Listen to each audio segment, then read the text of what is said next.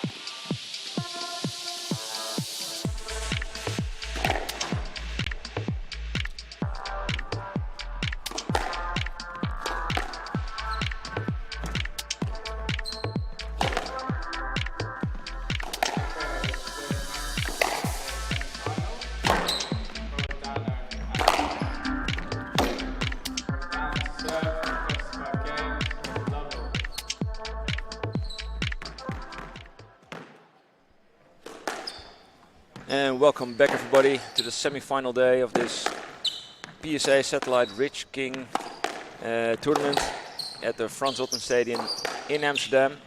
We just tuned in at the first men's semi-final between Robert Downer from England and Alex Smith from Ireland, which is on his shirt. And with me today is Arno Diekman from Namibia, I think. Yes, thank you, Daniel. Welcome, first timer. Yeah, first timer, first time commentating. I'm happy to be here, and yeah, I must say, Daniel, I'm excited for this one. Yeah, it's a good match, I think. We've seen Robert Downer play yesterday. Yeah. We've seen Alex play a very, very solid first round against me, beating me 3-love. Very unexpected. No, but all fun set aside. He's a very talented young boy, and he defeated Sebastian Hoffman yesterday 3-1 in quite the thriller. Yeah, that's a pretty good result, and yeah, I think he's fit, he's young, and obviously playing against a lot of experience here with Robert Downer. I think you mentioned yesterday his highest world ranking was... Yeah, it was 75. 75. So that's quite the player he has against him. Yeah. And on paper, yeah, Robert Downer should win this. And it should be a good lesson to Alex.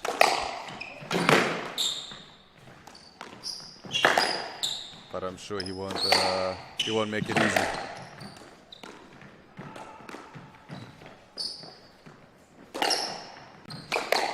Well, he's keeping Robert entertained for this first part of the match already. Long rallies. Got some good testing rallies here in the beginning.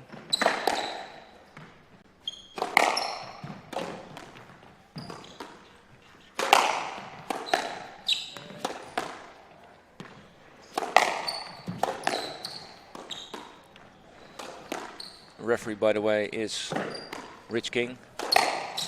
Referee slash coach slash tournament organizer. He does everything. I think he's too busy. Yeah, he put up a nice event here. A lot of good players, a lot of tough fixtures. And yeah, obviously having everything available on live stream for everyone to see is quite nice.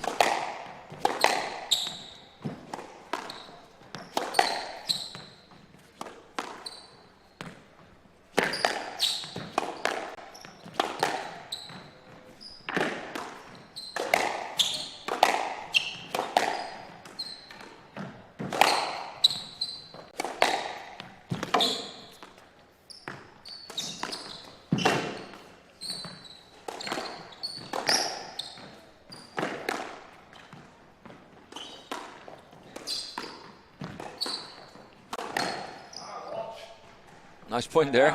2-1. Very long rallies. 2-1 now to Robert. Mentally very tough, by the way, to keep playing these long rallies throughout the whole match. Especially early on, right? This is where you really want to show your opponent what you have. And now 2. Nice little kill shot there.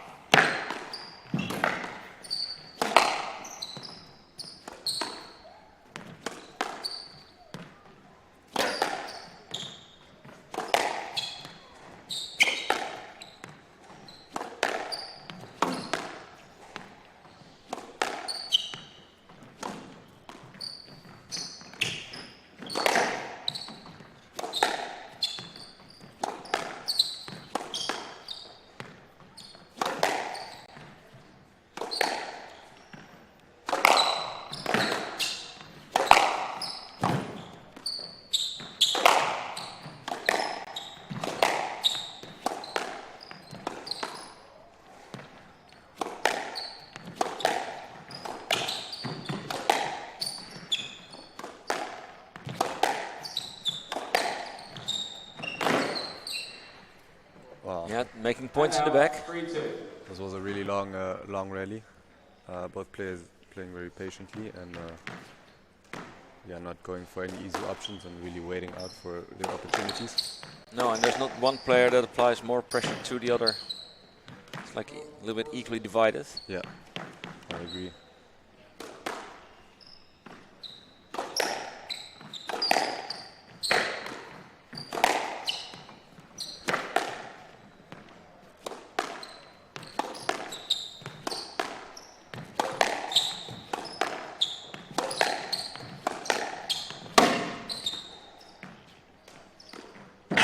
Beautiful drop shot there.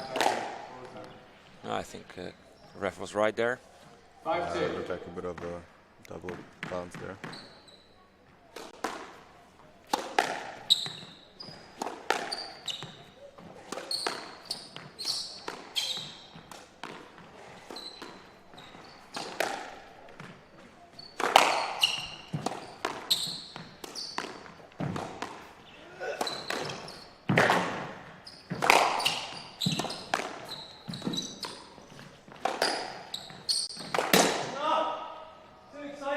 I just clipped the tin there. And balls out into the fitness. You don't see that at home, but we have like a very big open space above this center court with a big fitness around it. Ball occasionally gets lost there. If we're lucky, someone sees it and throws it down right away, but otherwise, yeah, quite a So hunt. today we were lucky. Yeah. It's road. Sorry. Otherwise, I think if you're tired, could definitely use that to your advantage. Yeah, aim for very hard tin.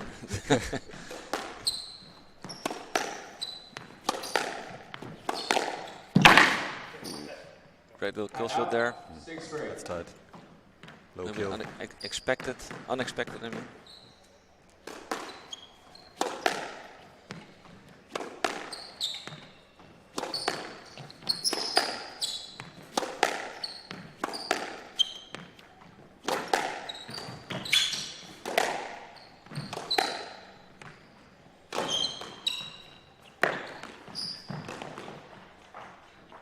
Down. I think it was down, yeah. Yeah, that looked a bit. That was quite hard to see, but I think it just hurt the tin. Yeah, the idea was good. He really was fast into that corner, 8-3. directly giving his answer, but a little bit unlucky. And here as well. Robert just applying a lot of pressure in the back now and forcing some errors out of the Irishman.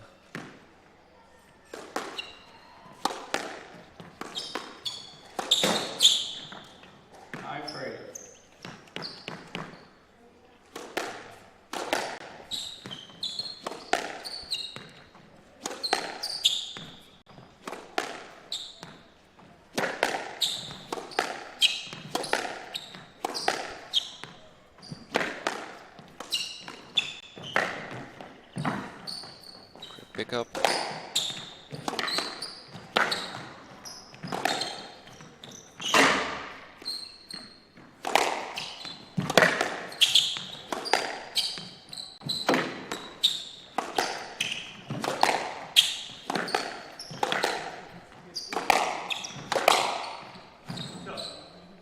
That's a great And shot. out. 4-9.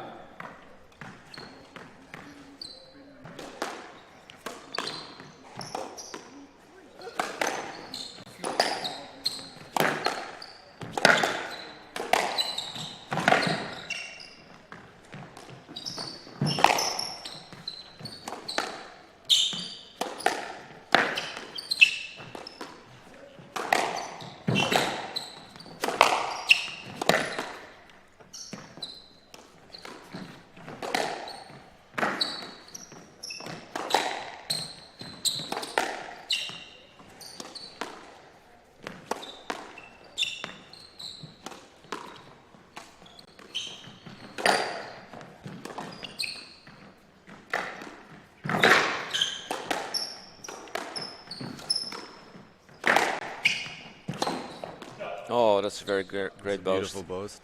Offside. 5-9. Yeah, having a little bit of a comeback here in the second half of this game. 5-9. Still possible. Definitely, everything is possible.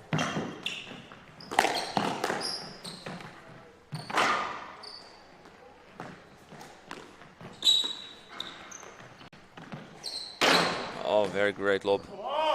And out. 10-5. 5. 5 game balls. It's a comfortable lead, but A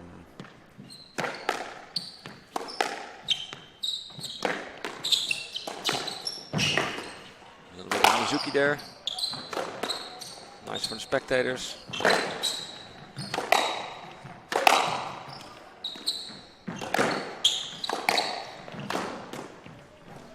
And that's very unfortunate. Good idea. Just a little bit too sharp. So what do you think of this first game, Arno? yeah, I think it was a really tough start, and I think they really were neck to neck there in the start, and then I think he was just the Irishman was just forcing some errors there towards the second part of the game, and it kind of just got away from him a bit. Yeah. Maybe a loss of focus. Not necessarily, but yeah, just a few errors, and obviously I very think consistent squash from Robert. I think that's it. He is consistently playing the ball a little bit sharper, a little bit closer to the wall than Alex. And also I think Alex is not able to hurt Robert enough in a rally. It's always 1 or 2 balls, maybe a nick ball, maybe a kill. Yeah. But it's not. Maybe He there's a cannot kill every now and then. do it 5 balls in a row in a rally, and that's what he needs. Not enough pressure in the back, or he's a bit too comfortable out there. And I mean, I think we saw him make about 1 error, or that I can recall. There's just not a lot of errors coming from him, and he's really having Alex work hard for this one. Yeah, it's going to be exciting to see the second game. It was really promising that with 9-3 down, that Alex was able to get him some points. Yeah. So hopefully that will get him started the right way for this for the coming second game. Sure, that will help him with his confidence quite a bit in the second one. So let's see what his Irish buddy told him in his 90 seconds now, and yeah, I think it's 2 minutes. see if he can put some new tactics to use. 2 minutes? It's 2 minutes in PSA. You are a PSA player, right? So you should be know. So. Should know this. No, it was yesterday. It was. Are you sure about this? There was a discussion between Robert Downer and the ref about it being 2 minutes, and Robert said it was 2 minutes, since he is number 75 in the world, approximately. I always thought it was 90 seconds. Yeah, it was, and it's still normal in like the normal competition in Holland. It's not PSA. It's just PSA is the exception. Which makes absolute sense if you think about what these athletes are doing in these Exactly. games and how long they can go.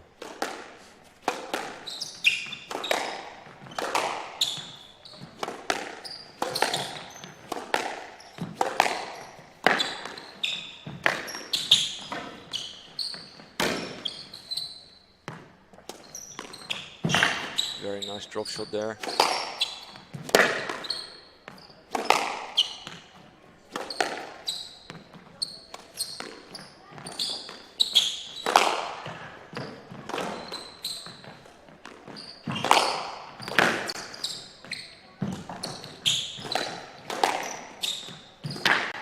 Well, good to see him play that shot and not go for easy play. Oh. One love. Did everything right there, except for the height. A little unlucky. We've seen him play this post a few times now, clipping a few unfortunate errors. But he does play them at the right time, I believe. Yeah, so do I. It's fast. Yeah, hard to read.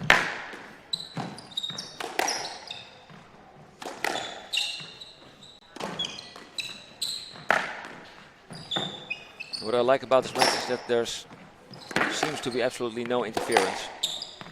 Yeah, Players I agree. pick their lines and leave lines for their opponents.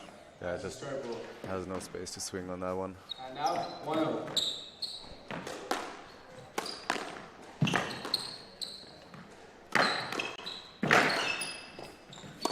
I think that the first game, winning the first game, gave Robert a little bit of an edge. He's going for more drop shots, seemingly, this game. I think in general I see him putting more balls, attacking with more confidence and just applying more pressure there. Just closing out the rallies. No left. And now 2-1. That's good, going for the opponent, not the good line. 2-1 here, and he's definitely still in this.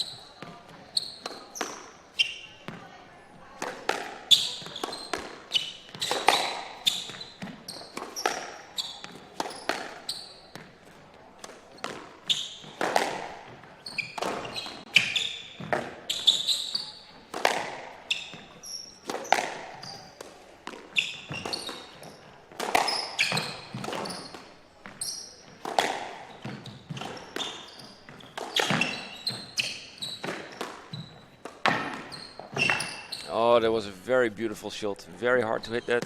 Beautiful backhand volley drop, tight.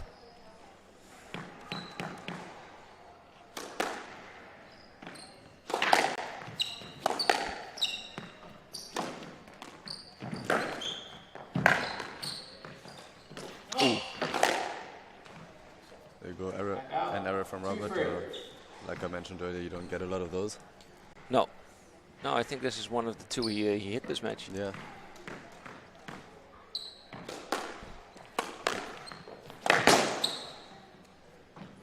And now 4-2.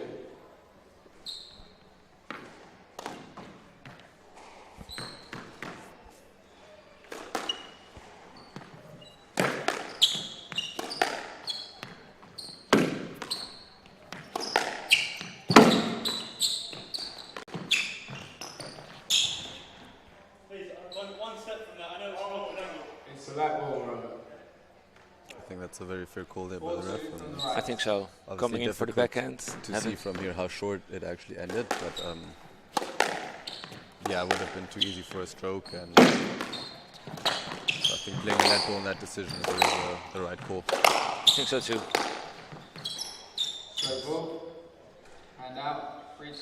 3-4.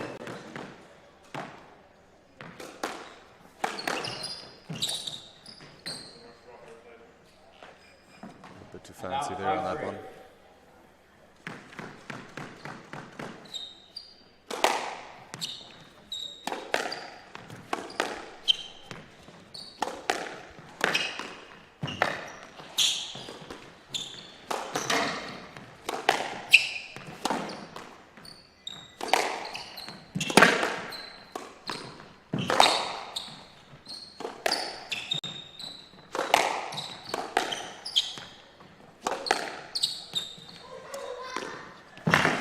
That is Great drop shot. phenomenal drop shot from the back of the court. Yeah, he does it very well. And he's also not afraid to go for these shots.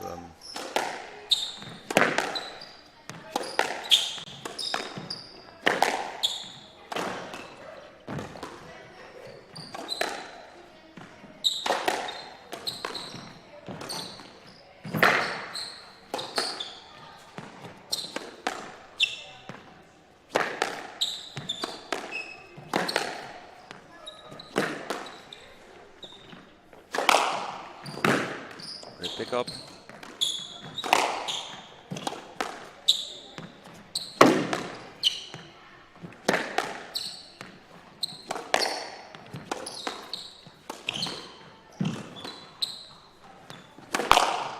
Nice.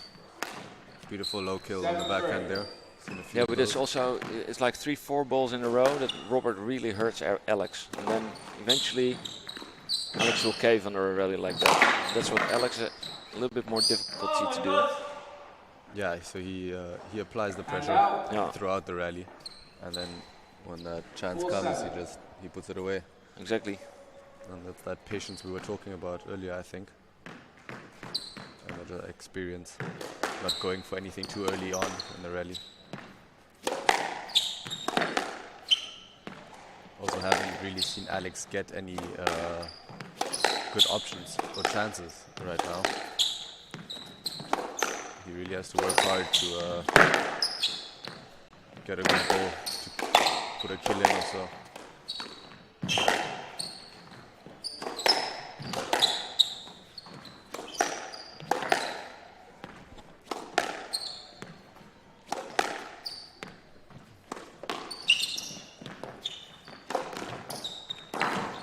Oh, 5-7. 5-7 here in the seventh, in the second game.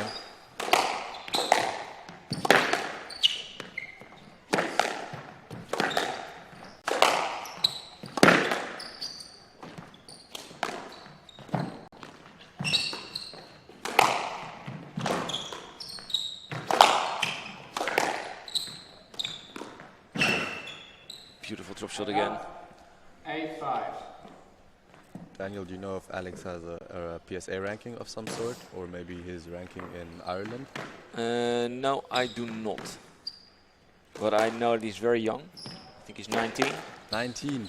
Oh wow. So I'm just guessing that it's pretty hard to get into PSA tournaments overall as a young player, as an unranked player. So he will probably not be too high at this point in his career. But Starting off, yeah. yeah, well, as you probably also know, next year there's a tournament circuit in Holland again with all PSA satellites, the Scottish Live Tour. Yeah. So that's like 7 or 8 smaller PSA events over a year. Do you think we'll be seeing more of these guys coming from abroad and playing these tournaments? Well, especially the Irish guys, I think they will come more and more because they can all sleep at Scott's house. Ah, it's very convenient for them. Beautiful rally, by the way. 6-9. Yeah. 6-9. He's definitely fighting very hard, Alex, and yeah, not letting Robert run away with us. No, but about this PSA tour, I think one of the hardest things for a tour like that is for a player is the infrastructure. How do you get to the tournament? What does it cost? If you have to fly from Ireland, then you have to book a hotel. Yeah.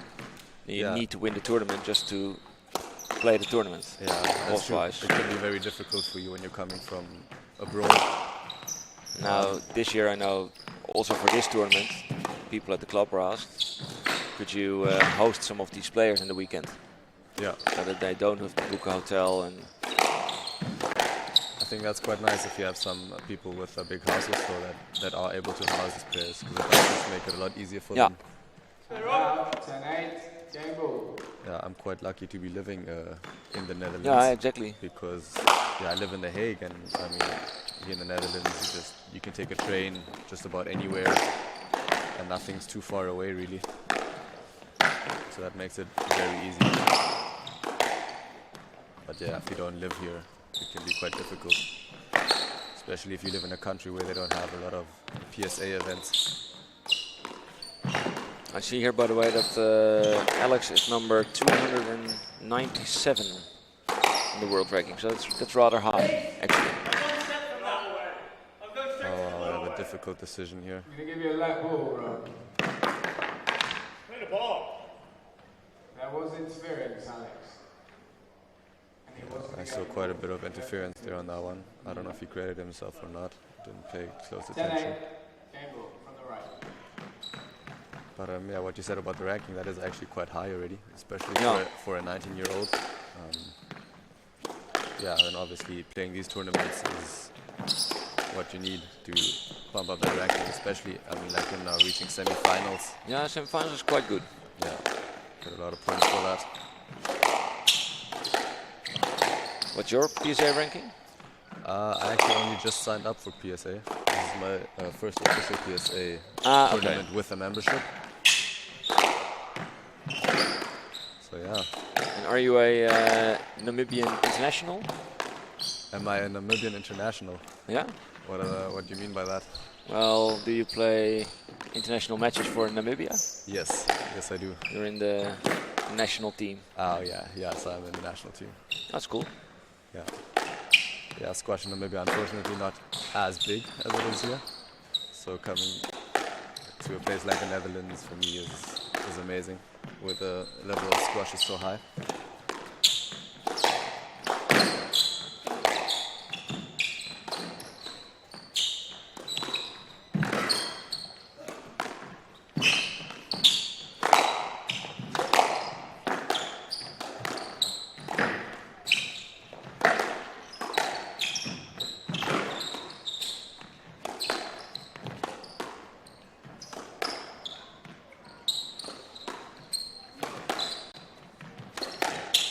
Great squash from both players.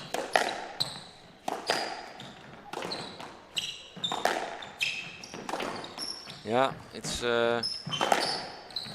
It's good to see that Alex really found a way to get in the match more than he did in the first game. Oh, that's unfortunate. James Roberts, 11-8. Both players just chucking their rackets there, probably out of exhaustion.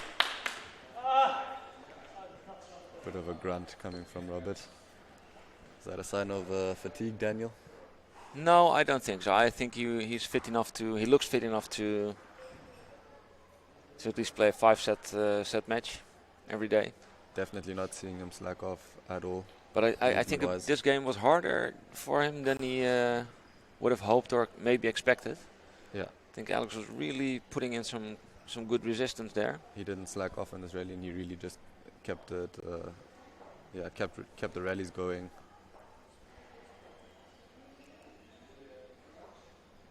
Yeah, now there's also the difference in professionality. I think that Robert will have a little bit more experience. Yeah. With playing matches like these, where you have to really grind out the rallies and. Yeah, this is often where you see the experience come through towards the later stages of the match. Yeah. I think we also need to make a remark about the ref again. I think he's doing a good job. He has a really soothing voice. Yeah, it's true. Really keeping the players peaceful on court as well.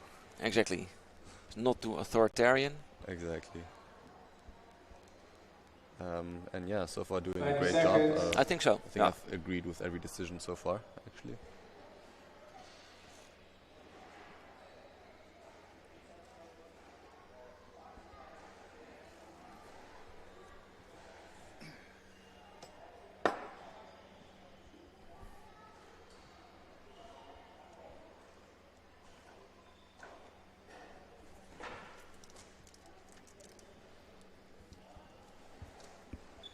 Time. Players back on court, please. That's what he does good, the ref. Players back on court, please. Oh my God, Daniel! I just realized that I grabbed your coffee, and I've been drinking I your coffee thought so. throughout this entire match. And I've yeah, this one might be a bit cold. I thought maybe my girlfriend drank my coffee and that there was one cappuccino. I just looked to the left and saw my coffee standing there, perfectly fine.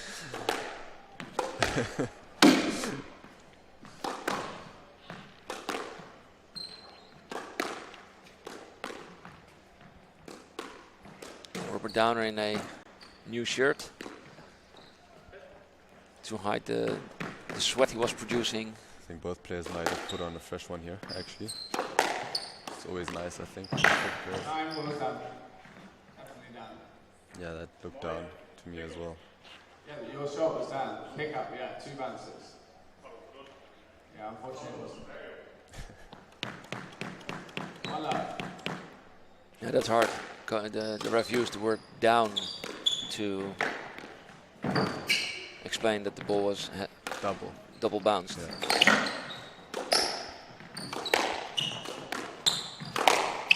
Would you prefer a different terminology in that case? Well, there was some unclarity about it now, so it would be better to just say double or something. Yeah.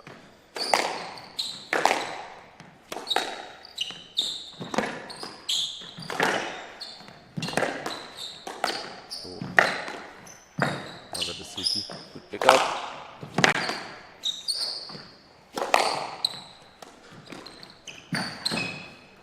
I think he got that. It was a great pickup. Great pickup, great guess afterwards. Yeah, the rallies get a little bit more exciting to watch. No, let's not say exciting, but spectacular. Yeah, I think that's 2 the love, word. right side. Yeah, you have to be fair, because when they play like in the first game, that's also pretty exciting, but in a different way. It's just a little bit less spectacular. Yeah, I mean, it's definitely, this has been good squash throughout. Being treated here on a Saturday morning in Amsterdam. Some amazing squash.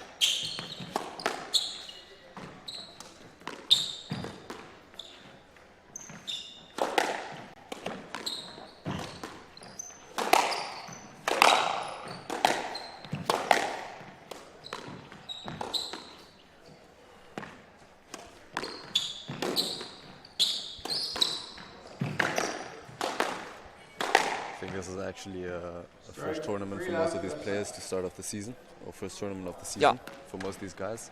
And I think those are always interesting because you see how much work they've put in the preseason. And out.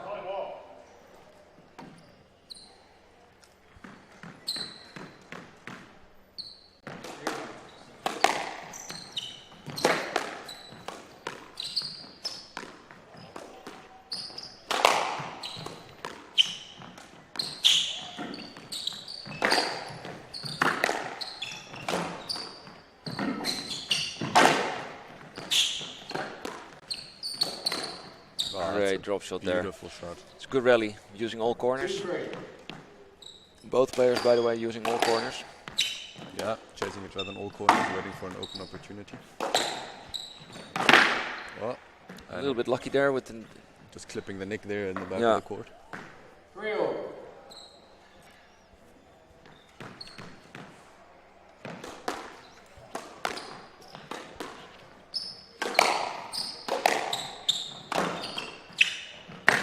oh. And out. 4-3. 4-3. So I think we have another tight game on our hands. Yeah? And we have an out ball. And out. 4-all. You don't see that a lot in this Don't tour. see that every day coming from a pro, no? Definitely not.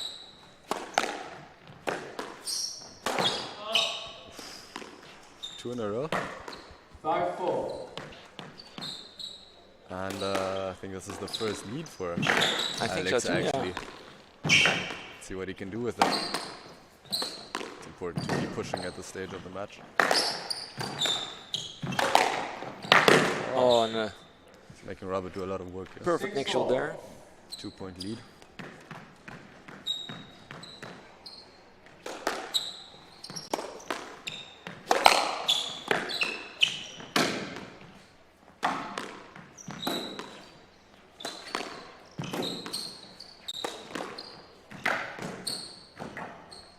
And out.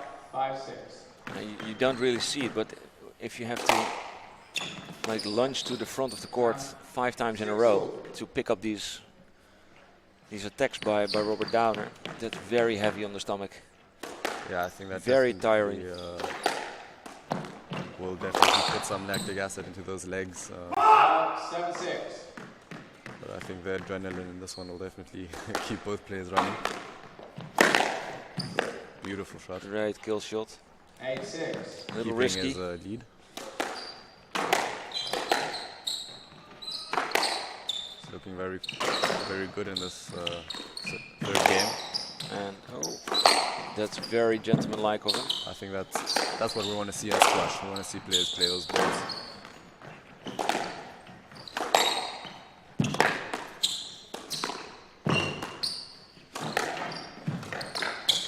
Around. No way. He's taking me out of it, not the ball.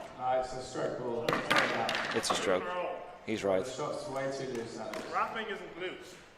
I know you're upset with it, but it's too loose. And out. 7-8. I do think he went for the play a bit there, but the shot was still a bit too loose. And even if he went to the ball there more, That ball. he still would have been in his swing.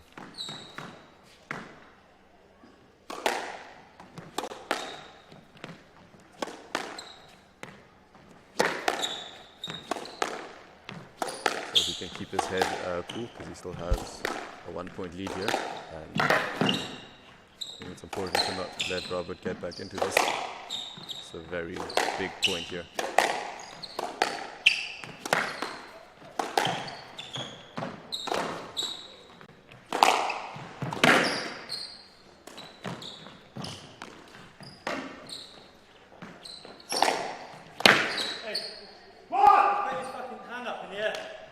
Yeah. Complete distraction for me there. There's nothing wrong with it.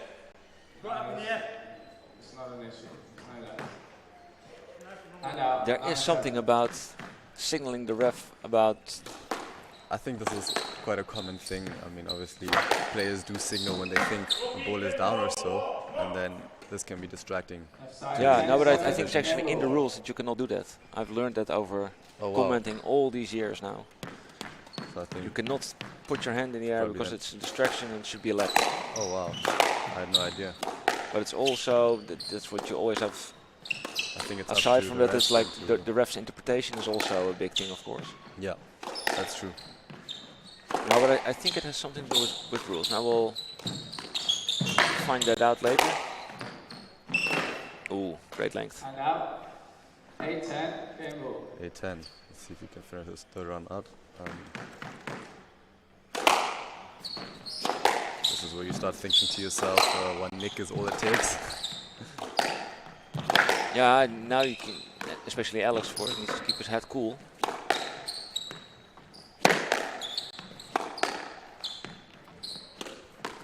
Which he seems to be doing pretty well.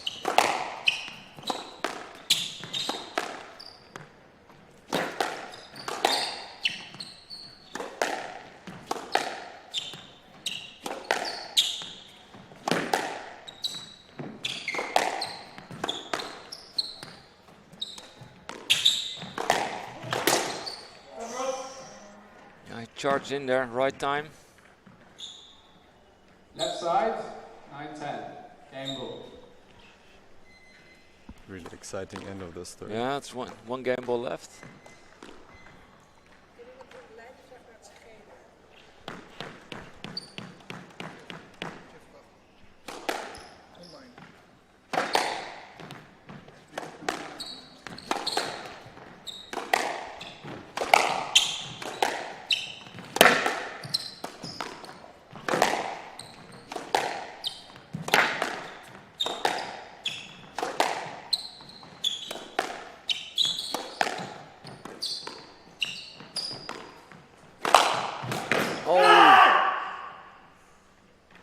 Same ball as before. Play to win by 2 clear Played points. across just a little bit out of reach. What did he save right there? 3 game balls? Yeah, it was 10-7. Big point right now. I'm one step from that. What are you doing? I'm literally one step. No, no. Oh, come on. He's in the right to hit that ball. This personally, guys, was a very difficult decision. Yeah, and what you also see that it happens a lot, especially with the younger players. When they are not sure about the let or strike themselves, They celebrate. they already start celebrating. Yeah, instead of waiting for the decision. So a little bit of, Maybe trying to influence the refs. yeah, but when it happened now, I thought, directly saw that Alex was actually not really confident about winning that point. Yeah. Oh, It's a straight ball. He's there to hit it, Alex. I have to disagree with this one. I was actually leaning to more of a no let on this call. Yeah, And out, I 11. must say, so do I. It's always good to put the disclaimer there that, of course, the ref book is full of rules, and we mainly Reffing give our squash is opinion from the really gut feeling. difficult. It's That really is true. difficult.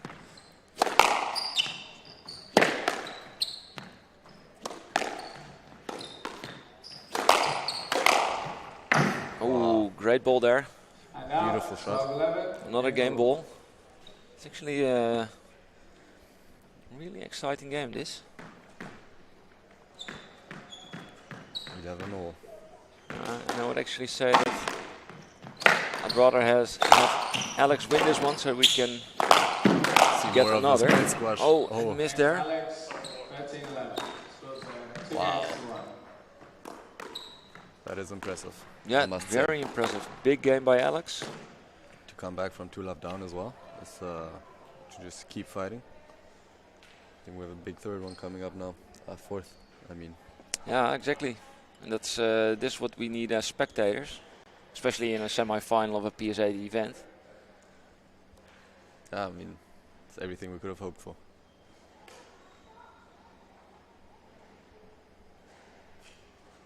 There's already some early birds catching the worms at the stand this morning. Yeah, it's good to see. Enjoying some squash. Yeah, I do it myself sometimes. There's not everywhere a camera and live commenting situation, but if I'm not playing a tournament, I still would think of going there and just see the players play. I have to agree. I mean, Sometimes there's a guy like Robert Downer that's not somebody you usually see in tournaments like these, like top 100 player. Yeah. I mean, And last I time, take part in these tournaments, so I do play. But I mean, a big part of tournaments, I'm also always just excited to see the squash. yeah, I know. And there was a tournament in Zoetermeer, I think, where you had Omar Magid playing, former number 25 in the world, and that's some serious quality you get there. And of course, if you play, or Blessing Muwati or Bogdan plays, that's also quality. It's always exciting, up-and-coming players playing these events. Yeah, a tough match yesterday between Blessing and Bogdan. I actually watched that one online myself.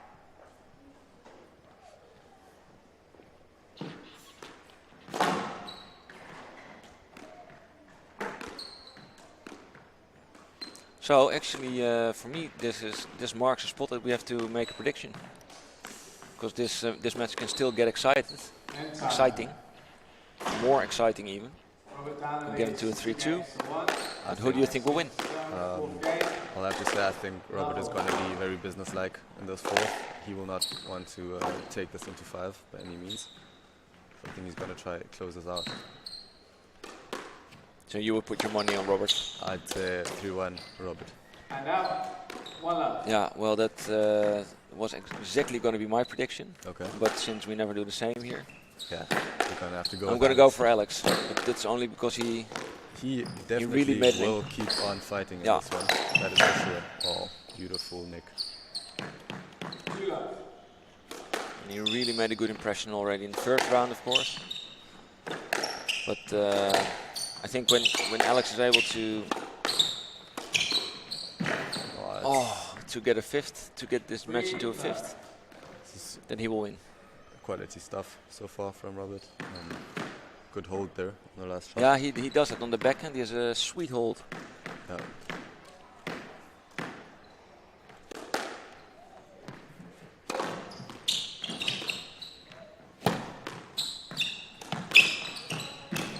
Same shot. Holding on the backhand and flicking it across. Quick start by Robert. You can also see him serving quicker to try and keep that momentum up.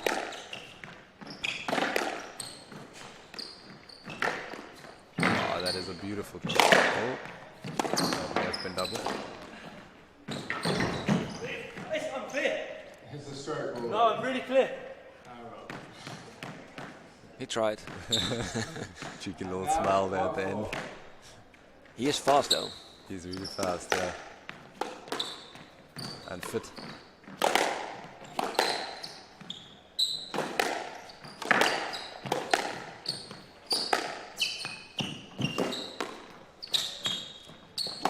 Again, I think that hold from Robert is really, really deadly.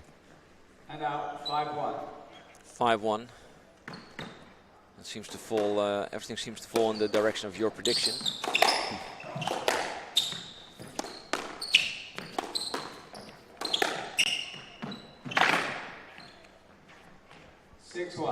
Yeah, very businesslike here. Yeah, but I also see that Alex is lacking some of his explosiveness. Maybe some, yeah. Maybe a little bit tired. I mean, he's done a lot of work in the previous games, and maybe the focus is drifting here a bit on this one. Yeah, you can see some 7-1. Robert running away with this one a bit.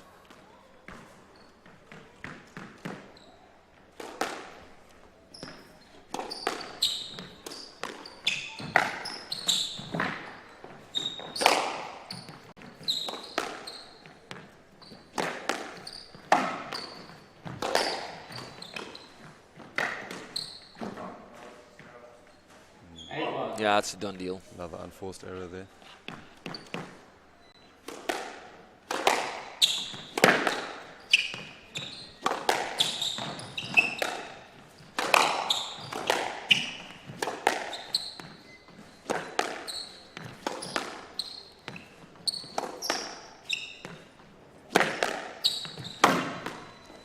Tight. Oh. 9-1. Still possible, but Less than a % chance, I would reckon. No, but in all fairness, I think against a player like Robert, Alex played 3 very good games, and that's what he can produce at this moment. It was a good lesson. I think he can definitely be happy with this game. Put up a great performance against someone of the skill and experience of Robert at only 19 years of age. Oh yes, we love. Oh wow. Beautiful. Yeah. Proved he was the better one. Oh, what a match, ladies And gentlemen. it from the second game on, really spectacular as well. So yeah, Arno, thank you for being here. Yeah. Thanks for everybody at having me. home for watching. Keep up your Irish flags, because next up is Moran, also from Ireland, against second seed Blessing Muwati. And that match will take place in 5 minutes ago, so we will directly go on. Yeah, you have any takes on the next match? Because that's going to be a little bit more close, I think. I think this might be a bit more close. Blessing obviously looking in fantastic shape, the way I seen him play yesterday. And then another strong Irish junior, O'Connor. And yeah, this will definitely be an exciting one. I think the levels might be a bit more closer in this one. Did you ever play Blessing? Not really. I mean, I actually know him from back home, from South Africa. Okay.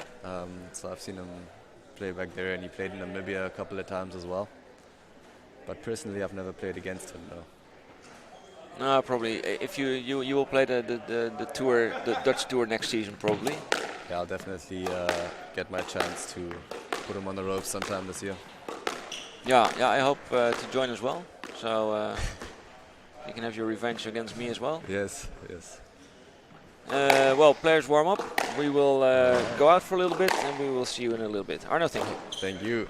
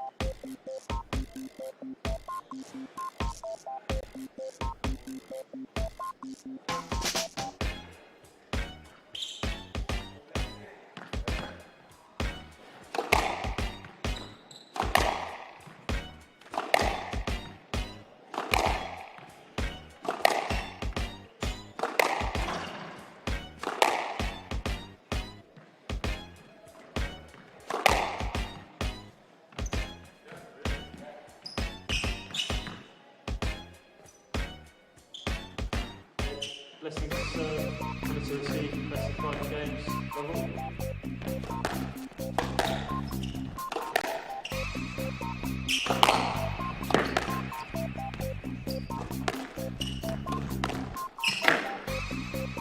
One love.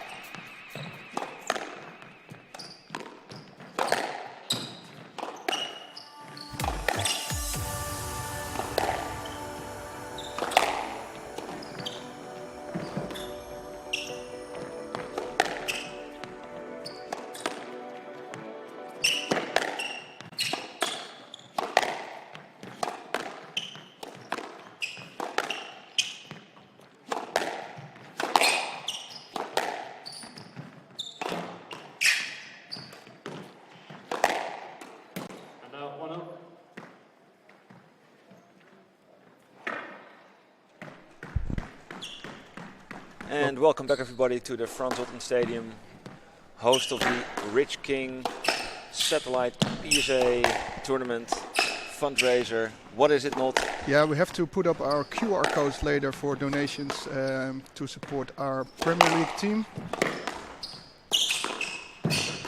And in the meantime, we are watching Blessing Muwati from Zimbabwe against Moran from Ireland. And this is pretty exciting because both players are only 7 spaces apart on the world ranking, PSA ranking. That should be a nice one then.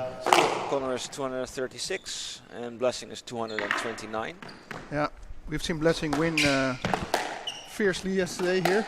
Yeah, Bogdan Fazil from Romania. Yeah, expected with a bit more of a match there. Blessing is 27 years of age, Connor is 21 years of age.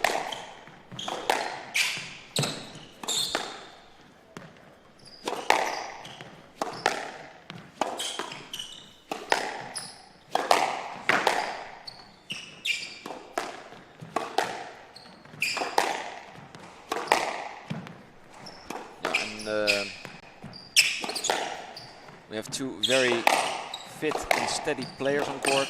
Yeah. So I expect the first game to be a little bit safe. Not too much Hollywood stuff going on there. Then when players get a little bit more tired from second game onwards, we will see a little bit more spectacular attacking stuff. Yeah, this is what happens a lot in squash. Happened last match as well. Yeah, this was the last game was really straight line for yeah, the last for Robert, game, yeah, the number 2 games 2 and 3 were fantastic to see. Yeah.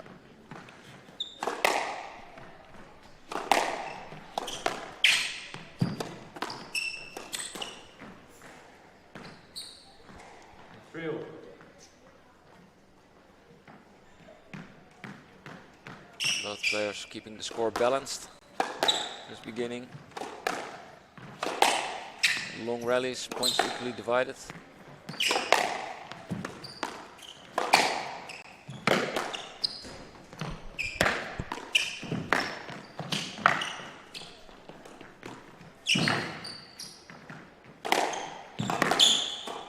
Hey.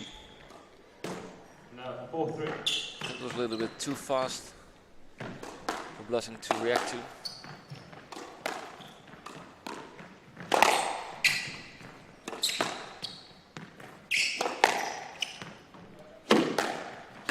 Feels like testing rallies. Yeah, but both players really producing some great lines there. Yeah.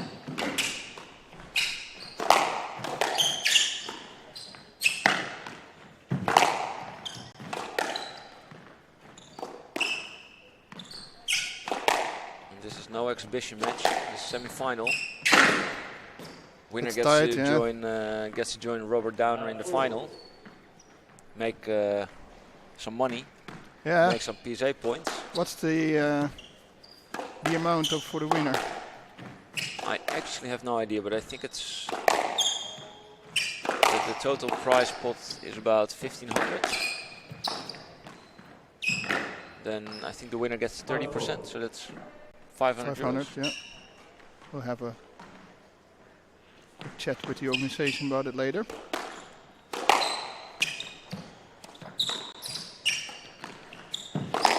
I think from the quarterfinals on, everybody gets like a small amount. Yeah. And also there was an extra pool created yesterday because of how the draws went, and they put an extra 100 in there for the girls, 5-all. the women. Yeah.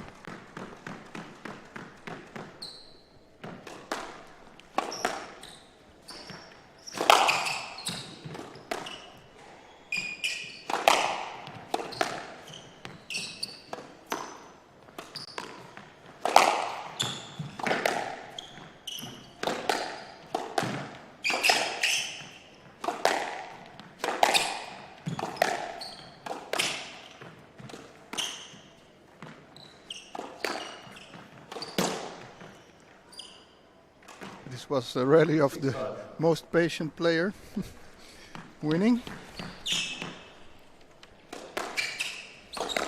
Oop, that's loose. Stroke. 7-5. Small lead now for Connor. First time in the match that somebody has a small lead. Can't call it comfortable yet.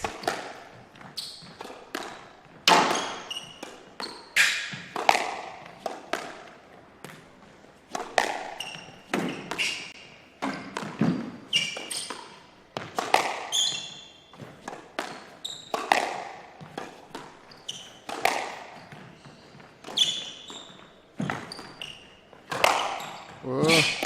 Hard work here from Blessing. Oh. He got the nick. 8-5. The lead gets a little bit more comfortable.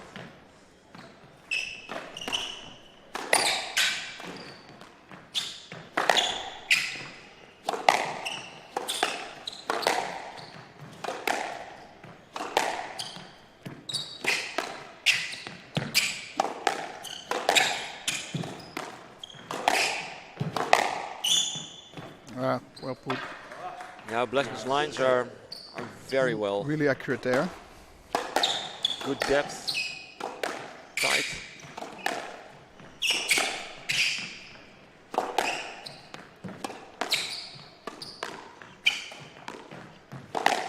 That's stroke. Stroke. No, 9-6. 9-6. You know what that means? Grind time. Grind time.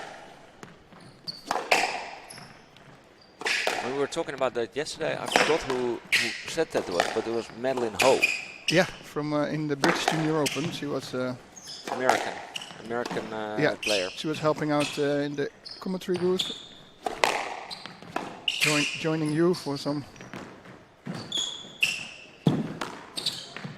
inside information. Which I always find very nice to have people from the tournament in our team.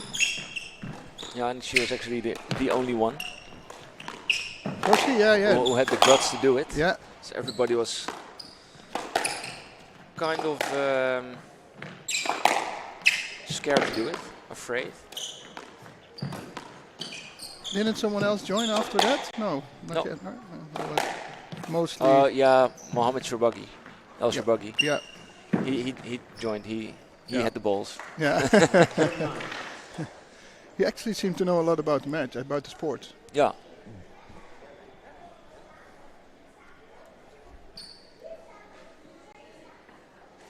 Little interruption there for shoelaces.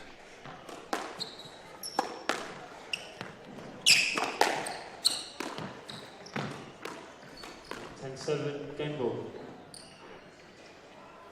Blessing looking a bit Disappointed. a bit beaten, I wanted to say. Yeah. No, that's true. But it's he was there until 5-5, and then he was on the other end of luck 3 times in a row, and then it's hard to get back.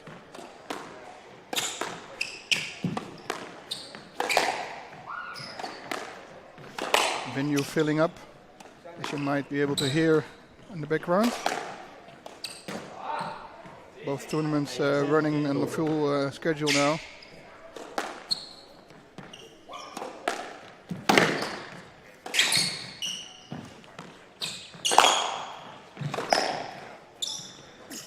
Stroke. Game 11-8. Moran is 5-0. I was listening into the previous match, obviously, on the Yeah. headphones, and I was trying to find the rule about raising hands and distraction. And, Oh, nice. I couldn't Yes. find it. But what I did find is that they changed the rules about the crowd being Yeah, that's what a distraction, and they changed that from.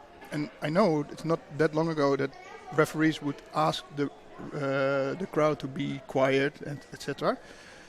And for the refs that changed, they don't do that anymore, except when it is excessive and Yeah. when it's like very quiet and someone shouts on their own, like, or on purpose. But for the rest, they decided that it's nice to have an excited crowd. Yeah. So they changed that. But I was doing it on my mobile on my small screen, so I have to look it up perhaps on the laptop afterwards. But I couldn't find the raising hands. I know I found something about raising hands, and it could be a distraction, but couldn't find my definitive conclusion yet, because you have to read carefully what you see, because I was reading a forum from 2005, so that won't be accurate. So yeah, I will look it up later, and perhaps someone's listening in who knows exactly what the rule is when a player raises his hand and another player objects to it as distraction. Well, maybe you can leave it in the chat while it's open, because sometimes we have to close it due to spam bots.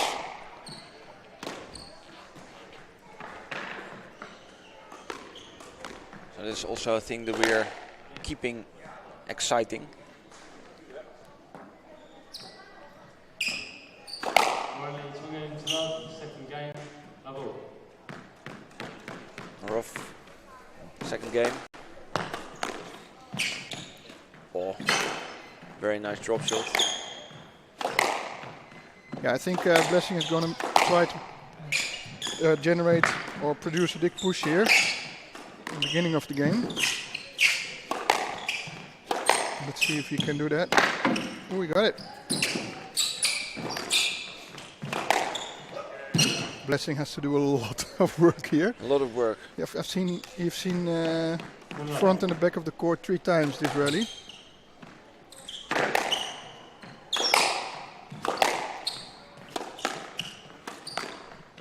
Yeah, the thing what I think is with Blessing, he's a very athletic guy, so it's very hard to make a point against him. Now 1-0. But he's also a big guy, so if you can make him turn a lot with quick movements, Well, it's quite hard for him. yeah, it's funny that you say it, because I've been noticing that Connors plays a lot of cross courts. It might be his tactic. Yeah, and the second thing is that you see that he has a very well taken care of technique, but it takes a lot of time. Every time he hits, it's Right. fluent technique, but it Yeah. takes just a little bit more time than some of the quick whacks of Connor. This is actually also what I discussed with Rich King after with a beer at the bar yesterday about Victoria. Rich King also said that she has a very fluent way of hitting, but it also it costs a lot of time to hit like that, Yeah. and it makes it easier to read. True. It makes it easier to read and harder to, or easier to get. Yeah. Yeah, But it's also harder to make the point yourself. yeah. 'Cause at this level, with these speeds, That's probably also the reason that her short game from the middle isn't that well. She doesn't play that ball often. yeah. And so yeah, it was a funny or a nice thing to discuss with a coach like Rich King at the bar yesterday. Well, it's nice to hear that we sometimes say stuff in this live stream, and that a renowned coach like says the same thing afterwards. Yeah, yeah. She's not there. She's standing there. So we're not total douchebags here. I know it's more about the quality of shot. I know the movements. 5-2. Clear explanation. And now 3-5.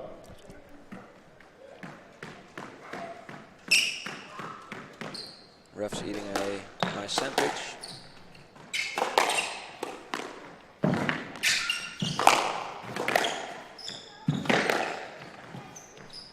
Stroke. 4-5.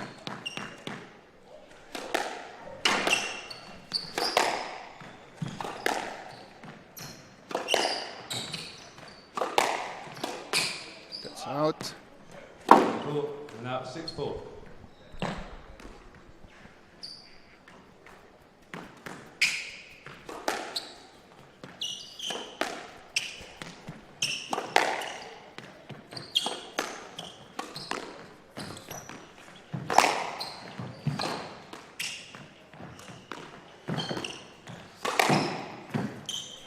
Stroke. Yeah, good call. 5-6.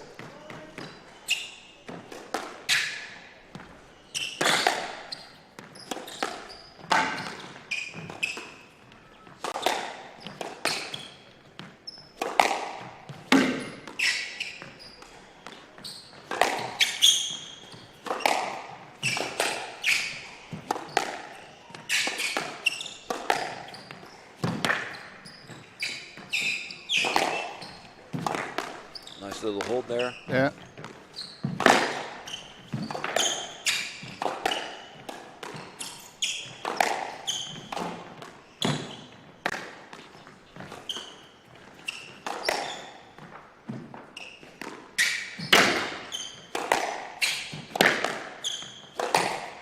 I would say this stays in the rally.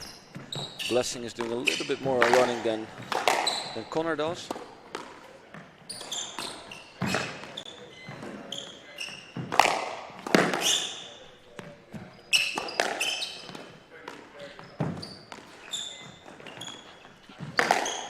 Nice lengthy rally here. Yeah, But this, lengthy rally divided over all corners. yeah, well, I just wanted to say it's not a boring lengthy No. rally, which we sometimes have. No, this is from just like the Dutch song. Oops.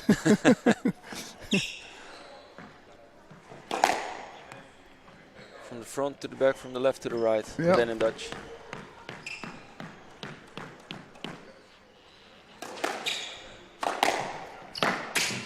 Oh, that's Come on the on out. line. 7-6. Would be good for the match if Blessing wins this one. Sure, Then sure. we can finally do our predictions. We can also do predictions at 2 love, of course, but it's Yeah, but it's a bit easier. Or, well, you never know. you have better chance. Yes, that's in. 7-0. 7-0.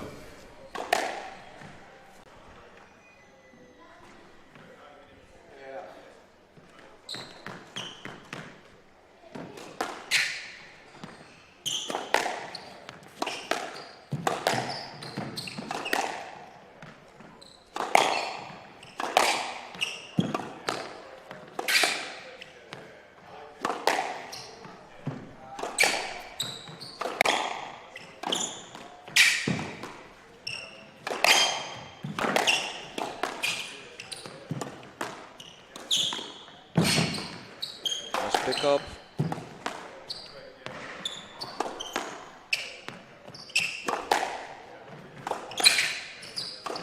Ooh.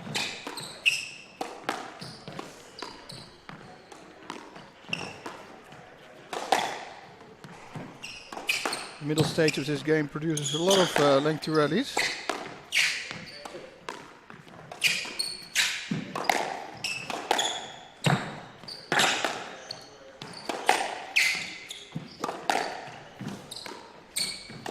Oh, first attack, and it's down.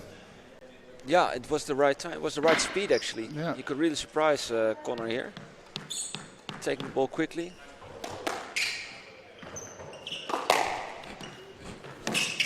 Oh, tight. And now 8-2.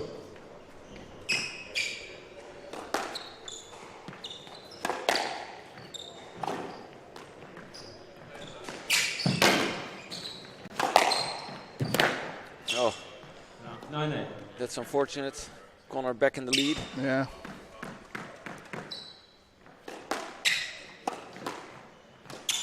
Ooh.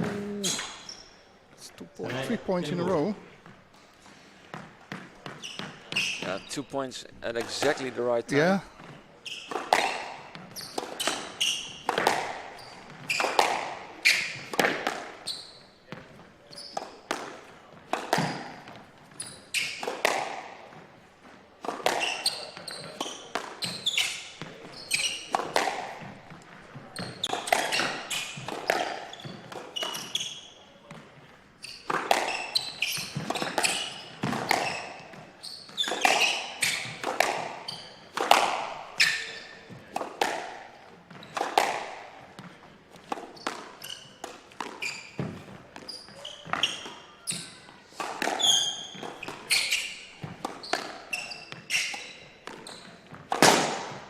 Again the error. 11-8.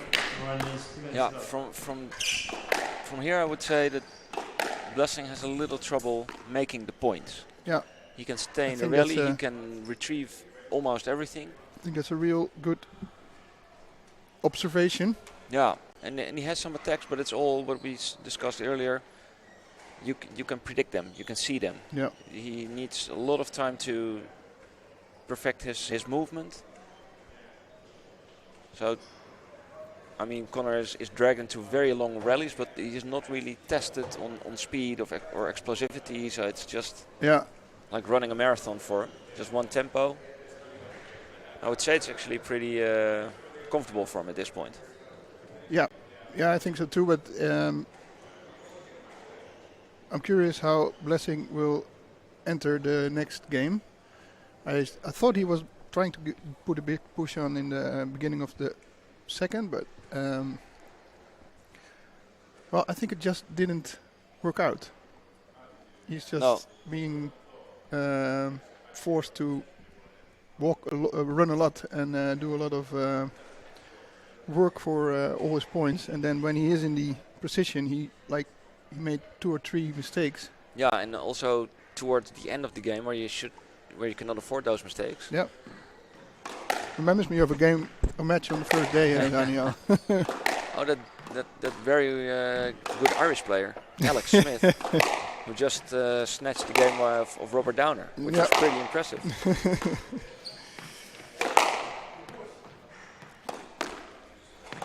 Yeah, it's nice to see that Blessing has a coach, and that's Arno, who was with me here last match.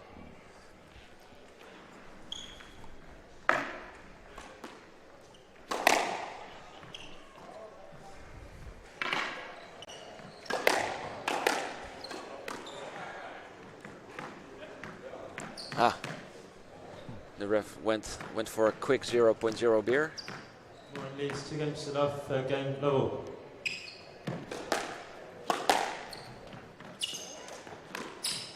Used his 2 minutes rest very well. And now 1-0. The 2 minutes, isn't it on PSA because of the commercials in between?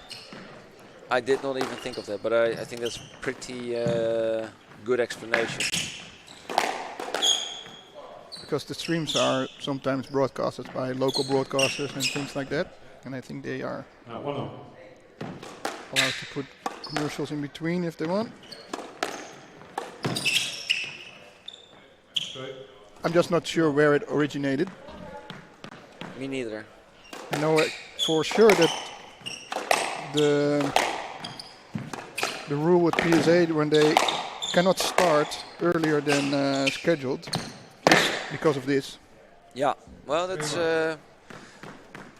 very good explanation to my knowing.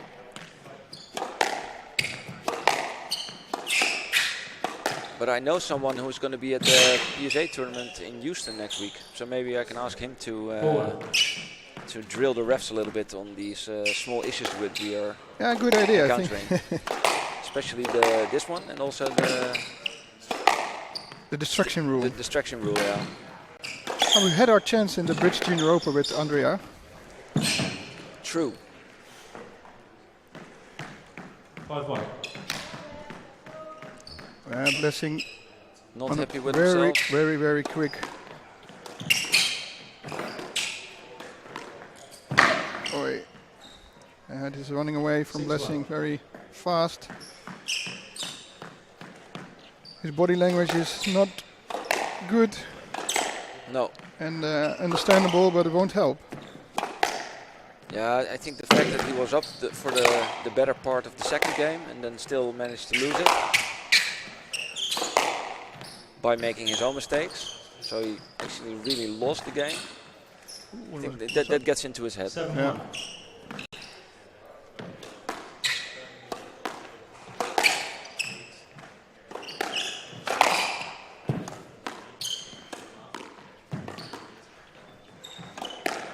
I think at this point Connor smells blood. So he's actually pumping the balls in like crazy. Well, both players have started to hit a lot harder here.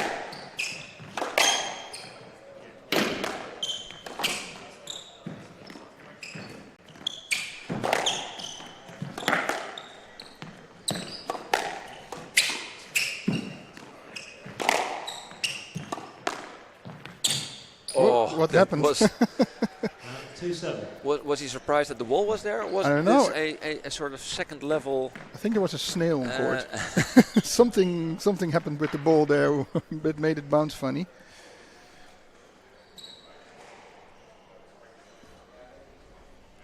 Sort of body wham.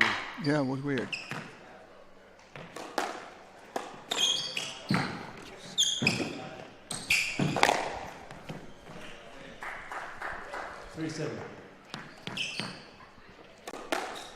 Well, this is about the last chance for Blessing to get back into this match. Needs about 2-3 points in a row to put the pressure a little bit back on Connor, who is playing very freely at this point of the game.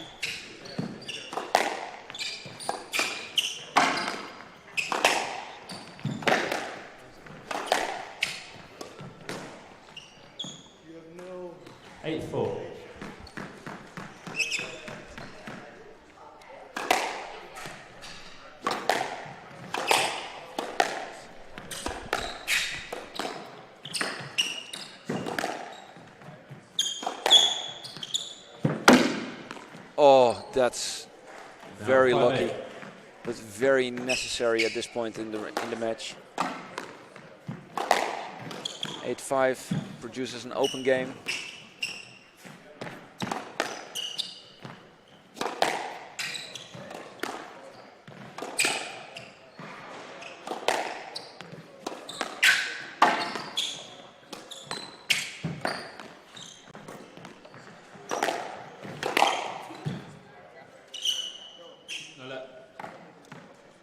Let there, the right decision, as far as I'm concerned. Oh, beautifully put away there. About 6-9. I was called away a bit for the schedule change, but there's schedule change? Yeah, I think so. I'm getting it in now. But Okay. Well, there's also a match ball. Yeah. In the meantime.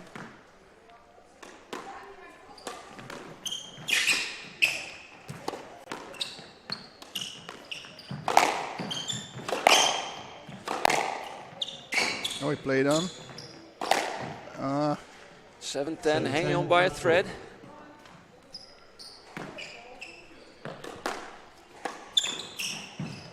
Oh, and down. The error. 7-game match. Match for Connor Moran. I think it's a good outcome. Yeah, sure. He was the better player. And especially towards the end, he just made Blessing turn too much to be comfortable. So yeah, congratulations to Connor. You did well.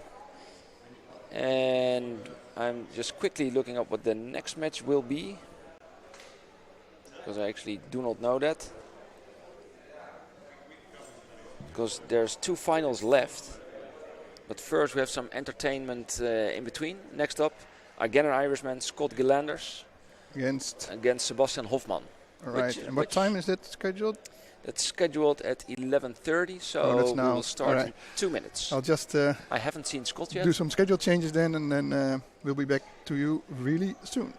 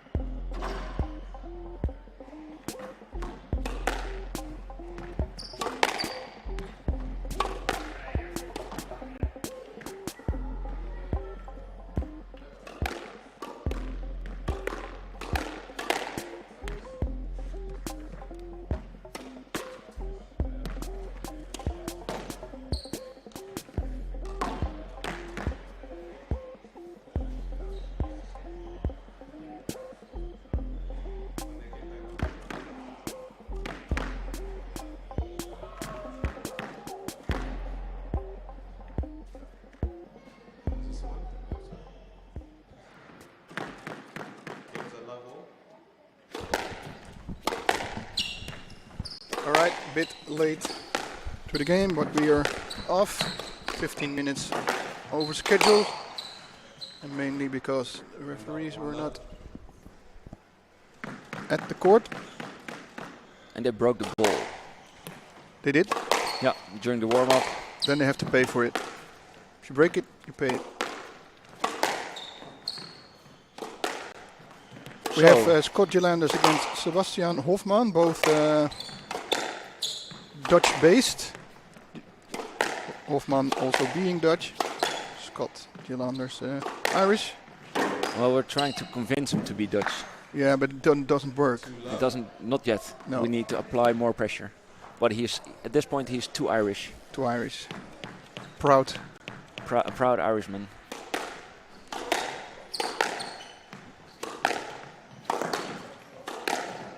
What's your opinion about this? Well, where you put your money?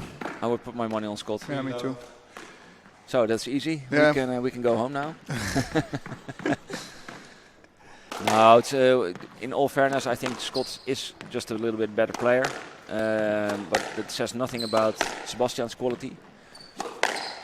Sebastian is very good, very talented boy, but he had some difficulties with injuries also last season, in the end of last season. Yeah.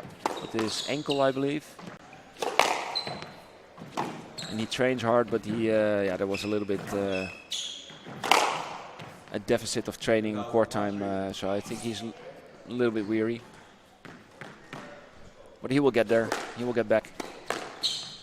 Overview of the Dutch.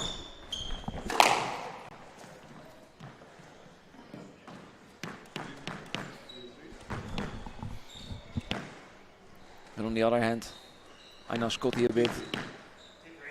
Scott, he can be a very good player, but he can also not give in every day.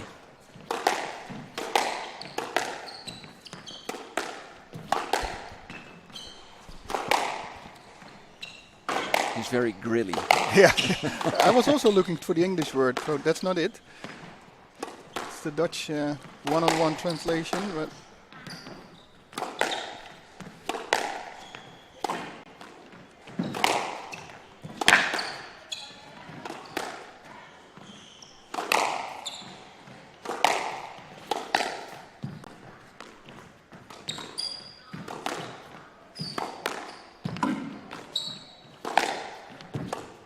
Scott just recently joined the PSA. Finished his studies first, and then he. actually finished. Yeah, well, he might go on with like a different masters or something, but What's he doing now with his life then? he's a professional squash player. He's training a lot. Yeah, He's okay. been training all I summer. was just curious if he was going that route or.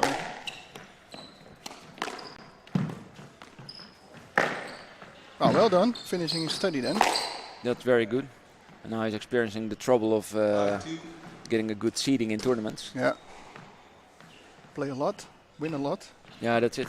But now he was placed in the quarterfinals against Robert Downer, which is like a quite the tough one. Yeah. And last year in competition, he beat the number 2 seed of this tournament. Okay. And yeah, a lot of times your seeding can make a world of difference. Yeah.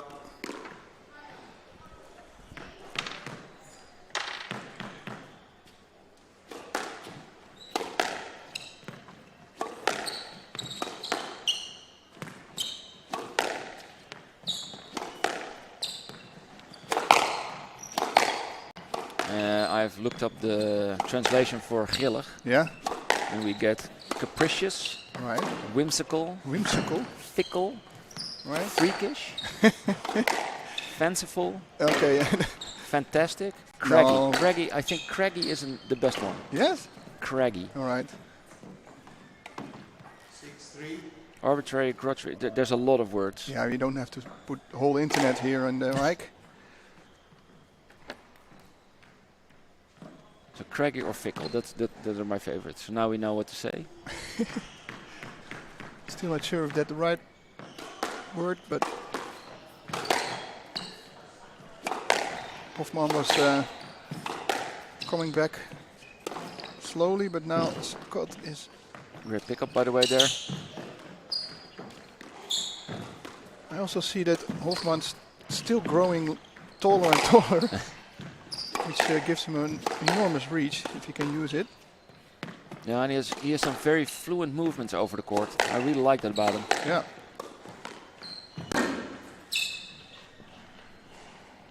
Soft hands there.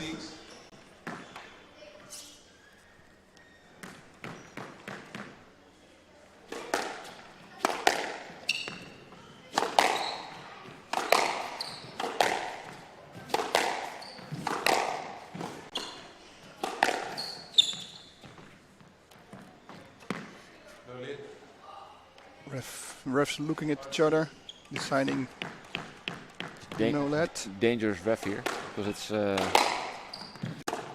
friend of Scott, Okay. Irish countryman.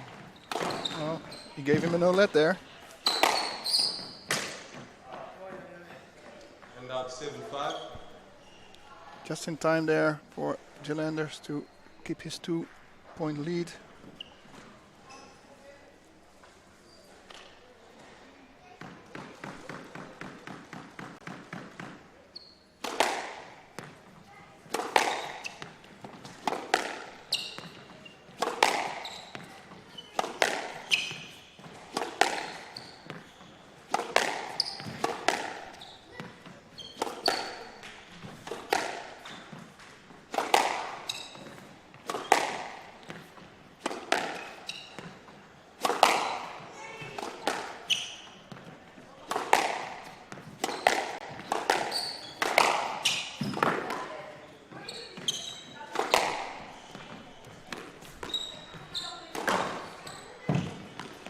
Oh, that's going to be a stroke. And at this point, people at home don't see that. But Scott's temporary trainer, Omar McGee, started watching the match. All right. Going for a little bit of coffee now, probably, because he just Oh, left. he's over there. Didn't leave. But I'm anxious to see what effect that has on Scott. Maybe. Hope he doesn't get anxious. Actually, he is doing the tournament organization as well today. Yeah, I know. So Because he might be too busy to coach. Because tournament organizer, coach, referee, and DJ, Rich King, has a DJ assignment this afternoon.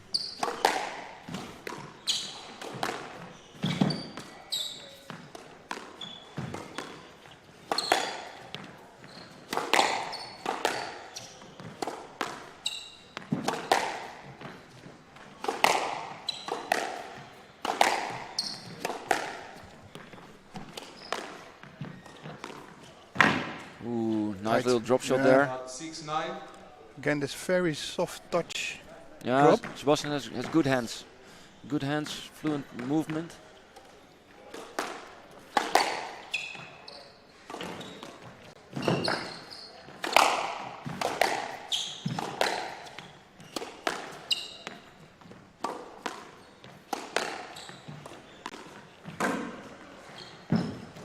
Down. Makes 4 game points for Gillanders here. Walking his Scott Gillanders walk. Looking in the depths.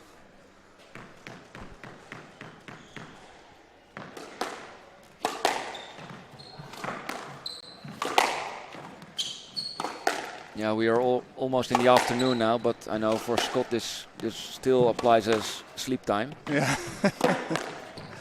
Very early wake up for him.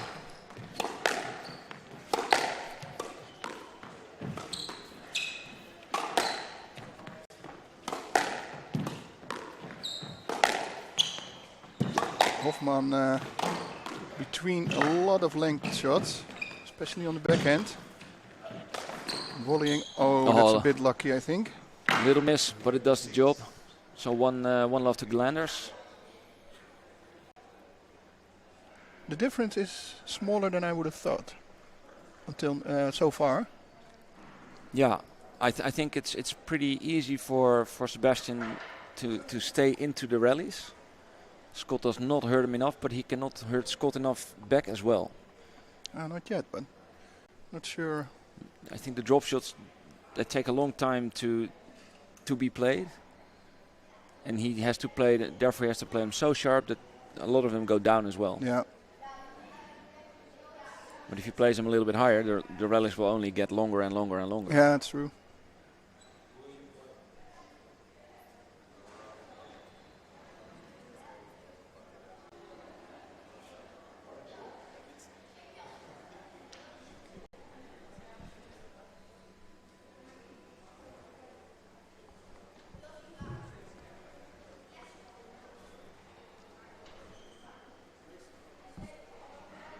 It's a 10-minute game. Yeah, it's quite okay.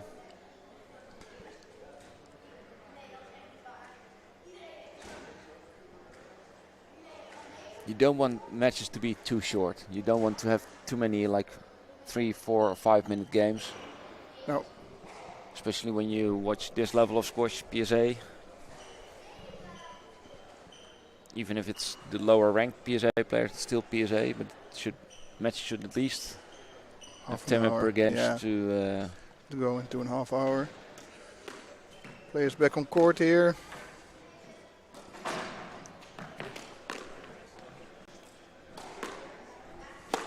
Games are 1 love to score. Level.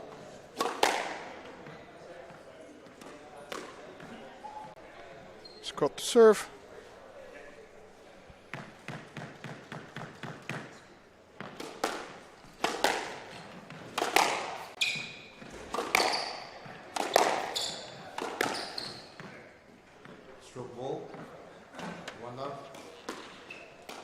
Way to start the game. Short rally, quick stroke.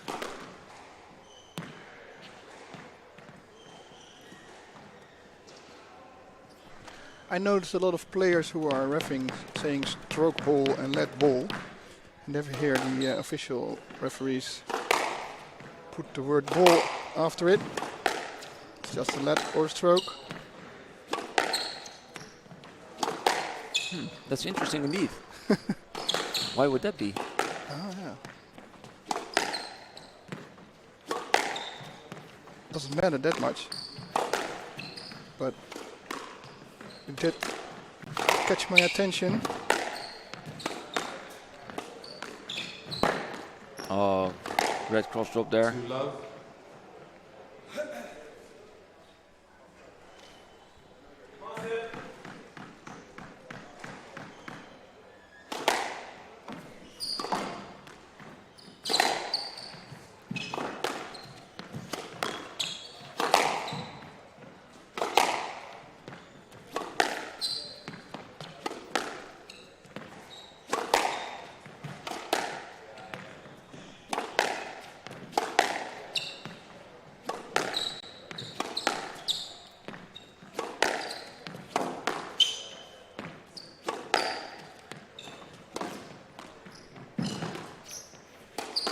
Sebastian has some great reach.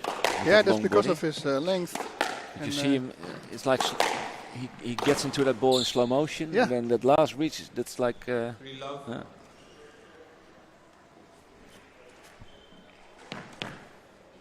Yeah,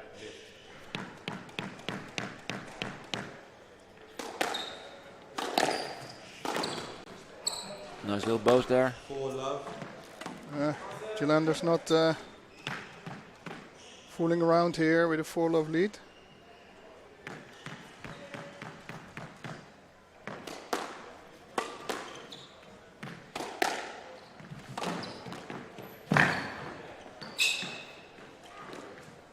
Wow. Almost got it. Very soft drop shot there. Yeah. It's more of a touche than a real touch. Yeah, well, it's unbelievable. You don't hear it on the record, you don't hear it on the wall. Bit of traffic. And surprised by the cross shot again. 5-1.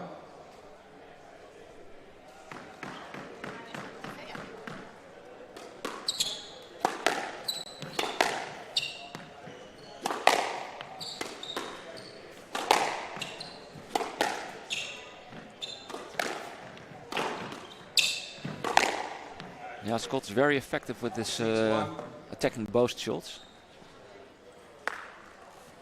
Sebastian has a hard time seeing them.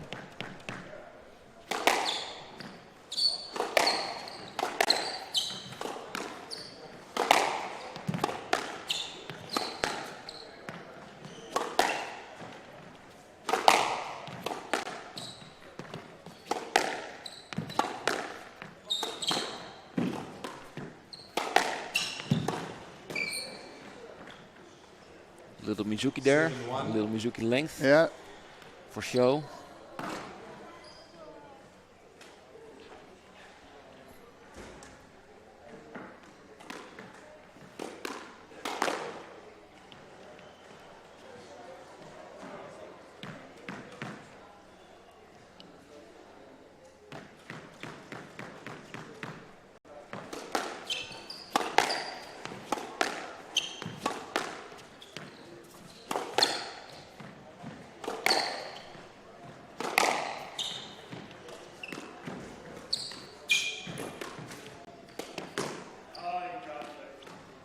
Handout 2-7.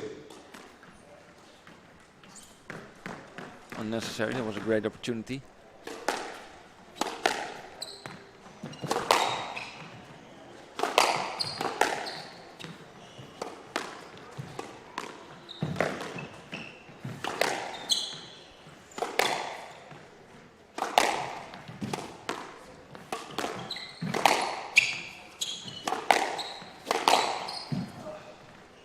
Handout 8-2. Yeah, putting up the tempo there a little Yeah. bit. Good width. Just out of reach of the And what you also long see is arms. that Scott, between the points, he always lets the ball Yeah. roll to the front wall, taking his time. And I thought now for the first time I saw Sebastian questioning that a little bit. Ah, okay, yeah. So in his face that he was not really liking that. He could ask the refs to form an opinion. Thought he had it. Handout I thought so 3-8. too. Everybody thought he had it, but not himself.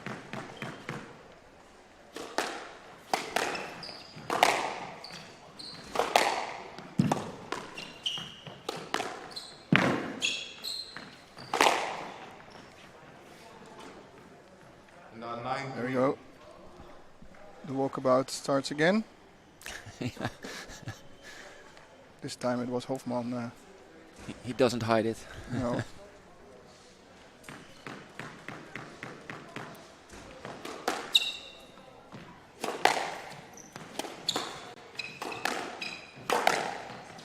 That's going to be a stroke. Stroke ball. Oh, a stroke ball. Yeah, a stroke ball, indeed. Sorry. A little bit too easy. 5-9. It's got to be alert here. Not.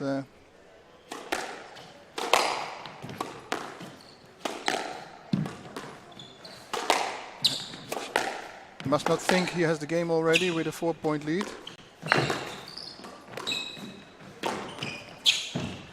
Ooh, going for the no-look cross-court drop. Game ball. Scott clearly not happy with himself. I mean, this was a great no-look drop shot by Sebastian, and nobody would have had it if it would have been good. And but it wasn't. And he was a little bit annoyed that he was so surprised about it. Yeah. And there it is. That's the not fair to error and the Sebastian. 5. second game to Scott Gillanders.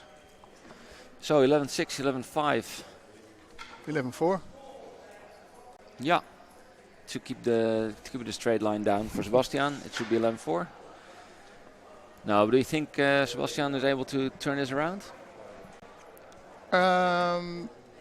No, I don't think so. We predicted Scott would win, and I think he is on a good run to do so. But I think Scott should be careful not thinking too easy about the third game. No, I think that's his only Achilles heel. If he goes too easy, too Hollywood-like, Yeah, then he can put himself in a lot of trouble. yeah, he got to keep focused and play on as if this is game 5.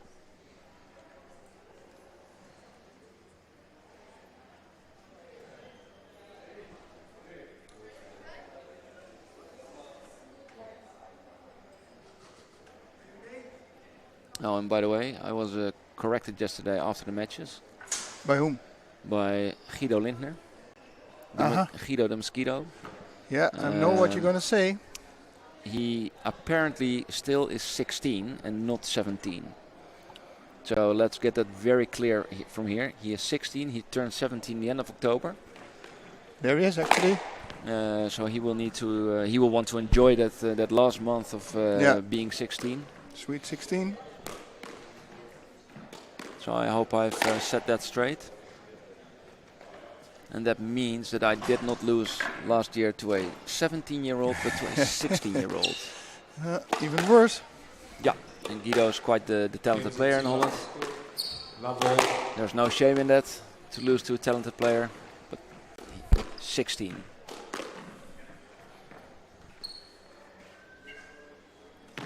What was the score? 3-1. 3-1. I think I won the first game. Quite convincing, and then he turned up the tempo. Turned up the heat, and I couldn't stand it anymore. No, it was quite okay. I think in the last match only he really was the better, and until that time it was quite even. One love.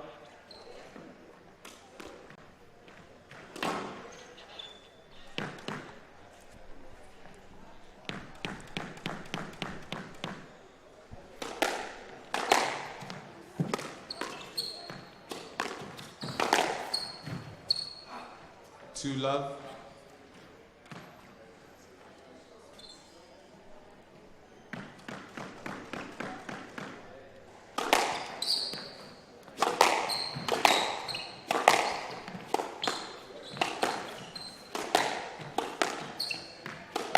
Volley fest. And again that boast. Yeah. Scott is a really sweet boast. Three love. It stays quite short into the court. True, and it's that arm movement that doesn't give it away. Yeah.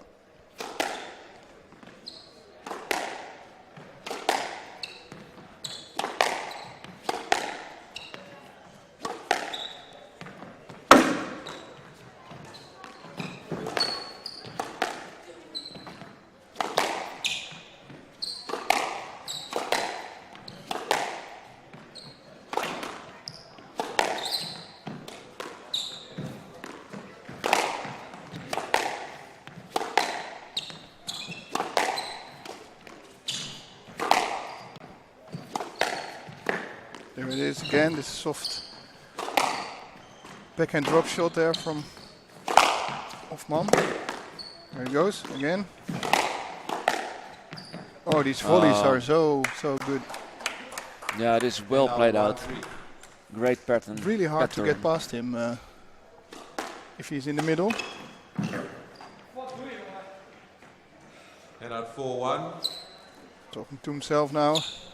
Yeah, I think if Sebastian can perform what he does at a little bit of higher speed, it will mean a big jump in his capabilities.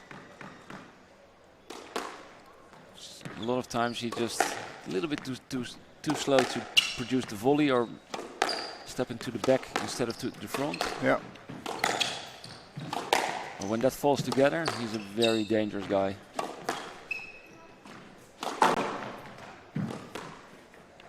So that would mean he wouldn't have to move at all. Oh! Rolled out of the back wall, Nick. 5-1. That word? Yeah, that's yeah. Yeah. I totally understand what you're saying.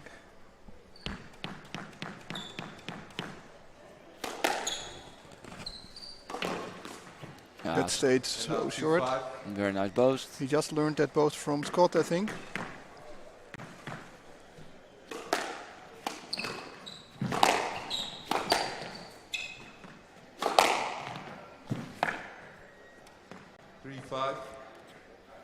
Sebastian catching up a bit actually here.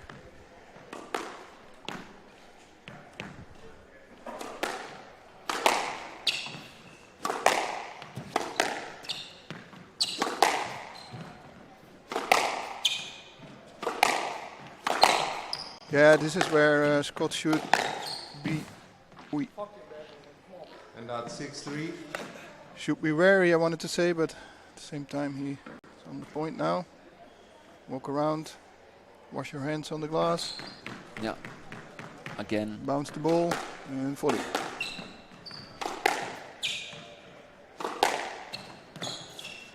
Same ritual.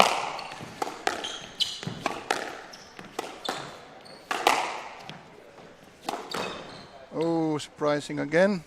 7-3. That's a very nice ball. Very well played. I like that one. I play the reverse boast too often, but, just for fun. It's effective sometimes, but if you are playing a better player, they're always just there. Yeah.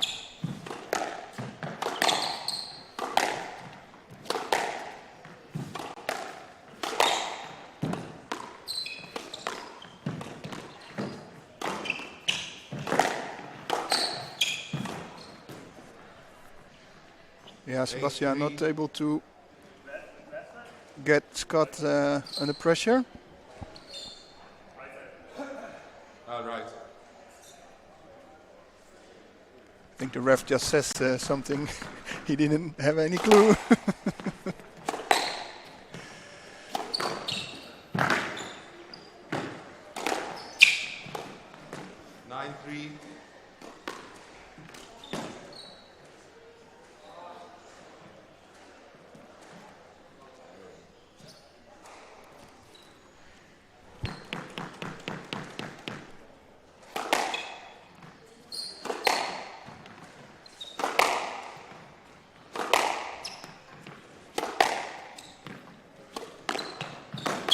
Oh, Stroke ball. And 4-9. should get a point for his catch ball there.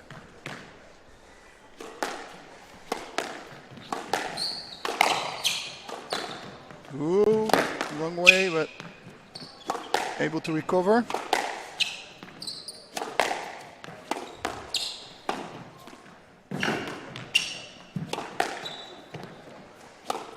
Again.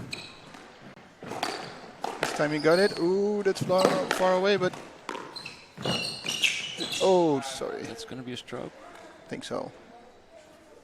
Stroke ball. Yeah. A stroke ball. Sorry. Stroke ball. 5-9. I don't agree with the ref there. I think it was just a stroke.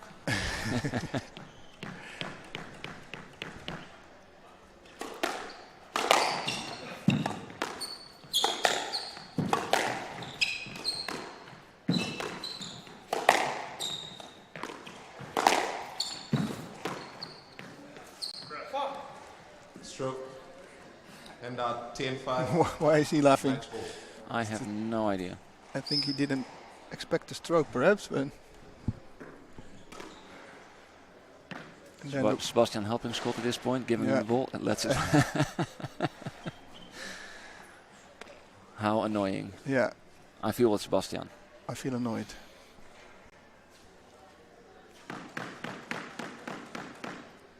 The referee should say something about it. It's just the rule of squash to have a fluent game, continuous game.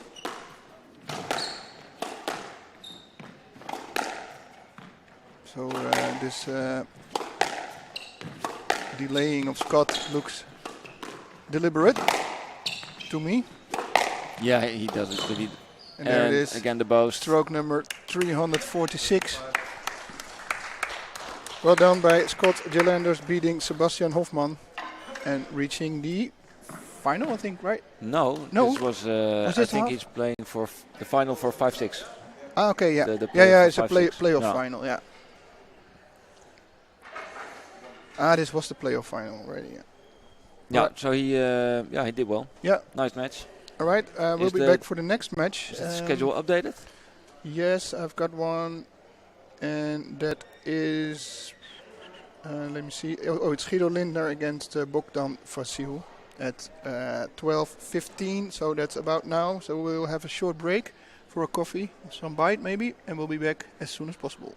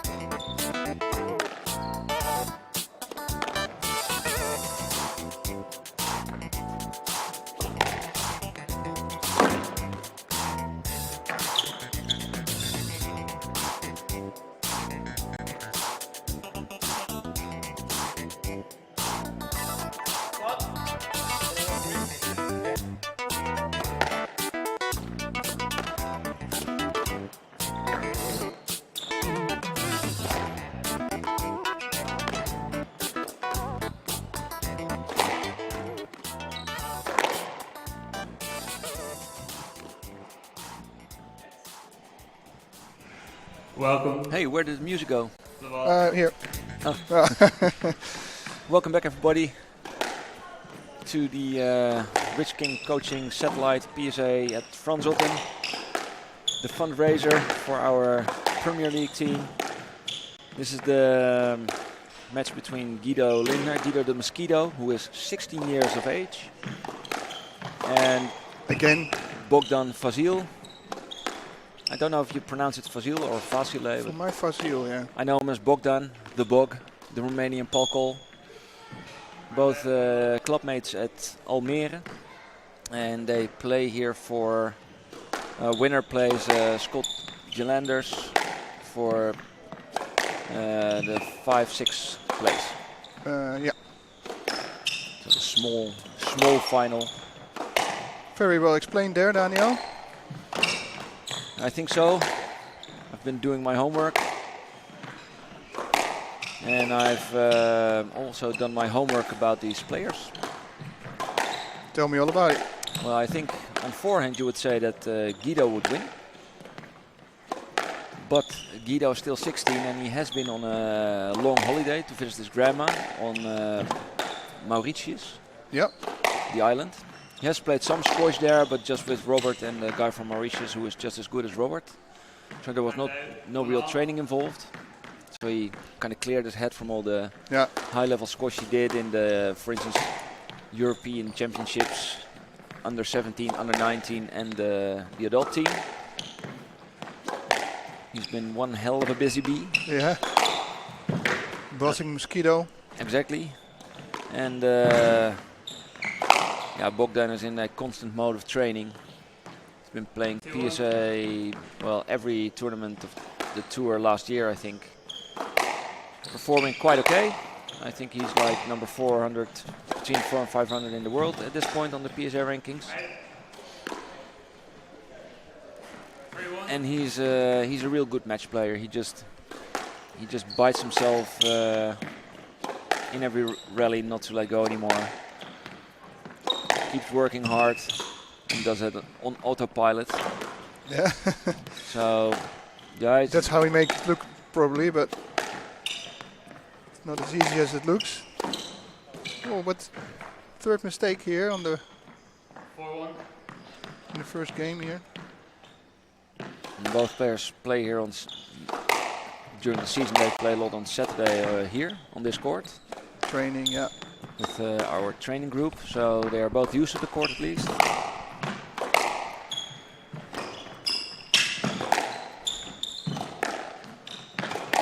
Wow, that stayed so low. Yeah, it was very well cut.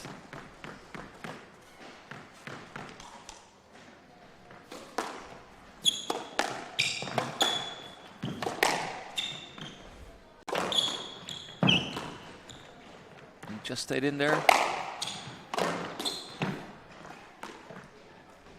6-1.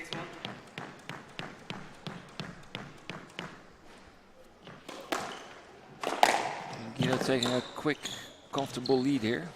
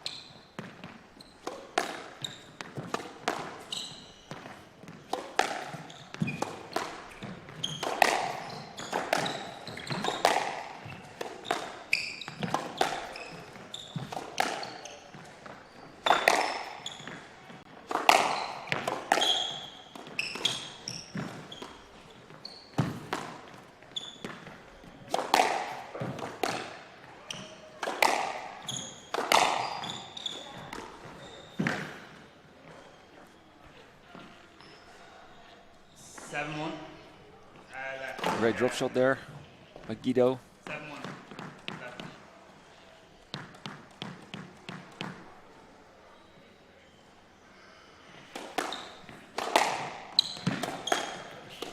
Oh, Bogdan is actually number 343 in the world. So he's gone up the rankings already. And Guido? I'm trying to find that out as we speak.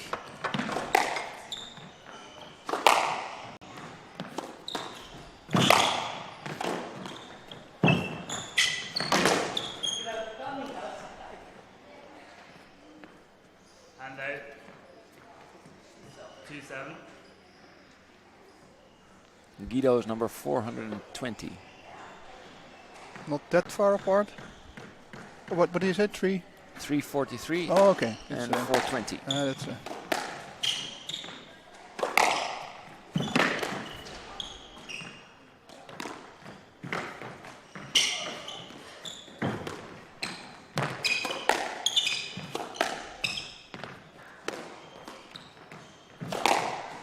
nice low kill.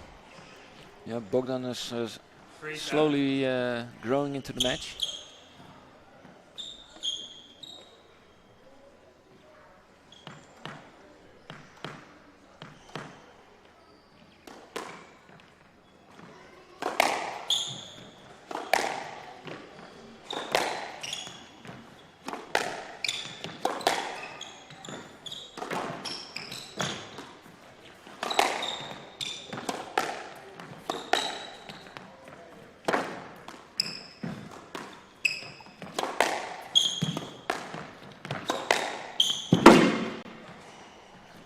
Tight ball there from Hand Lindner, out. 8-3. giving him this greater lead of 5 points again, and this is the moment where Bogdan should try to give his last push. I love that ball. Keep saying it. One of the many boasts in the sports game. Yeah. It actually saves me lots of time.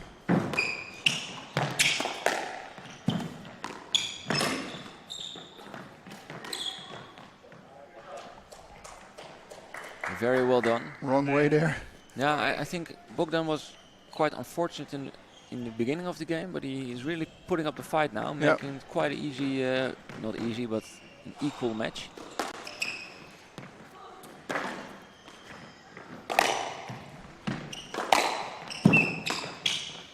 Yeah, if you can make a run of points here, then Yeah, and he's producing good squash.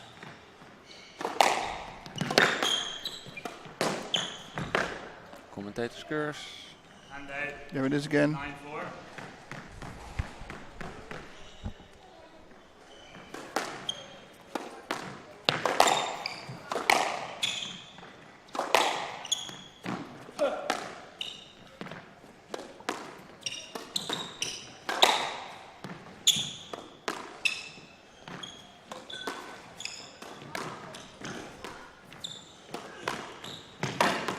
Bogdan is coached by Ken Flynn, who's also the national coach of Youth? the Netherlands. Dankjewel. The youth. The youth, yeah. Yeah. And Voor, geen bal. therefore also Guido's coach. So Oh, he that's has all sorts of inside information. he's running back and forth in between the games then. I don't think that's the case. I think Guido is coached by Michel, his dad. Okay, yeah. Who's also helping out in the Left voor. tournament. I'm gonna have a quick bite in between games and we'll be back in a second. So will I.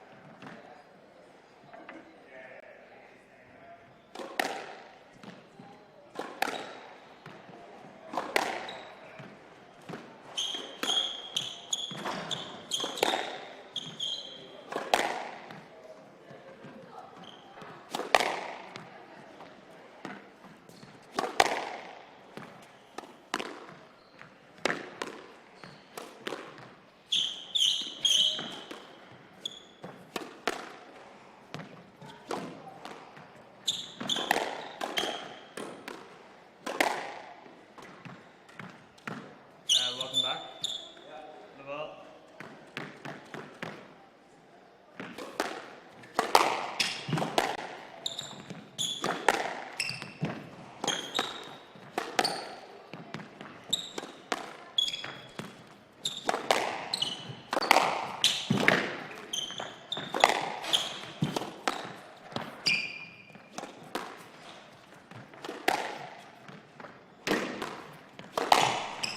And welcome back.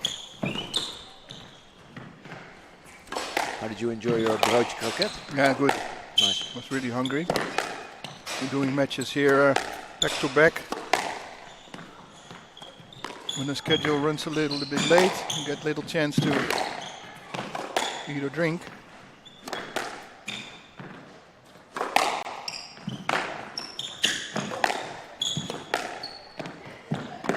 Lengthy first rally here. I think they were politely waiting for us to finish our sandwich. Yeah. Very considerate of them.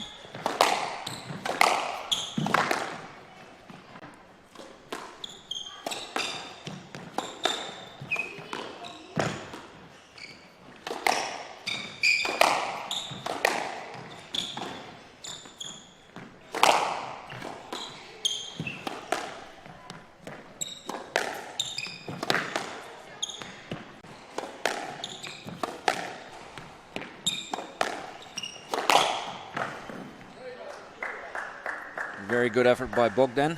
Hand out, 1 love.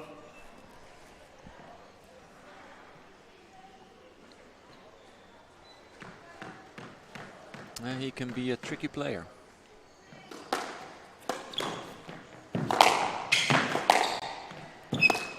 Oh.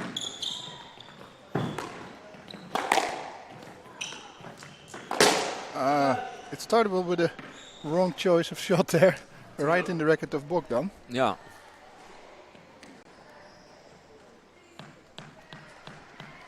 He was a little bit annoyed by that. Yeah. What you seen is his shot after.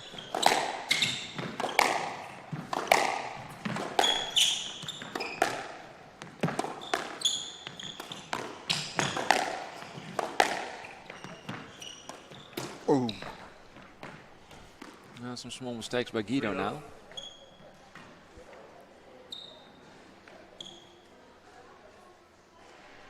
It's a different thing, like performing under pressure. First Yes. game he had a comfortable 7-1 lead. Yeah. There's no pressure, then he can quite Different ball easily game. finish it off. But now he's love 3 down. So another game is expected of him.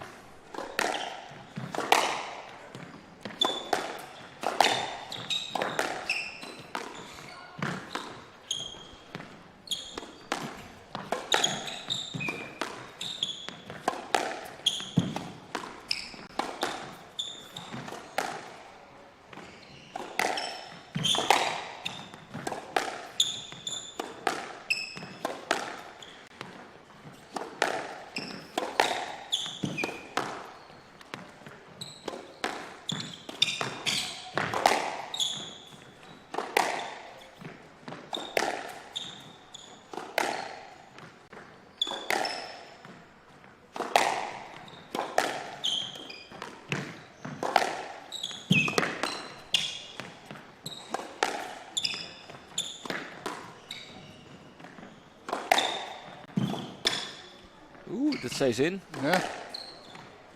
I'm just here at the backhand side position. Sorry, front hand. Oh, great reverse angle there. Putting Guido on the wrong leg.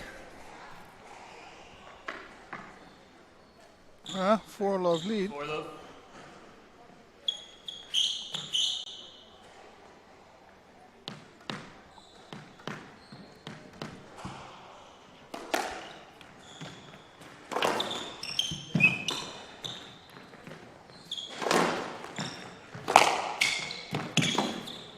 Oh. Yeah, that would not have made the front I wall. think that was going to go down, so there's no that. 5 love. Good call. You heard, eh? You heard Guido say, I think not. He said it very softly, but it just close enough to our court mic, Yeah. so that I could pick it up. I'm sure it wouldn't have made it.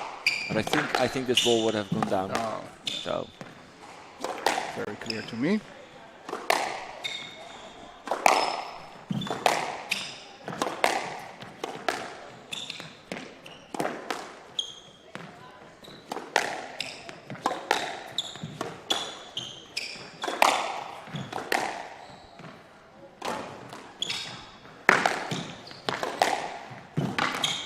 and that touches the part of the glass above the outline. Or on the Irish time, it's out. Out.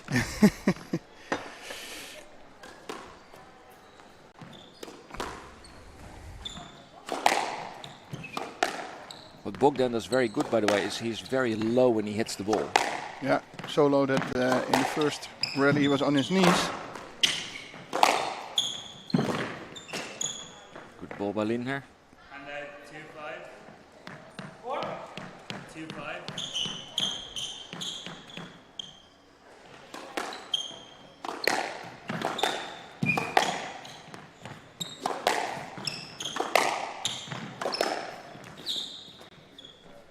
Stroke. No stroke ball, but a stroke. And 6-2.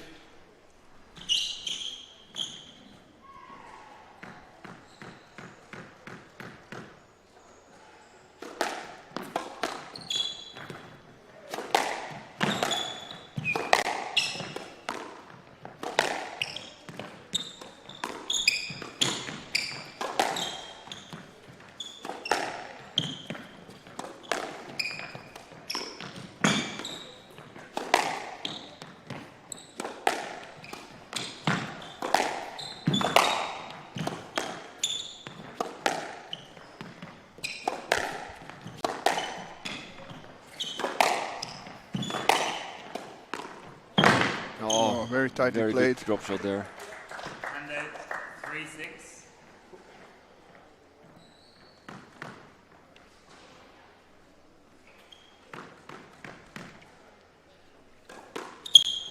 I see Andy Widdowson, our club mate. Might have him here one of the matches. Yeah, why not? He's been here before. Yeah. I think his English is better than our English. Oh yeah, for sure.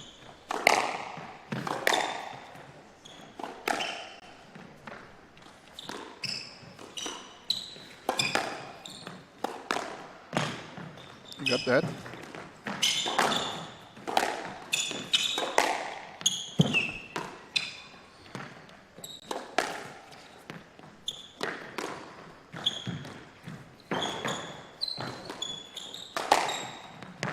Players both having problems scoring points.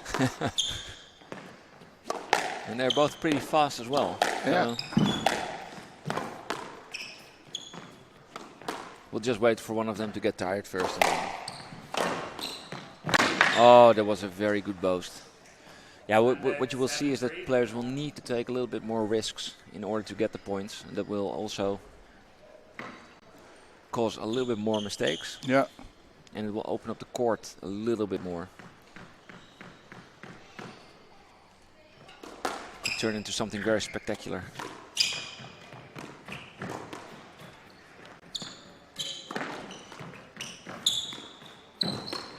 Oh, out. Just out. 4-7. And then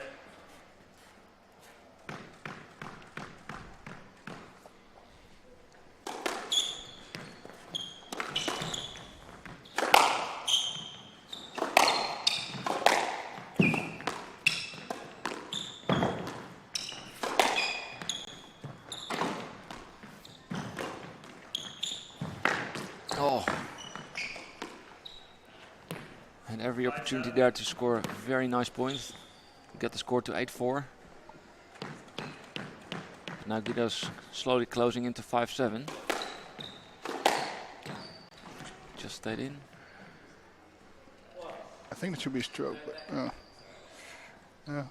I had the feeling that he would hit him in his swing, but left ball. very good ref. Talk into the mic. It's better audible everywhere.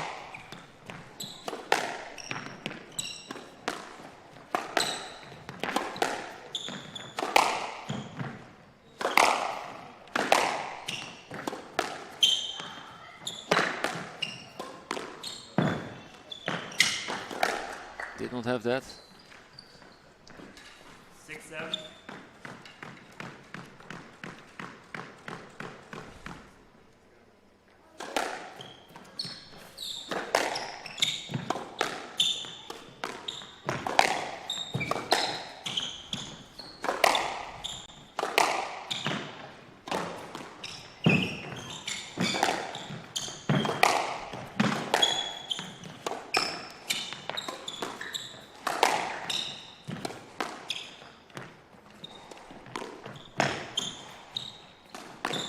Ooh, just in time for a lead. No, he broke Oh. his string. I think he was happy. I saw him looking at the racket halfway Yeah. the rally. 8-6. So I think he's happy finishing it Yeah, a point. I thought he won the game.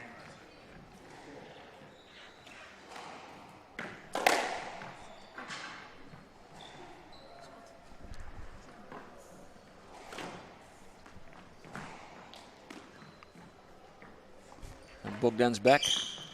Fresh strings. 8-6. And then For the spectator, it would be nice to see Bogdan win this game.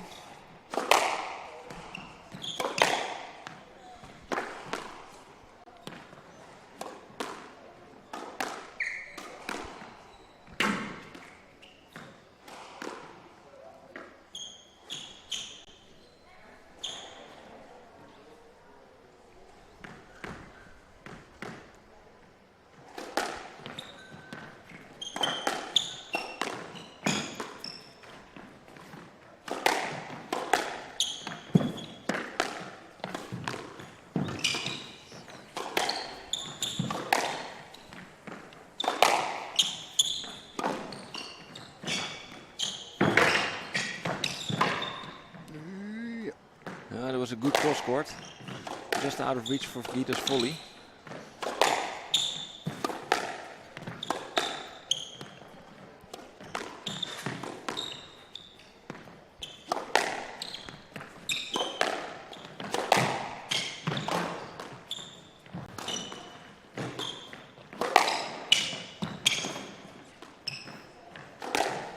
Oh yes, that's a great ball.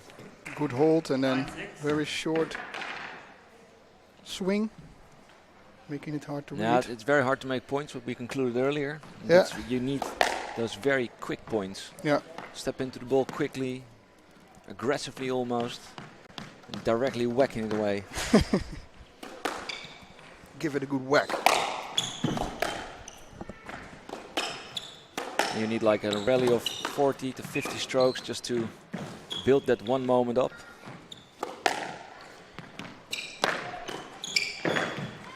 Good pick up.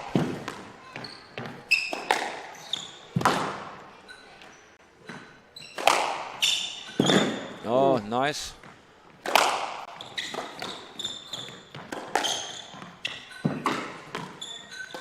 Lindner now took the wrong route. But I wanted to say that Lindner now has trouble scoring the points down. And even giving it away. This rally is typical Bogdan for you. Yeah. He will just fight. Step on his moped and just He actually catch went, all the balls. like, he took the long route around. The scenic route. Still got it. Yeah, the scenic route. Off the beaten path. And there it is, 1-0. Takes the game. Yeah, he's really putting the pressure on Guido. He's making it hard. And Guido's not enjoying that. No, he's not happy. You can see it on his face. And then the even worse news for Guido is that Bogdan, I think there's enough in his tank to keep this going for 3 more games. Yeah. So it's going to be a real mental battle for Guido. Yeah.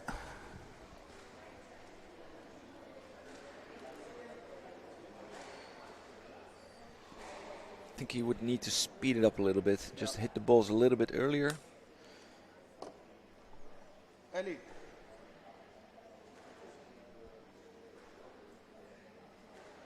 wil even vragen, want ze weet misschien met die wedstrijd erna. Ik weet niet of ze dat doorheeft en ik denk niet dat ze dan wil namelijk.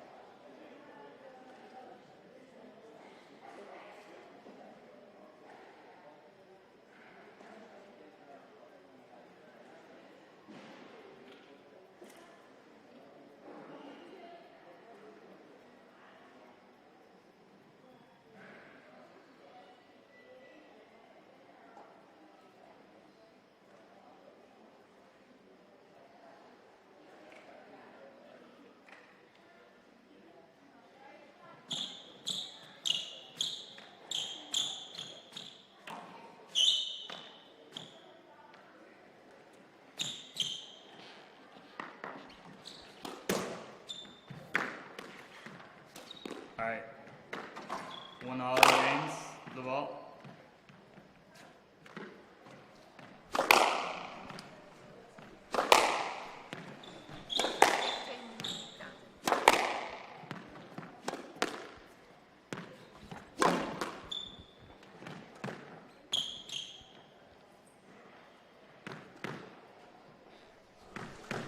Yeah, I'm very curious to see who will take the fast lead here, if it will be a fast lead. Well, I've made a decision. Oh, I just wanted to say it's betting time, so It's prediction time. You may go Yes. first. Well, normally I would say Guido is the better player, but I'm going to go for Bogdan in this instance. Okay.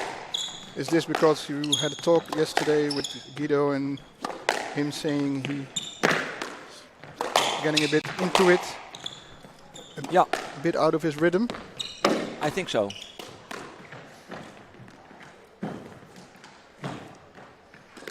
And So it will be Bogdan, 1-0. and I would say in 3. Bogdan- Sorry, in 4. yeah, So winning 3. yeah. I'll go to Lindner in 4 then.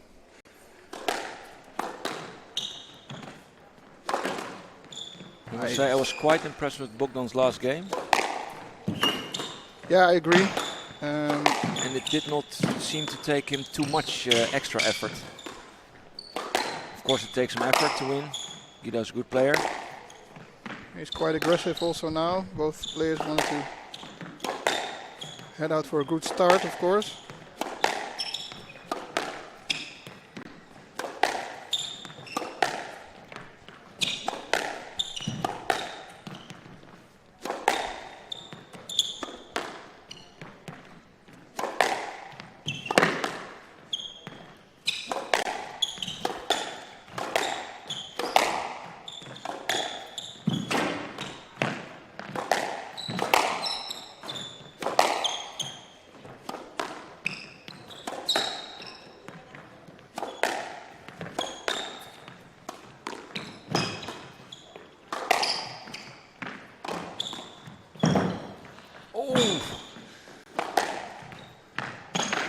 Oh yes,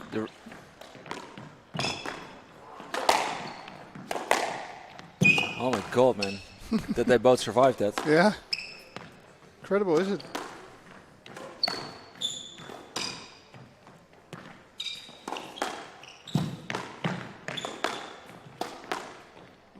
Yeah, stays in.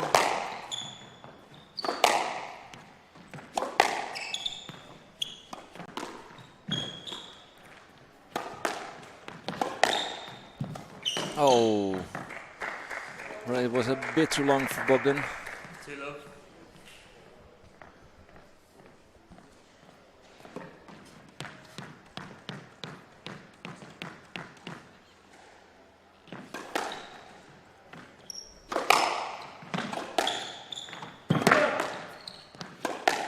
I also think Guido has new shoes. Yes. Because when he walks, the rubber is still a bit stiff, Yeah. so he's a little bit more flat-footed, and you hear him flapping all around the court in between points. It's mainly on the left side, of course.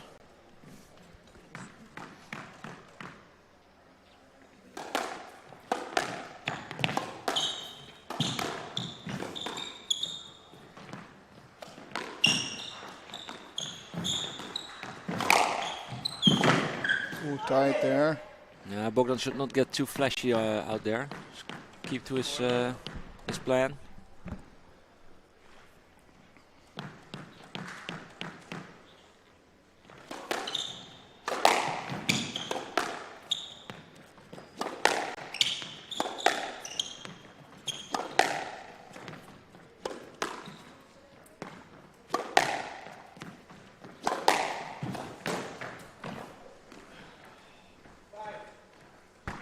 Big lead here now for Lindner.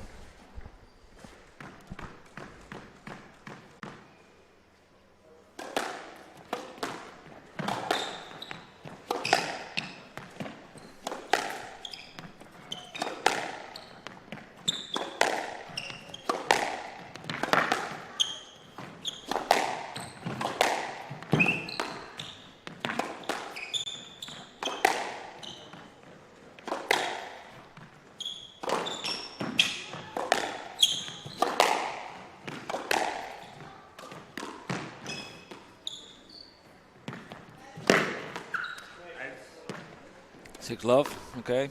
My prediction is not on the right track. Come on, Bogdan.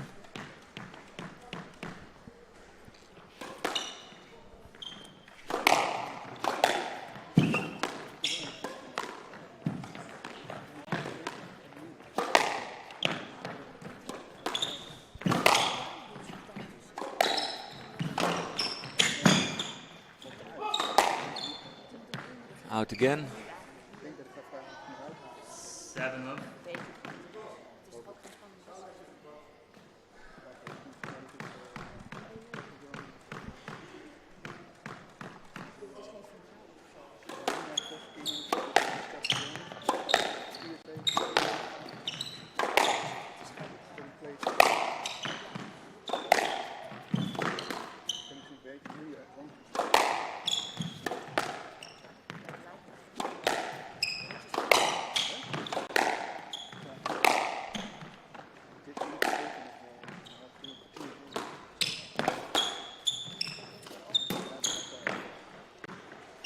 8 love, and 8 love. this game is actually, well, all Guido's point production is based on Bogdan's mistakes almost.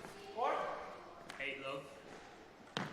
It's going to be a very tough job to get back from this one, and I'd say it's impossible. Nothing is impossible, Daniel.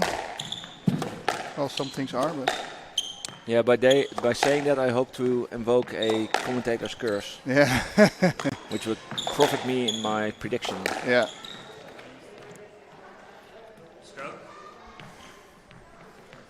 9 love.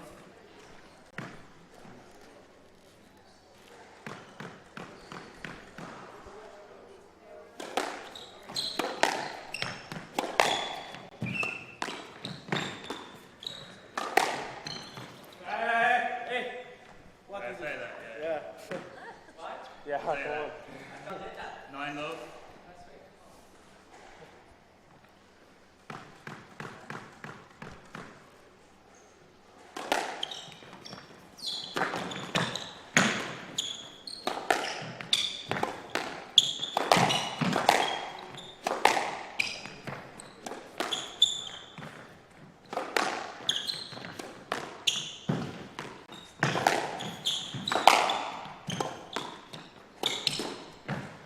And a mistake again. 10 love. And as a punishment for winning the previous game, Guido could actually make a bagel to Bogdan.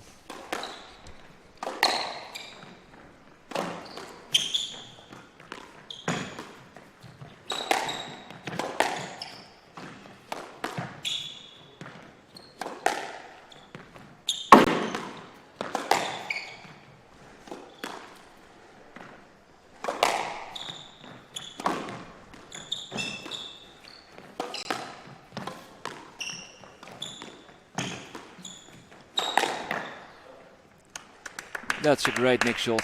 Hand out. 110. So Bogdan, with a lot of risk, nicks himself out of the bagel situation. Still 9 game balls to overcome.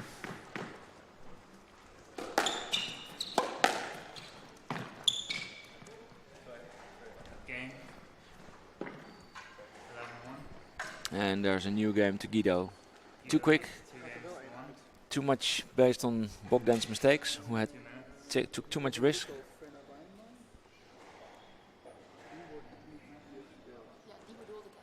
Let's just hope he will get back from this one.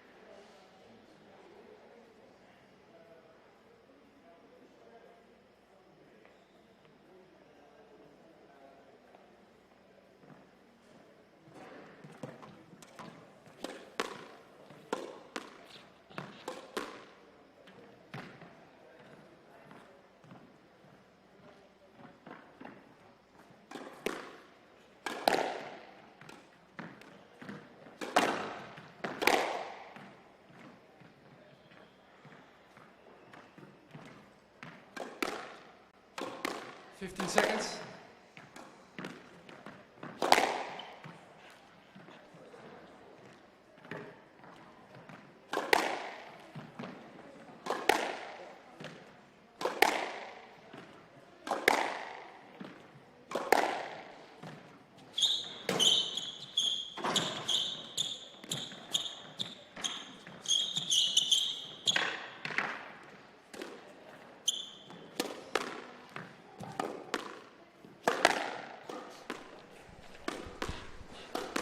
Back for the fourth game.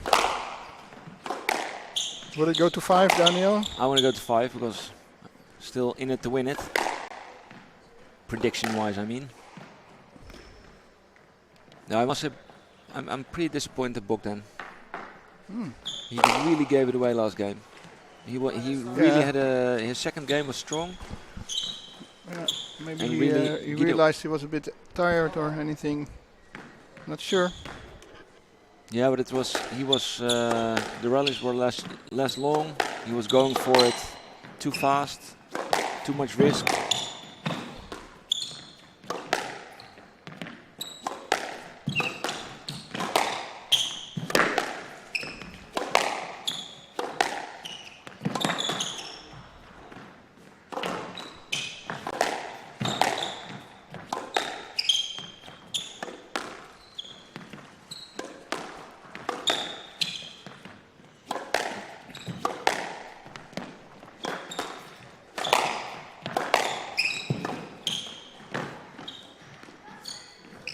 Great drop shot by Guido.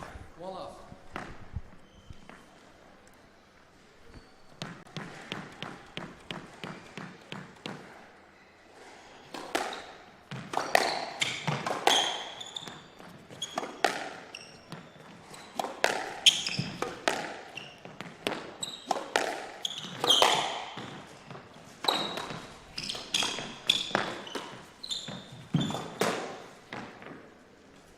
Two love.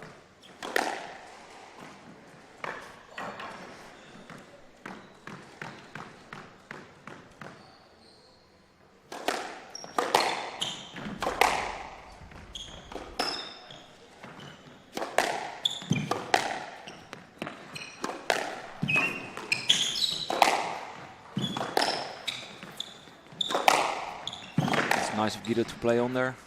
Yeah, I've seen it a couple more times today. yeah.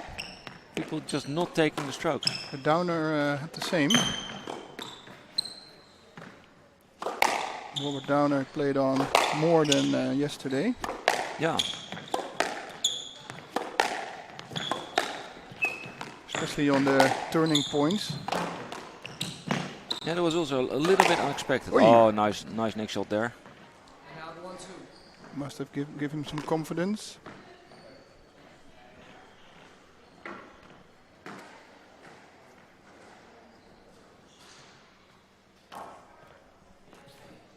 One. 1-2.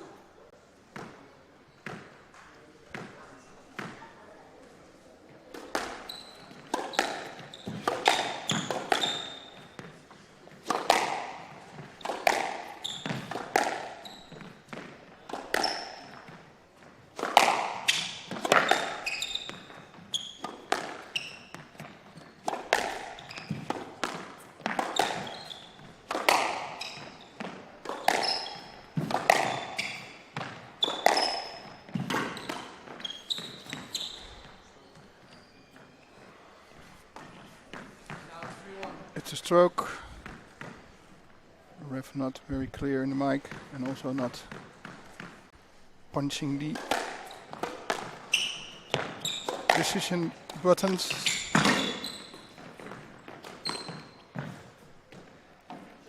Lucky for everybody at home, we are here. 2-3.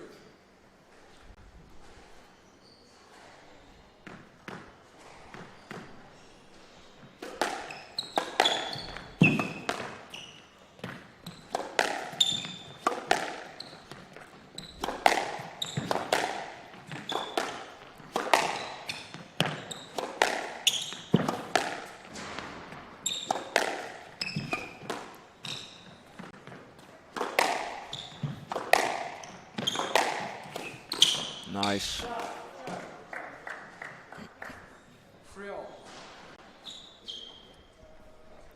putting some pressure on Guido again. Yeah, this is going to be exciting.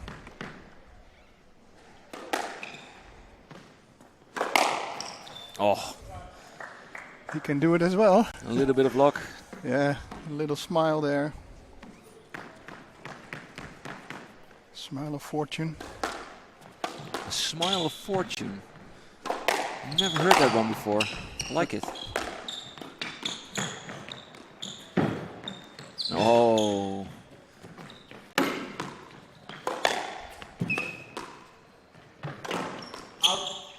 No, I think it was out as well. Yeah, me too. My angle's not perfect. Your angle is even worse than mine. Yeah, it's pretty worse, but I could see it even from here. No, Bogdan, don't. You train with him too often, you feel connected or something. No, because it's a you- prediction. Oh, it's the prediction time, of course, yeah. You're seeing your purse running out of change. All the bets you lose.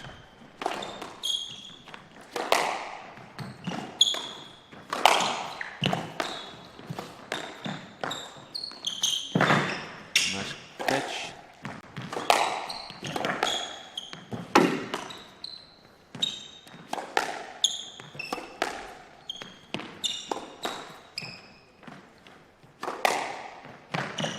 Ooh, nice. Very width, nice line yeah. there.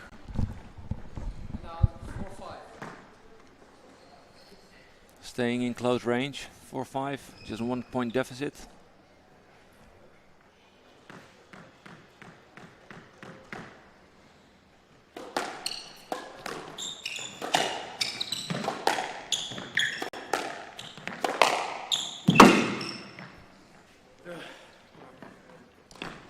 Big sigh.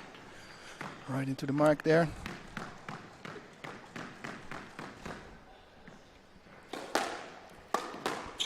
Guido on his way to the end of this match. Can keep this lead on. Oh, Oh, very nice ball. that's not gonna do it when he plays a loose ball like that. Right into the racket of No, Mr. Fazil. I can imagine Guido's not too comfortable with Bogdan, No, that he keeps closing in that 1 point. yeah. Cannot relax here. There was a loose ball again. And again. Now he wants a let. No let. Je bent er al doorheen gegaan. Yeah, I think he did the scenic route, but I'm not sure if there was still some interference. Could have gone to a let, but yeah, you could also say that he created it himself because of taking the other route. Yeah, I would say so. I think the ref was right to give a no let. Yeah, But it's also for players, they are so fast these days, and a guy like Guido, who weighs yeah, but like then 40 if kilos. there's interference, whose fault is it? No, yeah, and it's always that's whose fault it is, but I Because he went imagine the wrong way. they can you know. also can- get every ball. Yeah, but That's, as an opponent, you cannot like run around with your opponent to clear when he goes the wrong way. Too easy. Should take the direct line. Well, enough said about that. Still 1 point lead for Lindner.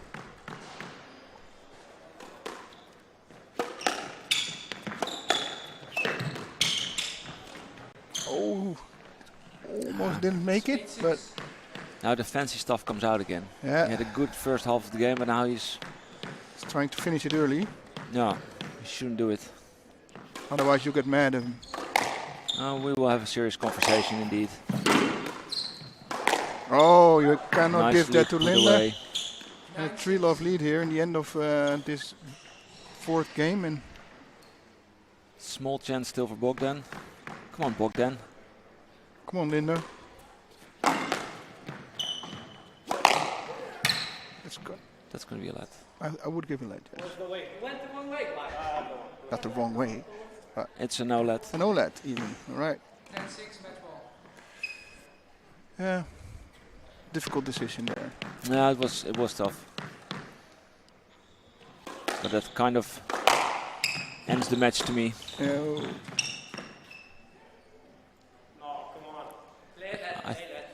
I thought it was out. it is. This is nice of Guido. Yeah, it's I couldn't see this one. And also, what Bogdan didn't do right was stop.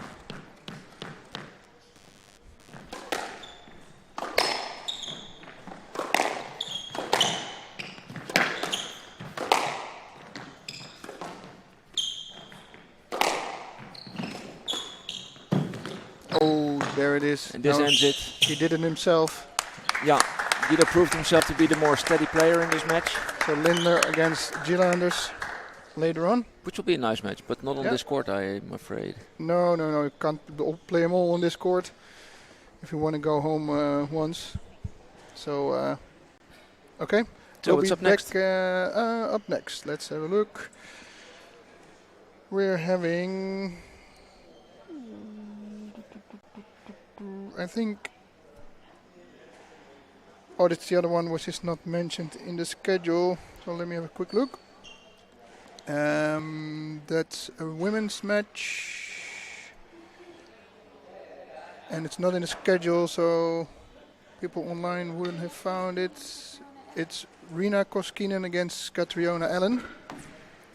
It's the PSA playoff final. So we'll be back shortly with that. See you later.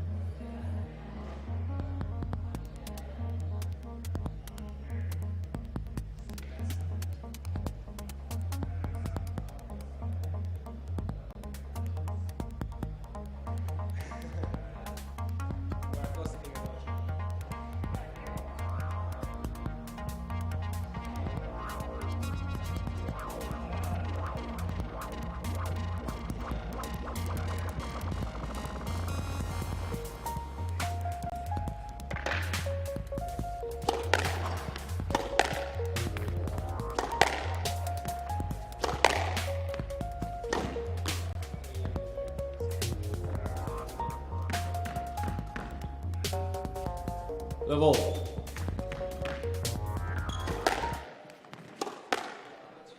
Welcome, welcome, welcome to your Saturday afternoon entertainment.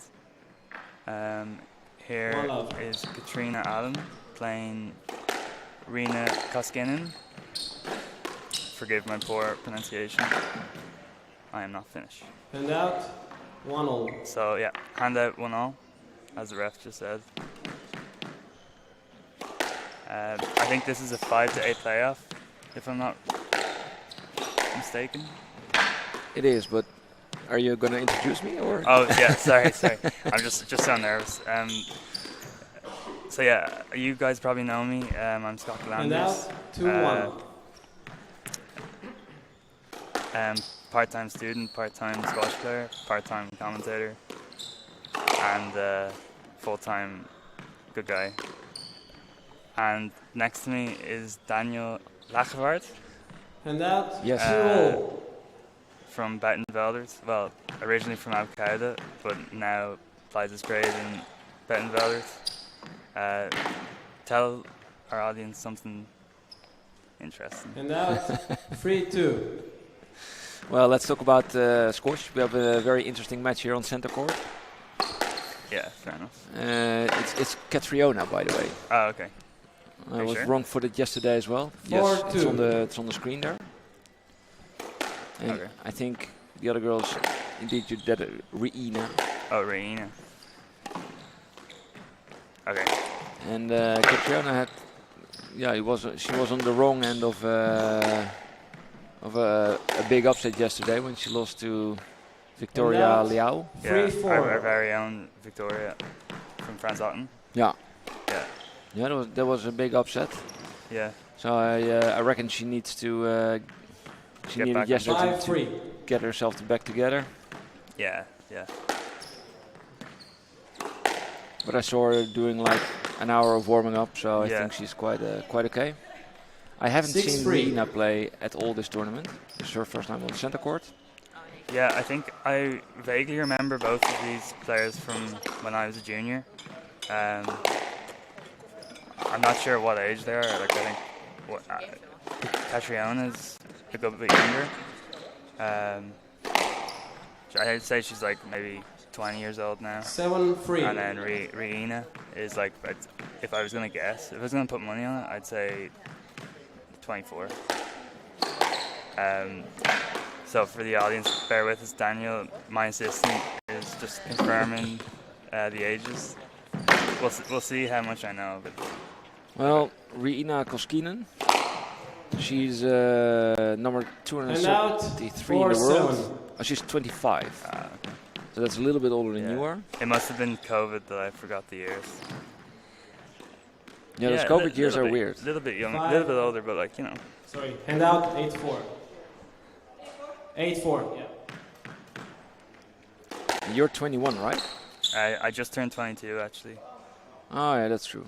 So the ball just disappeared into the dead rubber cemetery, is it? Yes, Dead Rubber Cemetery. RJ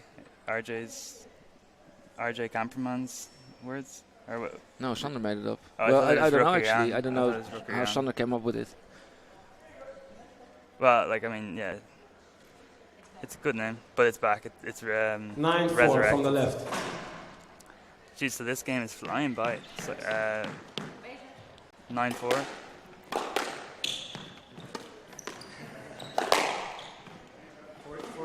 No, so I had the information about Catriona.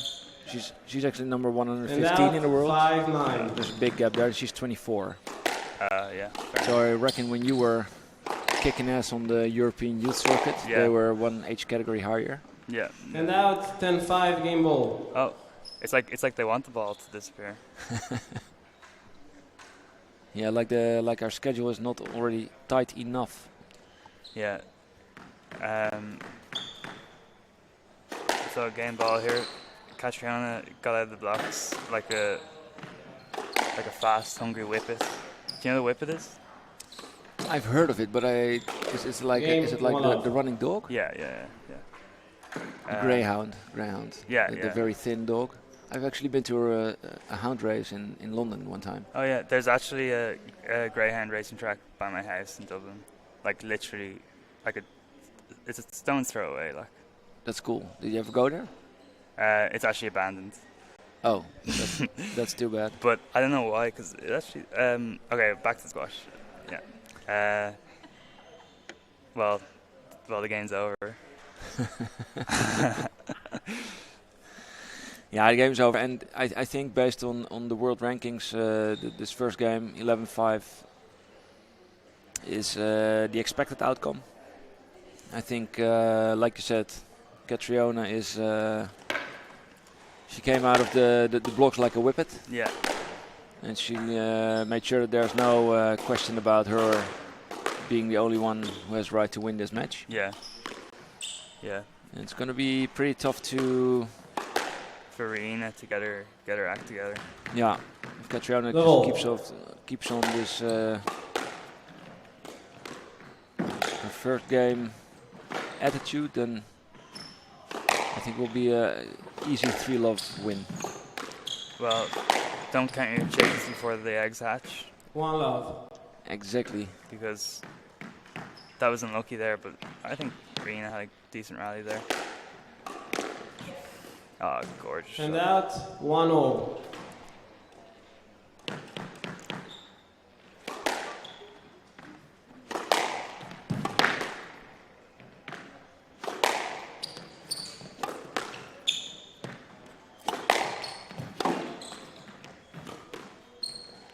Wow, that's a delicious lob.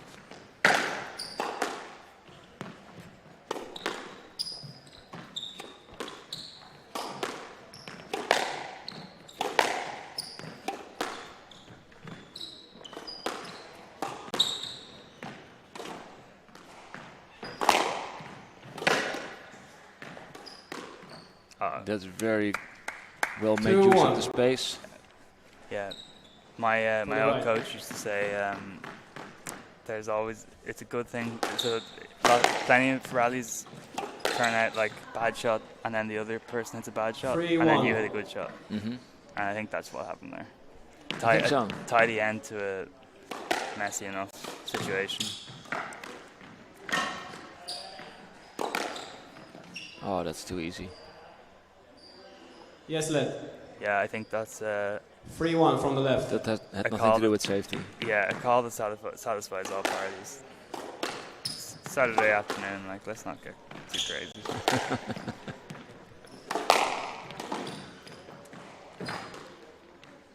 Oh wow, that's one of the best lobs of this court's ever seen.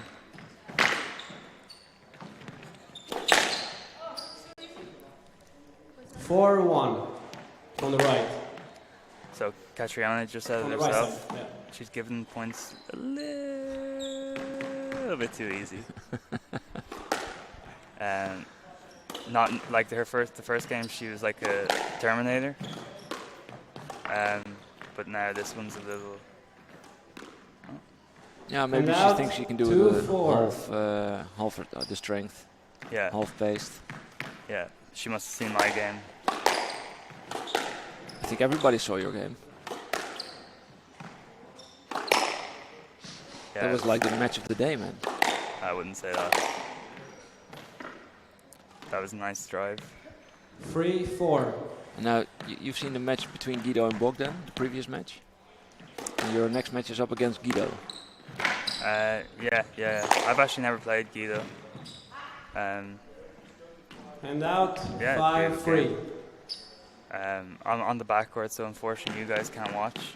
But unless you want to get yourself down to Franz Otten Stadium this afternoon for 3:15. It leaves enough time. That's like 1 hour 45 minutes. Yeah. And out, 4-5. You could even drive from Eindhoven all the way to here to watch that match. Yeah. So if Chef is watching, yeah, I'd love to see you today. 5-all. So 5-all. It's approaching the middle of the game now. So let's see what happens.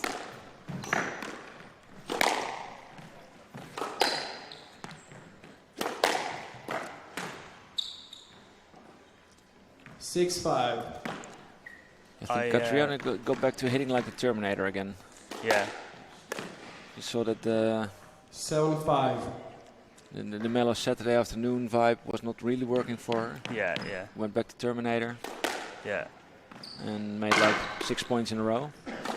I also think the rallies aren't too long. It's fairly stop-start, like good few tins and bit scrappy, like.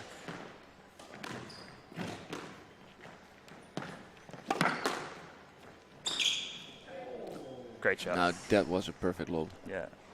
I think And Reena's best chance here is 6-7. to slow it down and take the Terminator out of her engine modes, if that makes sense.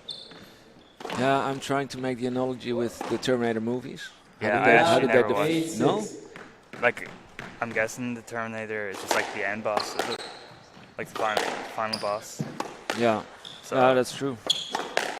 yeah, you just gotta be a little smart. Like you can't run in front of the end boss, And out, because then you'll 8-6. die.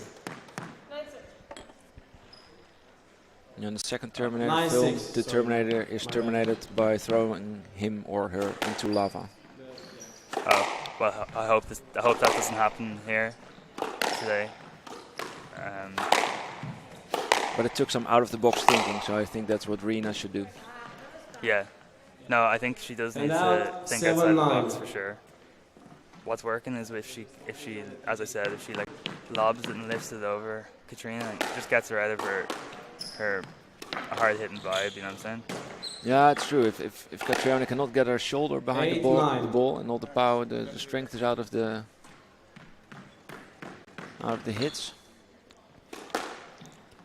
she'll get a lot more opportunities for dropping.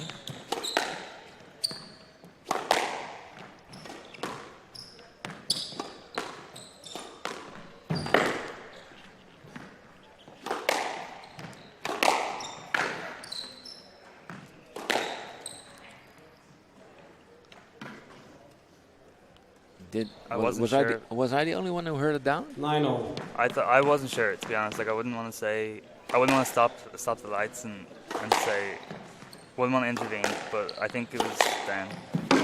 But hey, I even think Reena said like she wasn't sure about it. But I mean, if you get given the ball, you're not going to say anything, are you? No, she played that well. Yeah. She bluffed her way out of that one.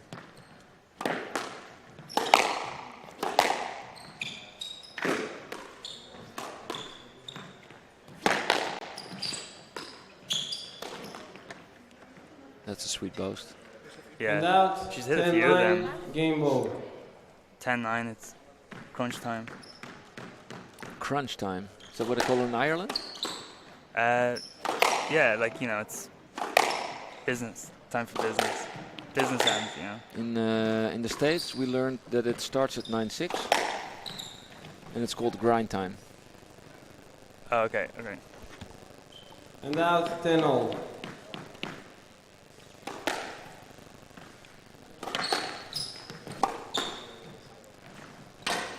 Serena got to save that game ball.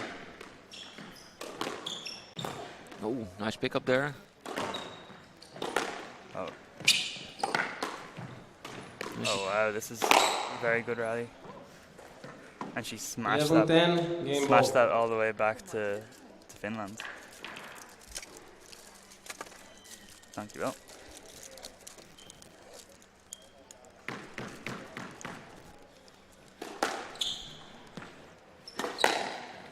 So we just got handed stroopwafels. Dutch treat. And for the non-Dutch, so it's game 12-10. We'll hold that thought for the break. We'll just. It's 12-10, so we're give the it a 1-1 game conclusion score. to this game. And so Reena, yeah, she snuck that one, I think. a little bit, yeah. She was up in front. I think that was her luck in this game. She was up like 6 or 7-1. Then Catriona came back, but in the end she let it go just a little bit again. Yeah. But I think the main thing was that Catriona had a weak start of this game, in which Reena got the chance to build some confidence there. Yeah.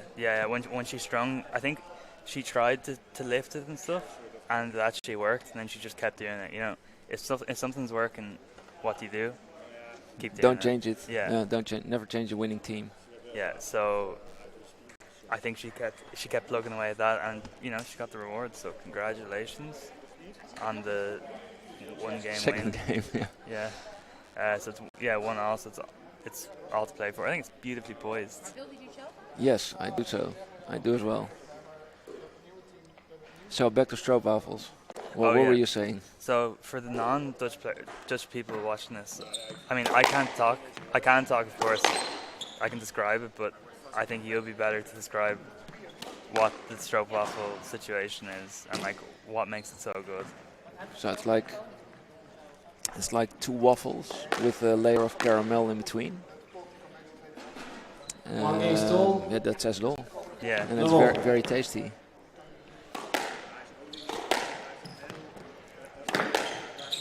And I know it's like one of our Dutch tourist attractions that we can take over our national borders. Yeah, I know when I was in America, they thought, you know, I'm not sure if you're aware of this, but that was a nice drop in the arena. But I'm not sure if but they mistake Dutch for Deutsch. Yeah, sometimes and they do. They think it's German markets, and they have stroopwafels and all the Dutch stuff. There's a bit of a German-Dutch blend in America. Yeah, there's here as well. 2-love. We are like the 17th Bundesland. Ah,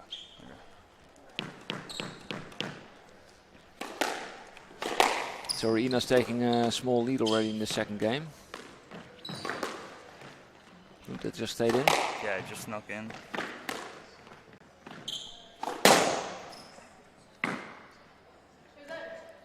The ball's in. Yeah, so Free love. even Castriano wasn't 100% sure about whether it was in or not. Maybe that got in their head for the rest of the rally. It tends to do that. Yeah. It happened to me last night. And out. Last night. 1 Yeah, free. remember, I thought there was a double bounce. Oh, true, yeah. I mean, it was a double bounce, but everyone but the ref saw it. But I think that's also something you have to learn when you're young and you're trying to play 2 free from the left. professionally. You just got to play to the whistle, you know what I'm saying? Yeah, true. I think like footballers do it quite well. I think they're brought up when they're younger, like if it's yeah, like don't, you know.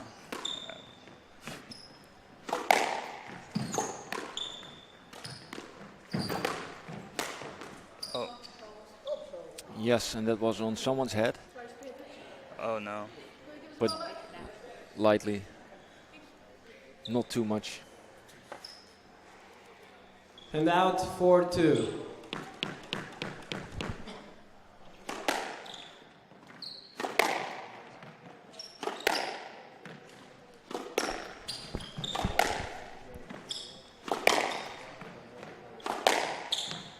The rally's getting a little bit longer now in this game, I think.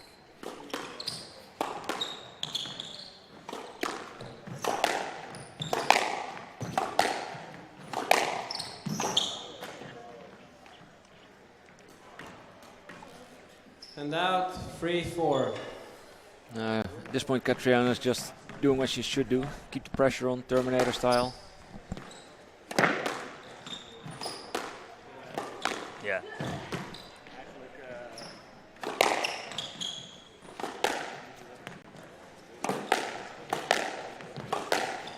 Yeah, I think the quality's also gotten much better as well. What do you think? So, yeah, I think so too. I think it could be hard, like in the playoff matches, to get yourself up for it, just because there's nothing really riding on it apart from pride. And then once it gets a little bit competitive, then the pride kicks in. You know what I'm saying? Yeah, 4-all from the totally left. understand. That's what happened in your game Yeah. against Sebastian. Yeah. And have you read the PSA rule book? You as a PSA player. No. Because if you don't do well at a certain tournament, And you can out, opt 5-4. just not to take the points or the negative points. You just do that. Yeah. Didn't like this tournament and just not gonna have it count. Yeah.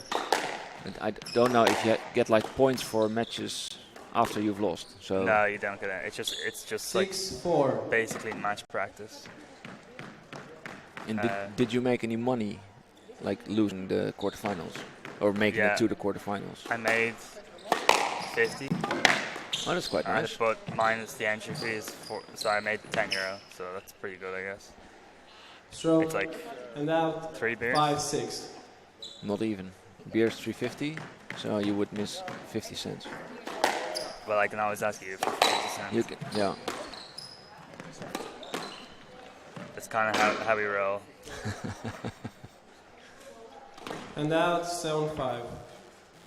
So Arena's getting some good joy in this game.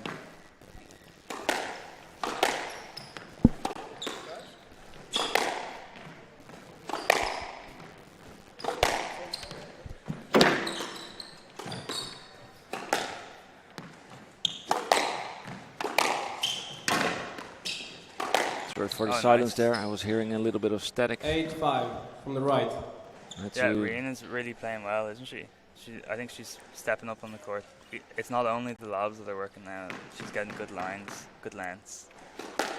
Yeah, I And, think her confidence grew a bit. commentator's curse. Exactly. And out. 6-8. I thought it. You said it. It happened.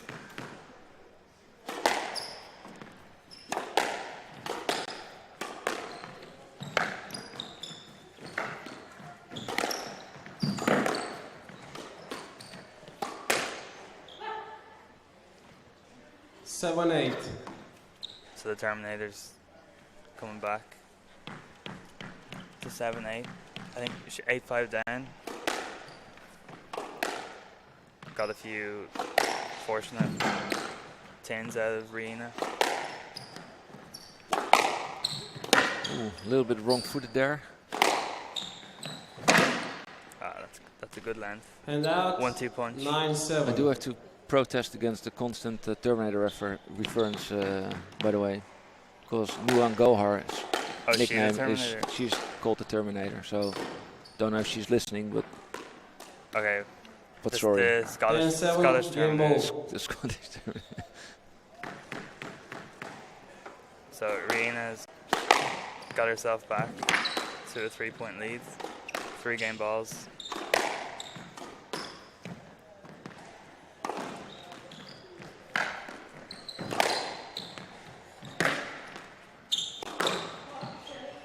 That was a very nice end of this game. And 11-7. Yeah. I would not have expected this after the first game. I think the problem is with you, Daniel. You're too. You don't wait to see how things unfold. You kind of you're a bit trigger happy with your predictions. Yeah, but that's the exciting thing about predictions. Yeah. To make them an early stage. Like at 1-1, that's a good prediction time. Yeah. 2-1 is as well, like 2 loft, 2 Yeah. big games. That's hard because like the percentages, they vary a lot. Yeah, no, I understand, but I think if you see, I would say if you're one of those people who is hitting, if they hit the ball really well in the warm up, you're like, oh, this guy's class. Before you even see anything. I do it the other way around. I usually just hit the ball warm and just don't be too flashy. I'm not going to be too flashy warming up because then my opponent will think, oh yeah, this guy is worth nothing. Okay. And then that's my first Yeah. I did say I did my first. No, I forgot First the English trick. word. Yeah, it's a trick. I will come to that word. Yeah. Well, we'll be waiting. Did you know I'm not Scottish, but I'm kind of Scottish. My surname is Scottish. Yeah, I know. Your dad told us. Oh yeah. Mr. G. Yeah, I wonder what my dad is doing. Maybe he's watching. I don't think he is. Arena but, leads like, 2 games to 1. Did if you he send is, your dad the tell him link? I said Level. hi. Not today, but he texted me after I played saying, "Are you playing again?" And I said, "Yeah, I already played." Smashed him. Yes, lad. I would. No, What would just you a say simple to that? one. For me, I would Level. say that was a stroke. I did not really see it. Oh well, yeah, I did see it, but I was also very busy listening to your stories, Oh yeah, so I got a little distracted. But I would say it's a let. yeah, yeah. It's one of those. I guess. And that, 1 love. So the Scottish Terminator is coming back with a vengeance. I thought that was very, very fair Thank you. of And that, 1 all. Catriona. Catriona, yes. Yeah. You love to see it, like. And what would you give Riina as a nickname? 2-1. She's from Finland. Yeah. I do know that saunas are a very specific Finnish Oh yeah. thing, Yeah. but to give someone the nickname the sauna is a little Yeah, bit it's a weird. bit. Yeah. No, I think the whole nicknaming is pretty hard. You cannot just say, okay, it has to Yeah, it has to Like- come natural, yes. Like what happened with Hollywood Lindner. 3-1 Yeah, from yeah, the yeah. left. That's a good one. Yeah, I've never been to Finland, but I've heard the beer is like insanely expensive. True. That's A what lot my of tax dad on said. there. Yeah. In Sweden as well. Yeah, but not even. I think apparently Finland's like even crazier. But I mean, I haven't been there, so I can't say anything. So if you guys, maybe in the comments or call in if you have any thoughts about it. Yeah, we had to turn off the 4-1. comments. There's a lot of like spam. erotic spamming. Yeah, there. that's annoying. Everywhere in YouTube has it. It's such a shame. But I saw you guys kind of experimenting with things, how to stop it. Like you have to watch for 20 minutes, but that didn't work, did it? No. Keeps coming back. But a lot of people have my number, so Yeah. they can shoot me a text. Yeah. 5-1. 5-1 to From Riina, left. so she's kind of running away with this now. Yeah. If I don't speak too soon, but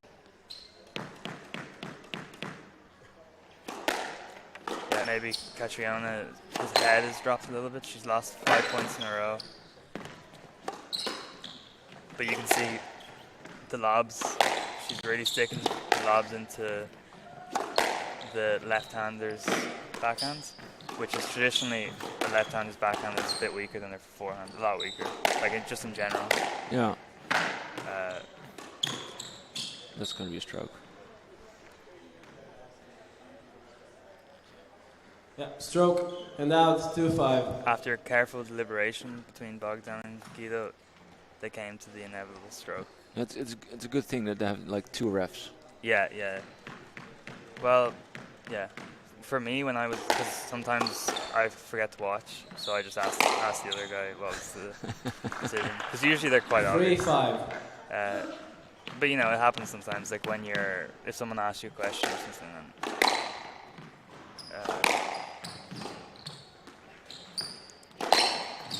Ooh, that's unfortunate. an LBW. 4-5. Explain. In cricket, so when I don't actually know that much about cricket, so if any cricket almanacs are watching, forgive me, but basically when you throw the ball, like when you bowl the ball, Yeah. and then it hits your leg before it's going to hit the wicket, it's actually, you're out as well. Okay. So that was a bit of an LBW. 5-0. Because it hit her leg, you know. Oh, so it's back to 5-all. Damn. This game's a roller coaster. Yeah, the whole match, man, is a roller coaster. I think Yeah. only the first game was a little bit. It was quite one-sided, but after that, 6-5. up and down for both girls. Yeah, it's crazy though. 6-5, So that's 5 points in a row. Yeah. If my maths are correct. My She did it brain's- last game as well, but then she Yeah. still lost it. So Yeah, my brain's kind of been hibernating for over summer without college. 7-5. So this is 6 points. 6 points in a row. Yeah, 5-1 down, 6-5 up. 7 in a row. 8-5. So if these players are watching back, what would you give any tips, just in general, really, to both players, of anything they could do differently, like improve, or even just think about Well, the future? first of all, my style of coaching is more that I try to find. I will not bore you with all sorts of tactics or techniques, but mainly get your confidence up. Yeah, yeah. And what I see for Catriona is that every time she hits the ball in front of her, she is applying a lot of pressure. And out. Rina is a 6-8. tough game. And when Catriona is taking the foot off the gas or hits the ball a little bit from behind her, then Catriona is constantly in front of her and quite attacking actually. You should punch the gas pedal down. Yeah. Keep the ball in front, keep the power in. You're here to win, and you do it in the way that's most suitable for you. Yeah, yeah. 7-8. So yeah, power play for Catriona. And for Ina, I would say, well, actually, her hard work just pays off. Yeah. She's a little bit more like all round. Yeah. Not really specializing in one area, but Yeah, I think for both players, like 8-all. there's very good parts, and then there's parts where they just lose concentration or like lose focus, and they give away easy points. I think if they got that sorted, like, and just kind of kept constant throughout the match, like kept the level constant, 9-8. no cheap points, then think about it, like that's like 4 points a game. 5. So it's 7 points in a row and 5 points in a row. Yeah. And we're to our first match ball.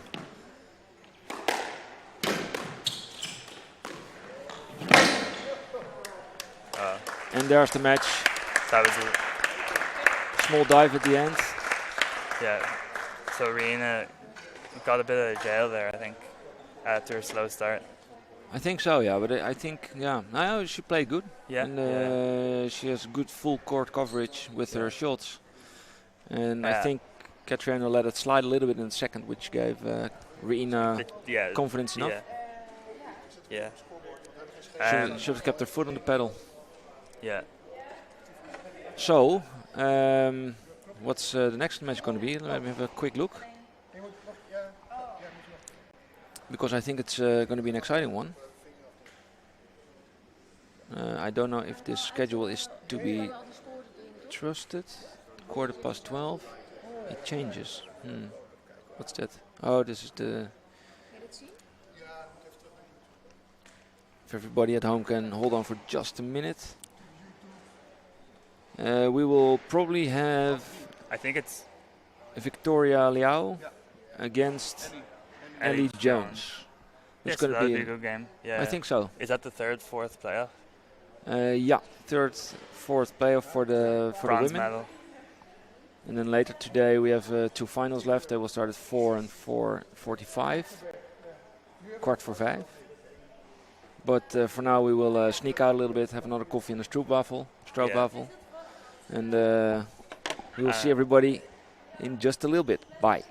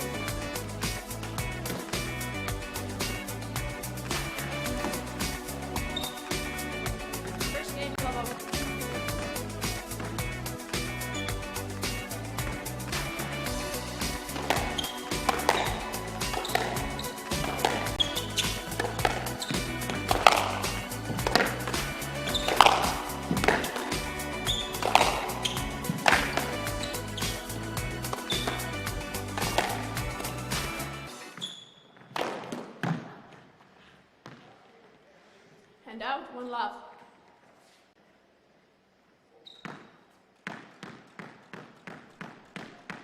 All right, this caught us by surprise, Daniel. A little bit. We are already watching the ladies' final. Yeah, so Which we was were actually we were planned at told 4 o'clock. yeah, and not now. And all right, just having to switch up our minds here.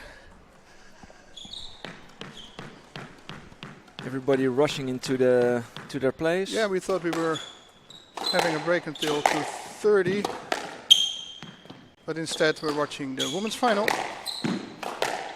between Tessa Tesluis and Taba Tagavi. Yeah, for them it doesn't really make a difference, of course, because this is their only match today. Yeah. They were here early, they're good friends. They said, hey, maybe 2 o'clock is more convenient. Yeah. We can do something nice out in the afternoon. Yeah, I think they already had something planned.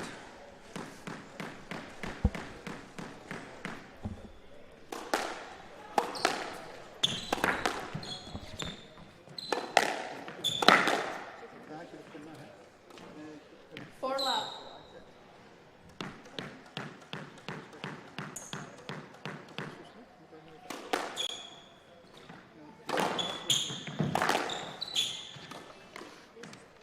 Five love. There's some quick points by Tessa Tersluis. Oh yeah, before I forget, we have a match between Tessa Tersluis and Taba Tagavi, the number 1 and a 3-4 seed.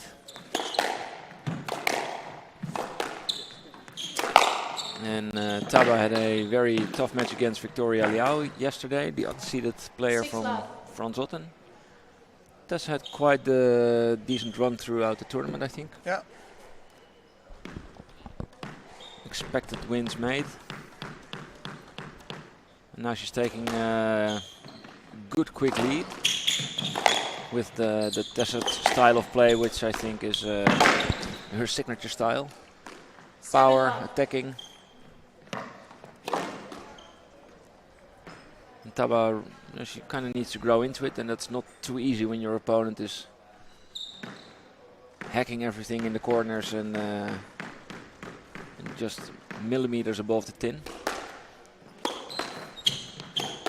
Because what we saw yesterday against Victoria, I think Taba is more of a composed rally player. Yeah, and if you get those, if you don't get a chance to get into the rally, it's going to be tough. oh, you can see it. It's 8 love. Yeah. It is tough already.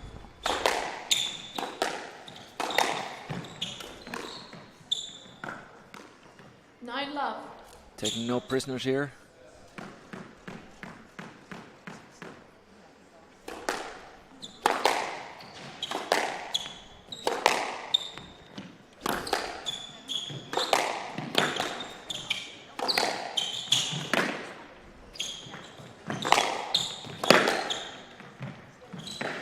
Well produced cross there. 10 love, game ball. 10 love and Wow, yeah. Now perhaps the next match, if this is the pace, the next match can be still on center court here. yeah, she had it. No, she did not have it. The one was originally was planned, but let's just assume that Taba has something of an answer in the next game. Would be nice for the final. Yeah, but what I saw her produce yesterday, I would say she has one. Yeah. But she's just a little bit... not sure, maybe nerves? maybe surprised, overwhelmed.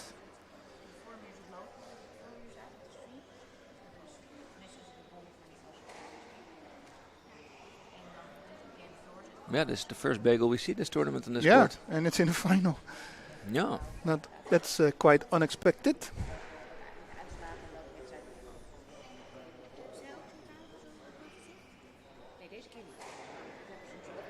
Tessa being coached by Omar Magid, and Taba being coached by nobody because she used to be coached by Tessa. Ah, yeah, true. That would be weird. Yeah.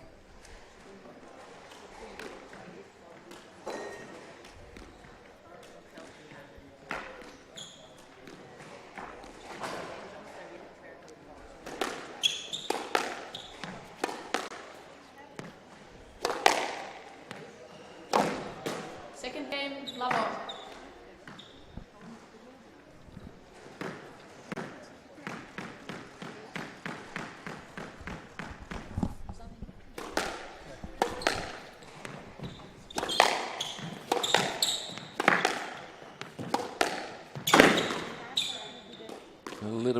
break there. 1 love.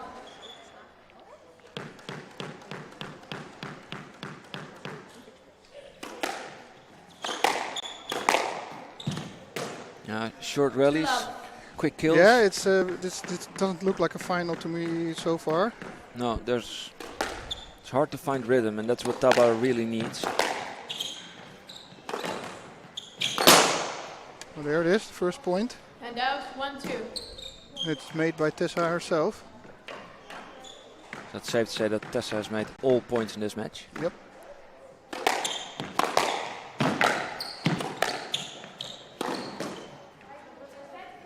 And out 3-1.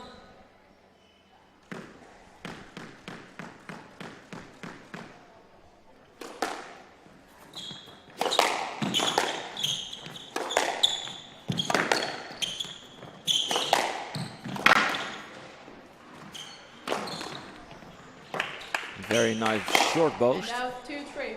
That bounced twice before the mid of the court. Quite an unexpected angle. And that's going to be a stroke. 3-0.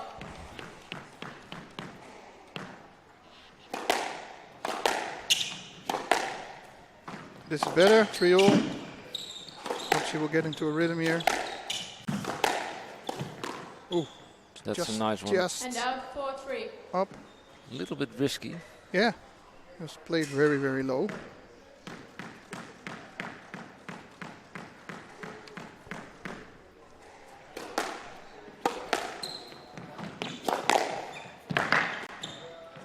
Not stayed in. Oh, I thought it was in. What was that?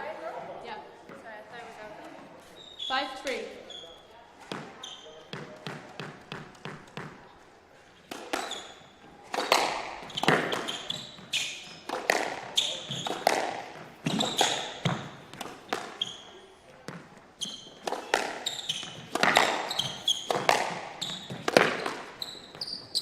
She could hit it. She is waiting. She can hit whenever she wants. 4-5. That was true. 4-5. It was a stroke. Yes, she can hit whenever she wants.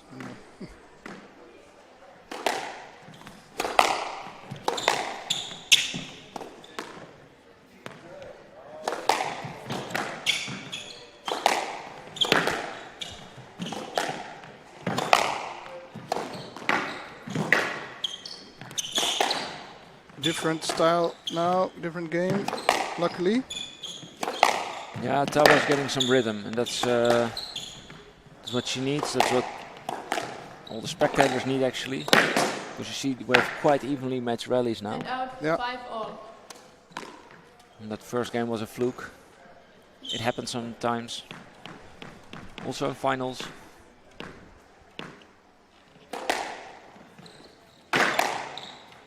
That was a bit overhit. Oh, but that one that's lands a nice perfectly. And out 6-5.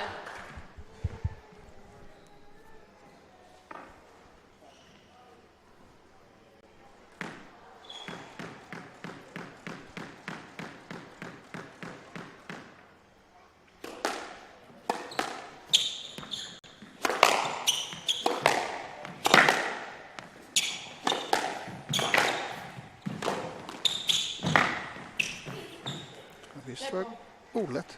Yeah. I must say, from my point of view, Tess was blocking the view of the ball. Also, So I the could've- ball was right to her, but Taba tried to go around, which actually maybe caused the let instead of the stroke. If she would have waited in her back, but she Yeah, didn't- but probably also she didn't true. know because she couldn't see the ball that well, indeed. Yeah, because was it a clear winner or was it actually a bad drop shot? Not sure. I thought she was clearly in the way, but the question out might be 6-all. how much Taba knew about where the ball was.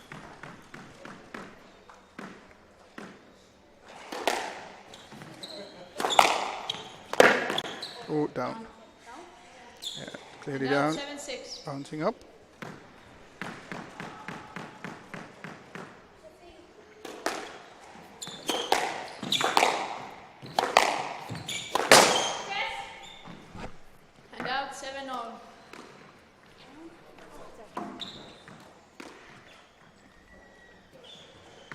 Tessa having to fight for points now.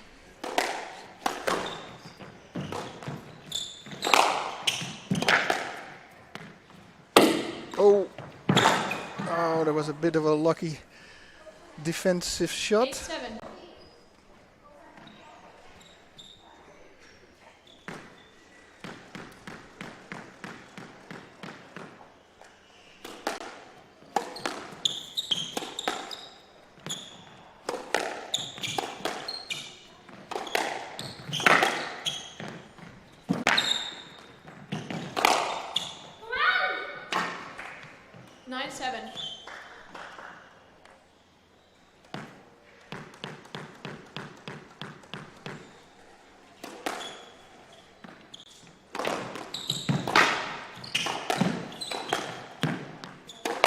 So apparently this match has been rescheduled due to Taba having a rescheduled flight. Ah, okay. From the left side. But nobody told us. 9-7. I was at the World Masters a week ago, and you had a guy there, Marco, who might even be watching. He was supposed to fly back on Sunday. Yeah. But he also got a change flight. Yeah. He flew on Tuesday. Wow. But he found out when he was on the airport on Sunday. No. Oh, that's terrible. Well, I'm flying to Houston tomorrow in the morning, so I hope nothing happens like that to me. Go to Schiphol by train. I go by bus because it stops in front of the house. Oh, that's a good one. 9-all. Well, this is a more tense game in the 9-hole in the second. This women finals. PSA Challenger. Oh, it's going to be a stroke. It's going to be a stroke. So it's now game ball to Taba. Game ball. You know what I think? I think that overall, and I've seen that in more matches, but Tessa is not content with her own game too fast. Or the other way around. Too fast, not content with the game. Or easily not content. Yeah, it's hard to put it in English because I have to translate it from Dutch, of course. But it's too fast that things turn around to that she's not playing well at all, or at least she gives herself that feeling. Yeah, she should be confident all the way. You think that's what you mean? The first game was too easy. You can scratch it. You can be happy with the quick lead. Yeah. But when a game gets tough against a tough opponent, you just have to hang in there. Yeah. True.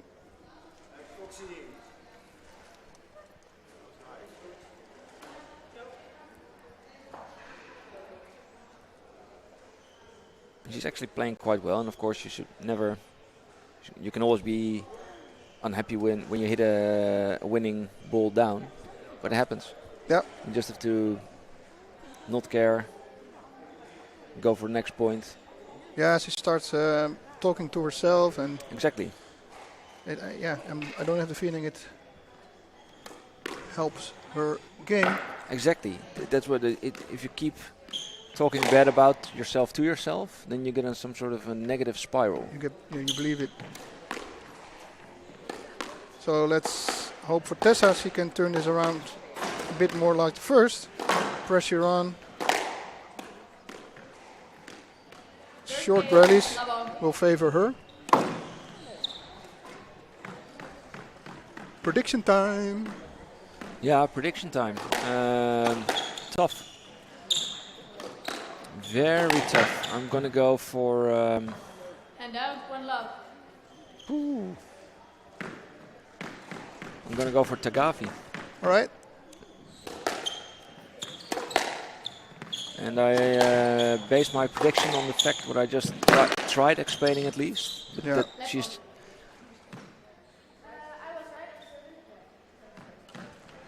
Let ball there, fair decision. I think the referee, Reina. Taba just doesn't show any. It shows far less emotion. If she hits bad balls or even if she hits good balls, she's just sticking to her plan, playing good squash. What do you think? Yeah, well, And out, 1-all. judging on the last game, I would have also said Taba, but of course I'm going for Tessa. But she has to do better than this then.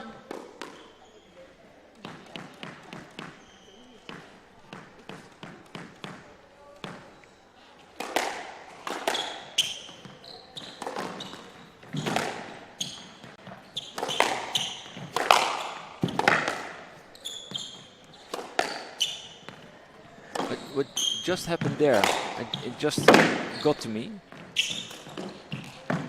Okay, so when you remember my game, I was hitting a lot of tins. Then you can be like unhappy with yourself. And then the day was not going as I imagined it. But Tessa has a very good first game, a tight second game, and on 1-all in the third game, she hits 1 tin.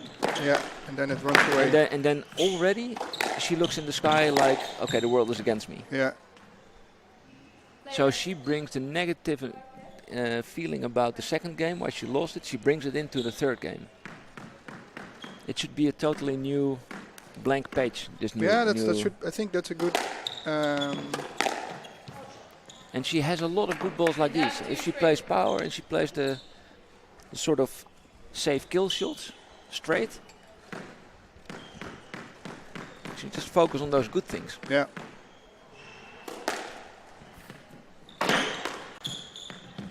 So. Like that. Sounded like the lightning struck somewhere. Wow. What was that?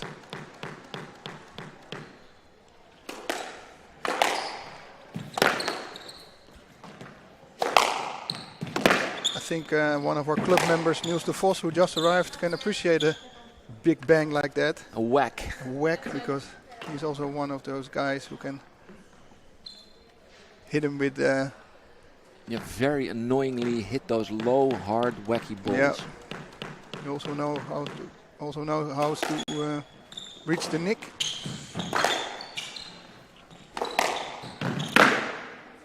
Just out of reach. And out 4-3.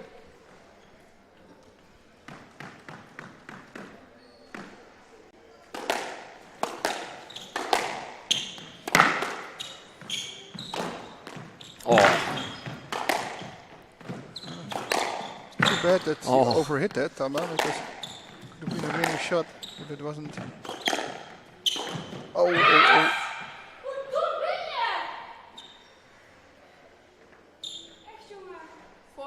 Yeah, she's against herself again. That's it. She's against herself.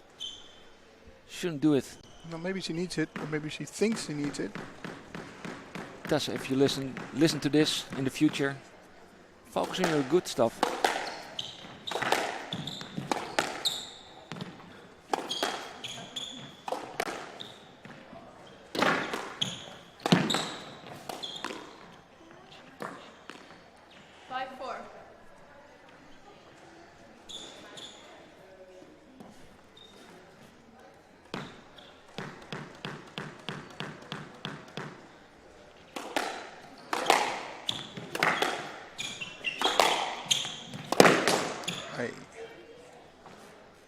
And out 5-all.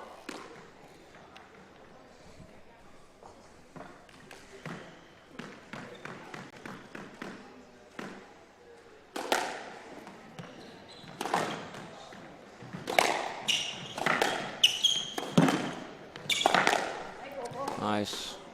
Signature shot by Tessa there. Scores, still mad. Yeah, but that's it. It's just another symptom of what's happening here. She should not do that.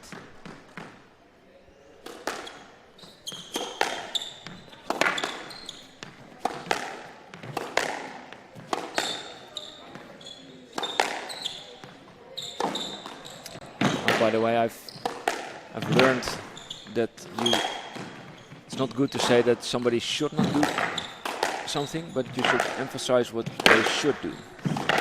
Yeah, it's the positive side. It's like a more positive way of approaching your. That's what you said. Yeah. You said focus on the good things. Exactly.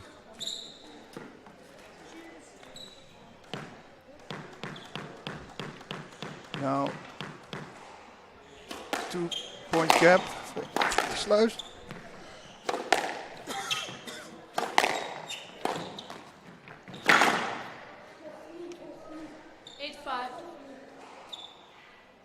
Great point. Still not content about something.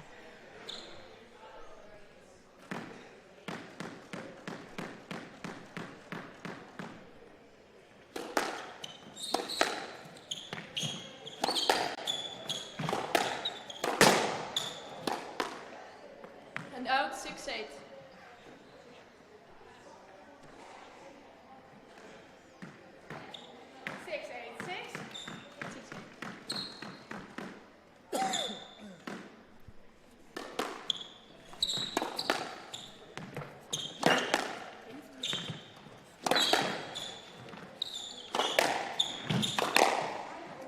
Great kill ball there. And out 9-6.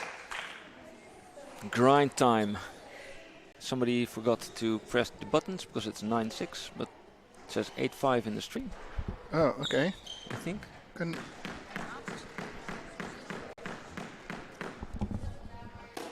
Yeah, for everybody watching, it's all technology, it all And out it's all 7-9. infrastructured by Wi-Fi, and that sometimes lags a little bit. So on behalf of all the Wi-Fi in the world, my apologies.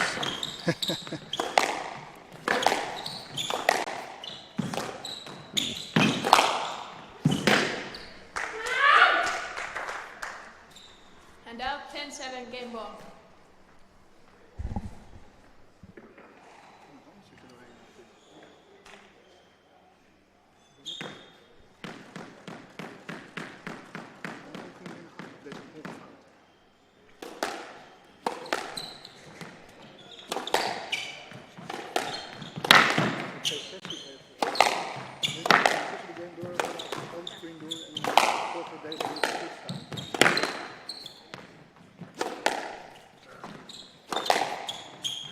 It is 10-7.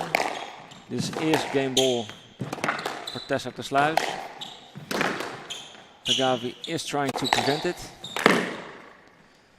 And well, she succeeds at least once. 8-10. 2 to go. Wat tussen de game.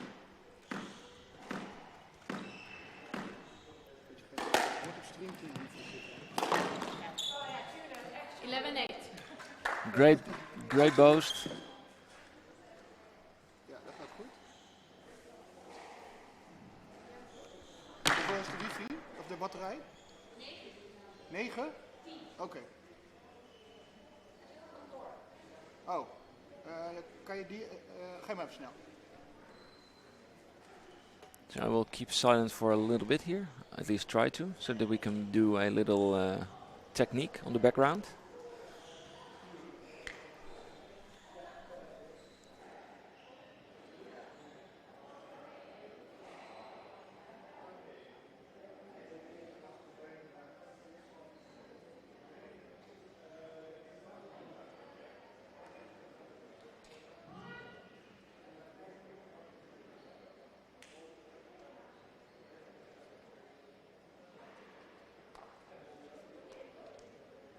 Right back here.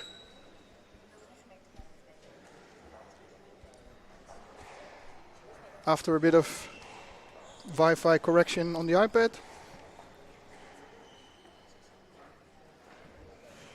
I wonder if Wi-Fi would take over the world, if there would be lags everywhere.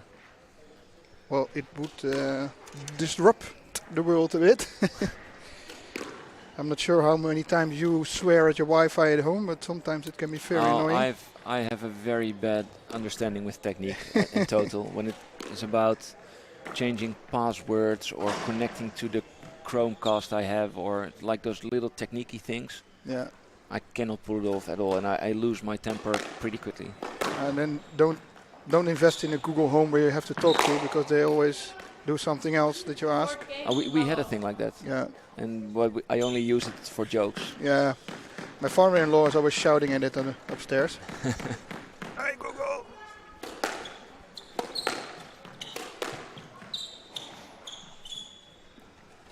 One love. Back to the match. And again, first easy point, unhappy face. Yeah. We'll leave that for what it is now.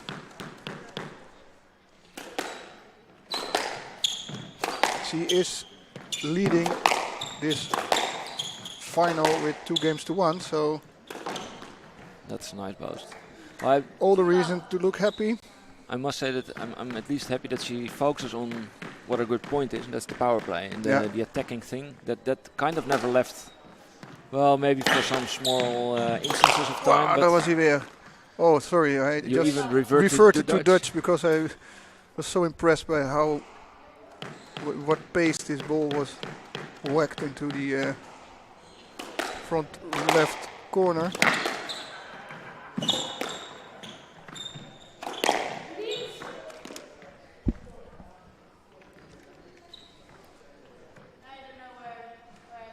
Right side. No. Fall out.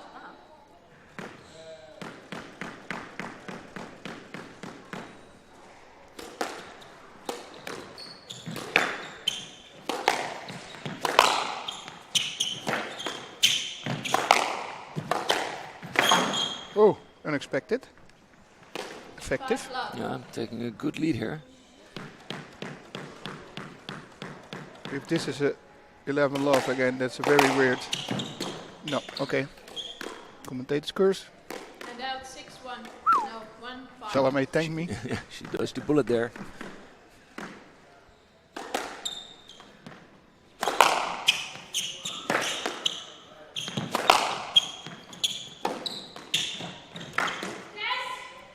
I wonder how good Tessa would be at softball. That's a good question. I think she would hit it out of the stadium. I think so, yeah. I think the hand-eye coordination is about the same, so Yeah. she would like hit all balls. And out 6-2. But perhaps she should then keep the bat on her backhand. Do you have that at softball? Because I think she it's mainly hits those hard balls on her backhand. Yeah, I don't know how that works.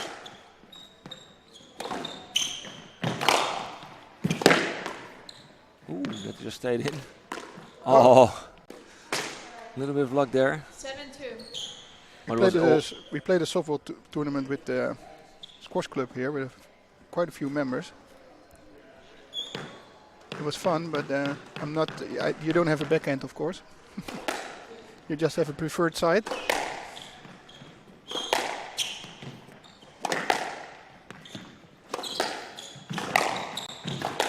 Which normally lines up with your being left or right.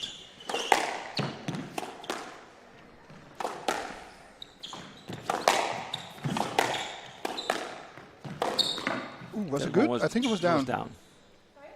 It was down. Yeah. Yeah, it was down. It chipped off. I saw it come up. Yeah. 8-2. Slide it on the.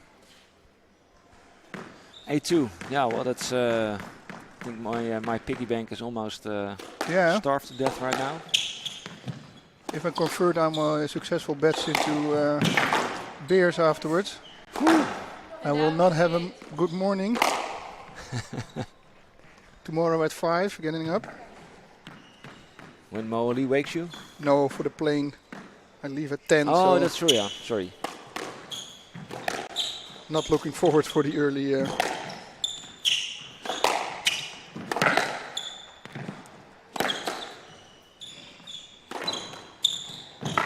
4-8. It's cool going to Houston, I think. It's Yeah, like looking normally forward. when you go to the US, you go to New York, San Francisco. Yeah. It's hot. 5-8. It's very hot. But it's like the city you never just go to, I think. No, I think so too. I wonder if I get out of the venue there, probably not that much. 6-8. Yeah, gap is closing in. She was 8-0 up. I was quite ready to wrap this up indeed. Yeah, but And out 9-6. just as we say it.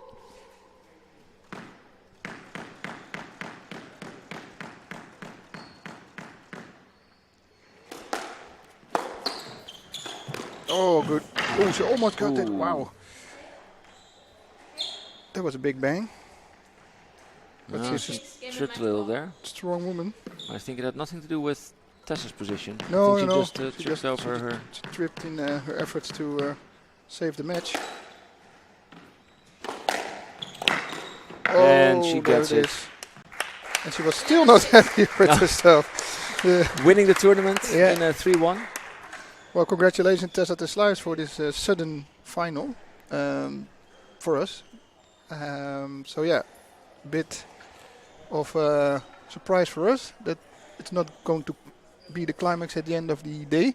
Yeah. So yeah, we will try to find out what the next match is here, and then we'll be back. Well, I think soon, but it might be a little break.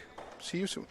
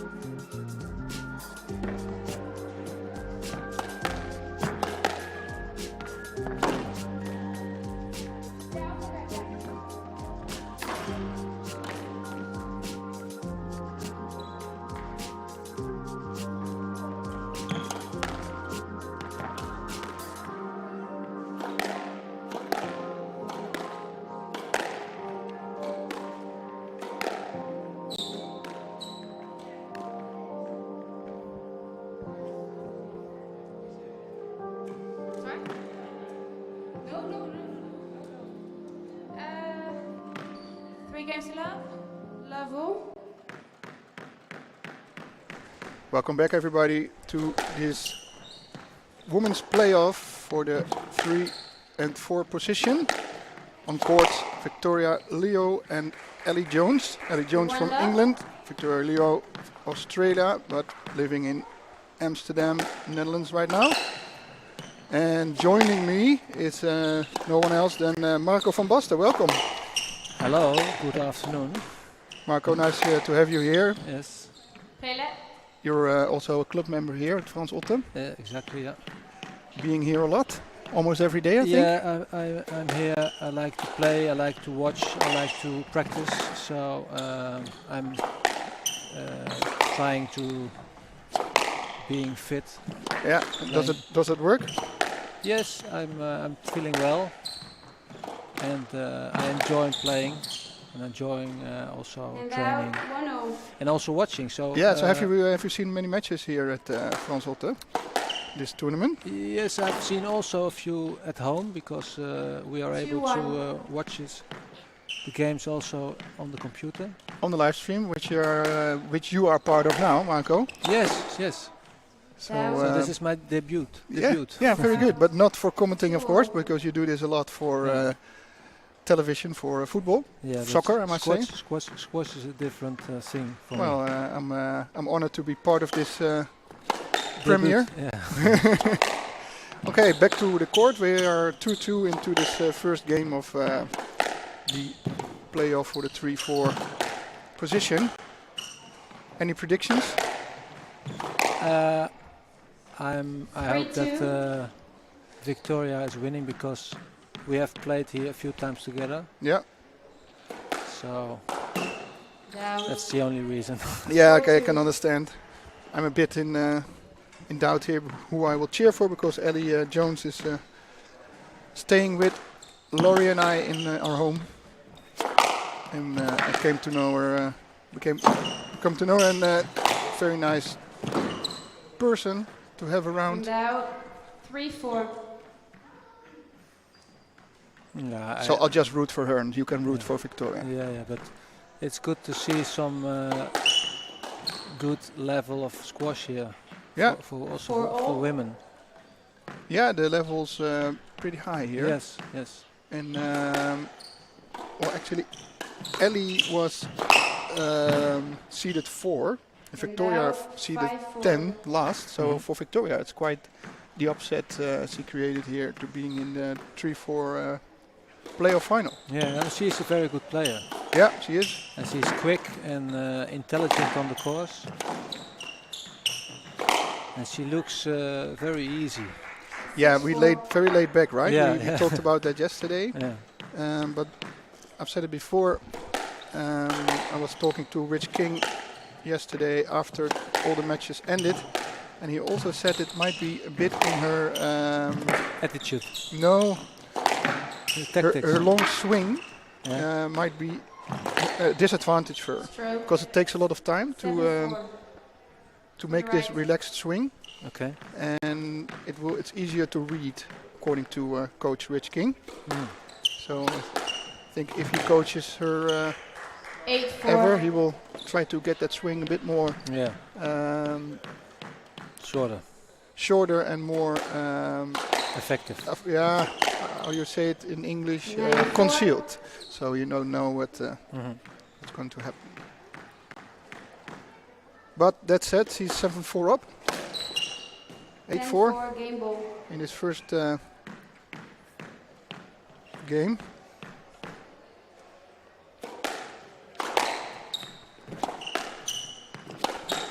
Scoreboard says 10-4 here, I'm not sure why. Nice ball. And out 5-10. Intelligent boast. Okay, I think the iPad did a bit weird again. I was looking at the screen, not listening to the ref. Out. That's out. 6-10.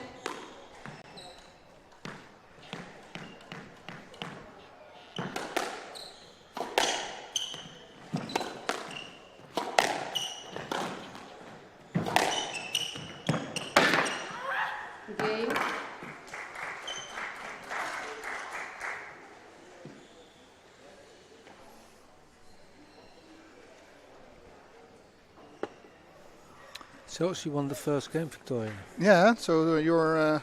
I'm happy. You're happy? Yeah. But it's nice because she just came here in Amsterdam and she just asked for a squash club and entered here. And yeah, she's a very good player. She's one of the better players here at the women's. Also in this tournament. Yeah, also in this tournament. So in between professionals. We're very happy she came here. Yeah. I can remember she applied and I was playing like an introduction match to her and I went home and didn't play for a few days because of how hard I got beaten. Yeah, she's strong. I've also played a few matches with her and also seeing her playing against good players and also men, and they had their hands full. Yeah, it was really tough. Yeah. So Marco, you also play league here? Competition? Yes, also this season I'm playing with a team, we call it Heren 5. And which division is it? It's the second division. Alright. So you have the Eredivisie, which is the first level, and then the topklasse. Yeah. And then the first division and then the second division. Right. And that's where I'm playing with a couple of guys. How did you do last year? Last year we became third in the same on the same level. Okay. And so the first two went up to the first division. Yeah. You stayed. Yeah. Put. But yeah, okay. I'm not a very good player because when we're playing in a team with 4, I usually play number 3rd or the 4th. Okay. Yeah. Well, we play now and then, so I know. Yeah. How good you are. Yeah, and how bad I also can be. Sorry? And also how bad I can be. Well, yeah. Good days and bad days, right? It's true. But you're training a lot. Yeah, I like it. I like to become better, but it's not easy. You're training with Rich King, right? Yeah. I hope he can do some miracles. Yeah, I hope so too. And I've also heard you are using the camera system here to review your own trainings. Yes, yeah. To see myself, it's a bit hurting also. Yeah, but I think it's very learning for learning. Good to learn, to watch back. Yeah, true. But just to inform the people who are watching this game, I'm not able to make more than 4 points against these girls. No, me neither. So that says that they are, Then I know a little bit your close, level. Yeah, close to a professional level. These girls. Yeah. Ellie also working hard, becoming a professional. She's already playing professional, but it's not enough to make a living yet. She told me yesterday over breakfast. But it's interesting because normally with a lot of sports, the women are not good enough to play against men. Yeah. And on this level, there are a lot of guys who have no chance against these women. Yeah. But how's that if you compare to tennis? I think there are a lot of good women who... Yeah, but there is also the physical thing also much more important. Yeah, here okay. they can be clever and technical. Yeah, someone asked me just now, some people just playing recreational here, like, okay, how do you get the best, when are you the best squash player? What qualities do you need? And then I told them that you have, there's a lot of ways a few ways to excel in squash. So you have physique, you can be very good. Also, on the other hand, if you're very technical, you can be very good. And it starts all... Ooh, nice. Yeah. Good body. It starts all with a good technique. Yeah. So if the technique is all right, if I play against you, you have a good technique. Yeah. From your younger years. Yeah. And that's also here. So if the technique is good, you become also clever on the course, and then physically you are strong, and also mentally you want more. And that's what you're training up now. I'm trying to get better in my technical part. Because I was used to run without something in my hands. Yeah, I can imagine. Well, let's see if you will steadily beat me soon with all the training. It's not easy. It's really a long process. This is unbelievable, huh? Yeah, this is like big point. There's a big point, 8-3 for Victoria Leo now, and 8-3. she's in the good zone. She took the ball just 1 centimeter above the ground. Yeah.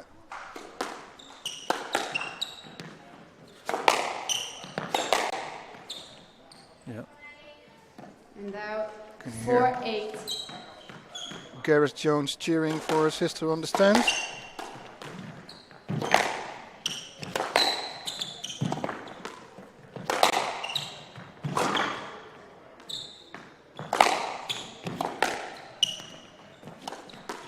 It's always difficult to make a point, huh? Yeah, we've seen that more and more. How the longer into the tournament, that the rallies get longer. Yeah, the players get better. Oh, yeah, it's out. On the ball and again on the line. The defense of these players is so good. Yeah. We see it in the match of Bogdan Fazil just before. He's such a fighter, and you could see Lindner having a lot of trouble scoring. Yeah.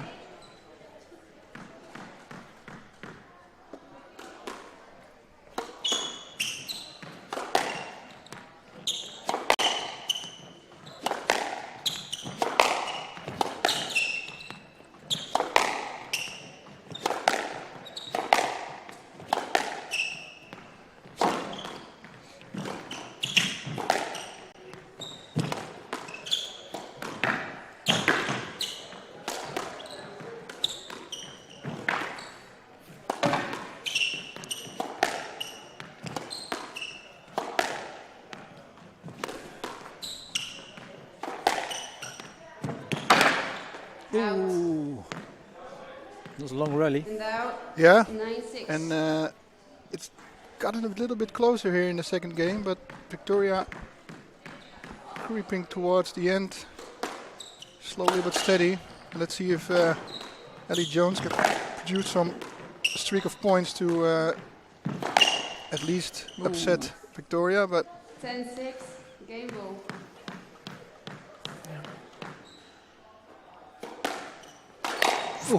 That was a good smash. Just up. And out. There was not much in between the ball and the tin there. No.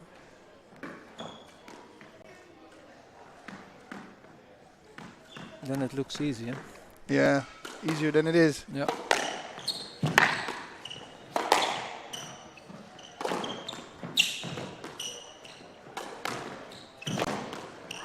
She wins a lot of points there on that boast. A lot of boast. Yeah, where Ellie Jones stays a little bit too much to the back behind the tee. Yeah, and then it's a long way to the ball. You have to go to the tee always. Eh? Yeah. That's also something what it's difficult to get in my game. Yeah, true. But also because of your past injuries, not sure if you want to talk about it, but I have seen sometimes that you're a bit bothered, like turning on the court, right? That's one of the things that's harder now because of your ankle.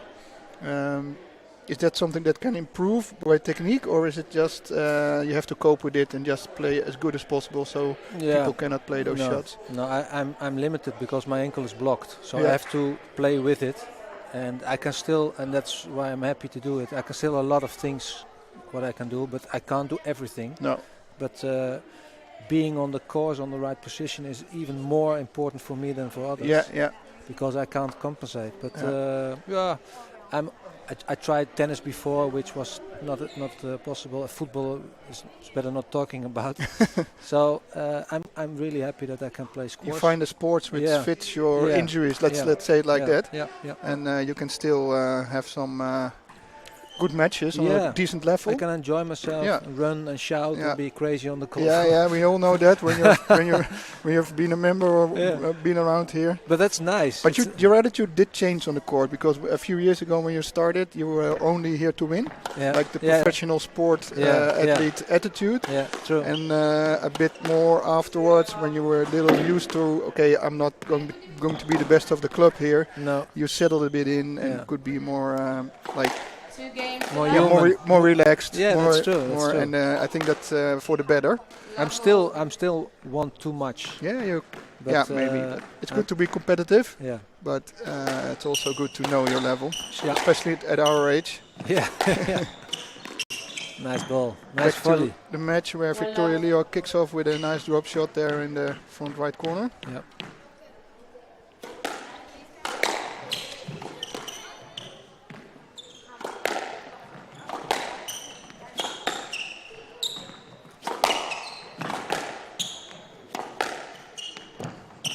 Tight ball there. Very good. 2 games. But the more Two you love. are able to volley, the more you can control the game. No? Yeah, yeah. Very well. Whoa. 3 love. She's a bit angry. Yeah. Looks like. It's always hard by Victoria to see her emotions of her face. Yeah. And first day I talked to her after the match and she was very, very nervous, but I couldn't see it during the match. She's a very good actress. Poker face. Yeah. Ooh. Ooh, nice. She found her rhythm there. These are a few big points. Nice points also. Big streak and Jones to try to avoid Victoria to being able to play the volley, I think. That's better. Yeah, well read also from behind. True, but 5 love. yesterday I said the same, and I'm not sure if Ellie heard it, but sometimes it looks like Ellie gives up because I think this last ball could do if she much could more. have, she could have tried. At least that, yeah. And sure. so for me, it looks like she's giving up mid-rally sometimes too easy. And it might even, it's not as long as the ball hits the front wall, you're still in the rally, and if you don't try, it won't be. Like this one. Yeah. Now Victoria just gave everything and she kept the ball and even the point. Right. So 6 love, big lead here. So it's also something from mentality. Yeah.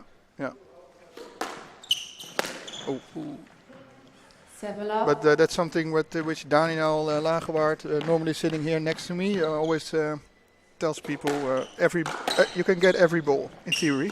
Yeah. So if you put that in your head, then might be able to just put in that little bit extra effort to scrape the ball off the back wall or anything to get it back. Yeah.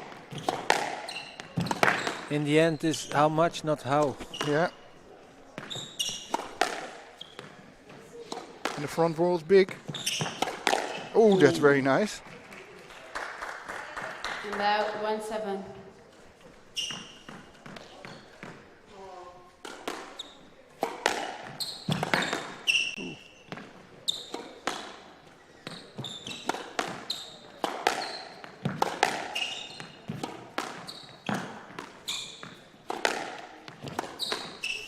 People at home don't have a clue. This is so difficult to play the ball so close to the wall. So well, I think people at home watching, they know. Yeah, but not everyone maybe. No. People who the squashers, they know. They know, but people, I know what you mean. That if you start playing squash or just see it on TV or something, the images, it looks easier than it is. Yeah. But this is the same for a lot of sports. Yeah. And everything what's good looks easy. Yeah. Well, if you make it look easy like Victoria does, for example, then you don't know, you don't play squash yourself. You just think, oh, this is easy. Yeah. All right. All the talking aside, it's match ball for Victoria Leo here in this 3-4 playoff, and there it is. She got it. She will be third. Bronze medal on this PSA Challenger tournament of the Rich King Network. And we are also proud because she's playing here for Frans Otte. Of course. So what do we say? Frans Otte Stadium or ASRC? Well, it's the venue is Frans Otte Stadium, okay. And RKC is the old name of the squash club itself, okay. And we combine it now a little bit.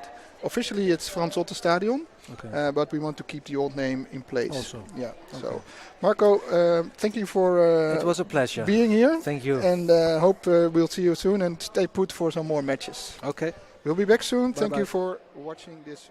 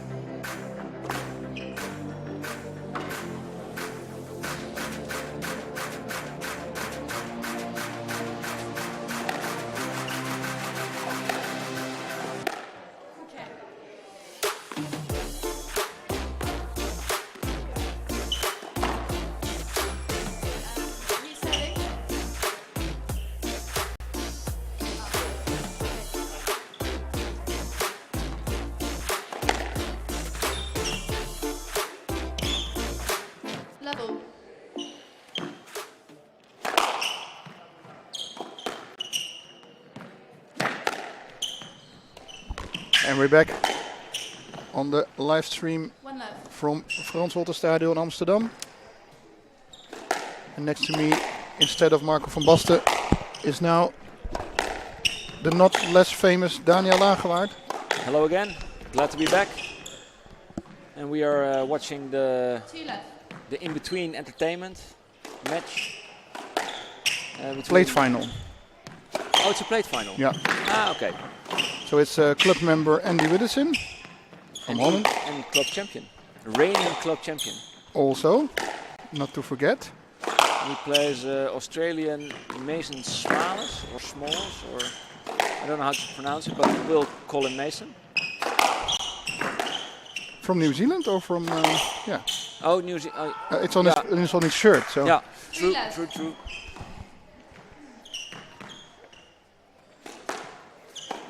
It's, I don't know Mason at all. So I don't know what to expect. I know Andy very good because he was in my team last year. So I know he's a very good player. And you trained those tins with him? Sorry? Did you train those tins with him? Oh my God, we're back to the... Yes, I did train some tins with him. Now, funny story is I played Andy one time, and I think overall he would beat me more than I beat him, but I still have good chances. But there was this one match that we were playing, and I was 2-love up. And then he said, oh, so we're not playing that condition game anymore. Ah. And that screwed my brain.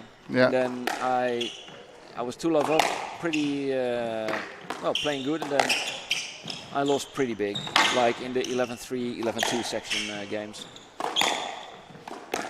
Ouch. That was a real bummer.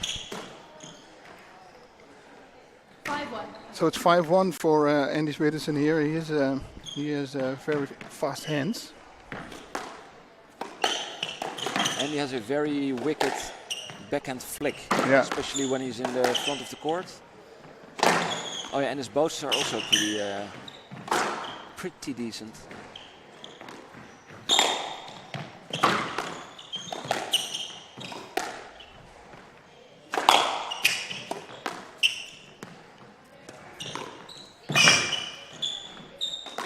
That's the flick I mean. Creative player. Yeah, it's like the overall hold. Good overall hold. Yeah, but not very traditional length game. No, when he's caught up in like in sort of a length rally situation, he just pushes the ball down the backhand side really slowly, like little lobs the whole time. It's very frustrating to play against because balls don't get back from the back wall too much. Wow, this was nice. Surprising. Big lead here for Widdowson. It's plate final. And as the women's final already has been played and was scheduled for 4 o'clock, did you find out if the men's are moved to 4? Well, the men's are after this one. Yeah, but still the original time should be 10-1 game ball. In order. But that would need like 1 hour, 15-minute match here from this point. Possible, but not too likely. Nope. Game 11-1. Andy leads 1 game to left. Okay, well done, Andy. Quick game. Yeah, very quick game. It's 11-1. Big numbers there.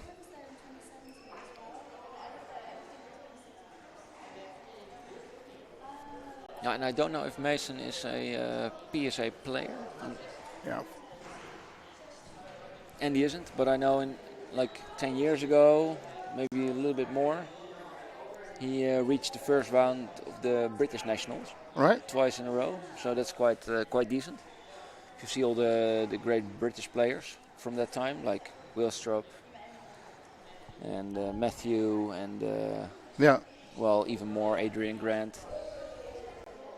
And there's like 3 qualification rounds at least, so it's quite the achievement to reach that first round. Yeah.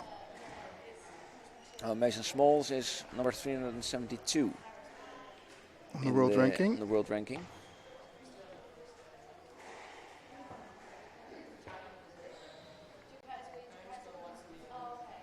Not too many results as we see on the. Oh, he did play some in 2022.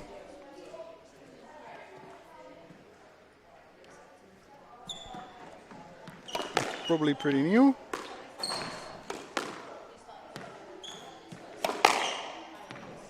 Players back on court. Let's see if Mason can put up a bit of a fight here. 1 game to love, second game level. And there you hear our ref, Ellie Jones. Mike, refereeing together with Victoria Liu, who just beat her.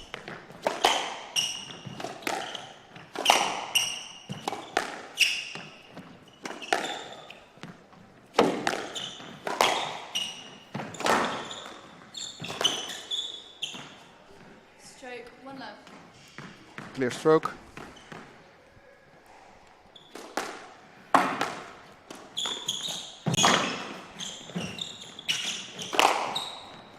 Nice kill there. I think the fact that he was there so early to take it is even more effective than the fact that the ball was so low and cut. Yeah. There was absolutely no time for Andy to react on that ball.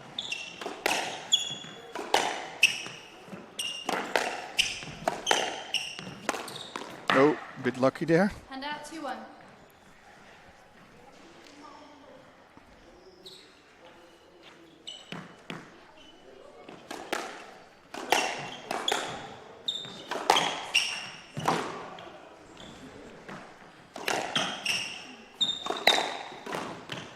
That's very well done. Hand out 2-all. Yeah, I think that first game might have been influenced a little bit by the fact that Mason has never played on this court. I think so. And it looks familiar to me.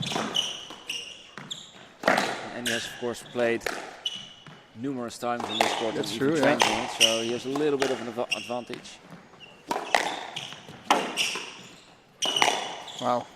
Nice ball. 3-2. Seems like Mason is more at ease at this point. Yeah.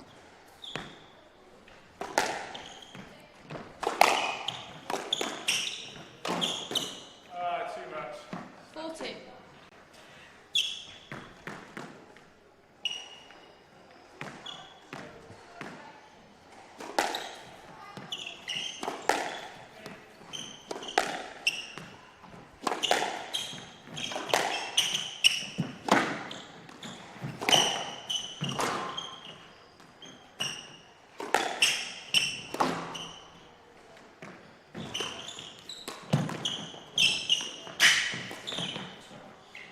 Hand out 3-4. Quite a nice. Yeah, I couldn't even see if it was up or down. But Skid bows there.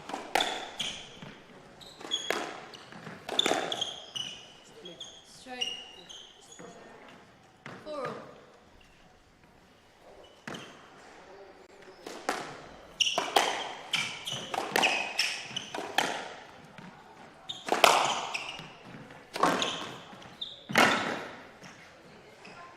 Hand out 5-4.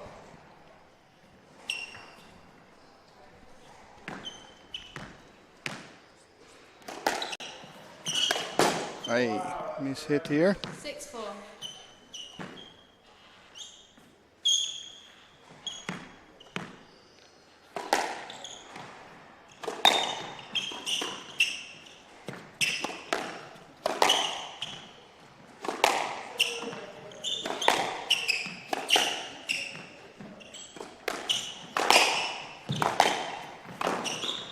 That was down, yeah. 7-4.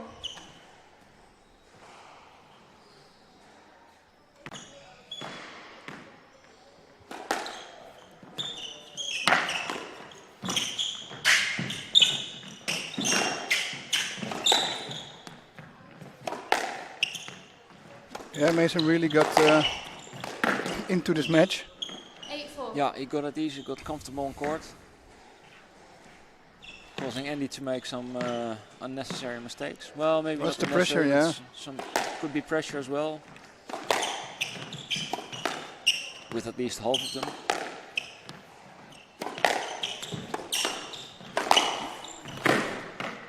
Great shot. 9-4.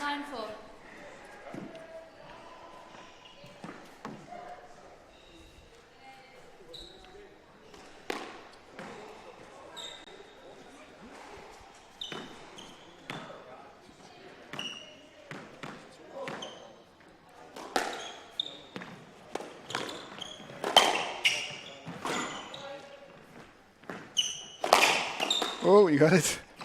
Wrong guess and then... Great reaction. Oh, wow. that's nice. And now 5-9. Still possible, but not easy.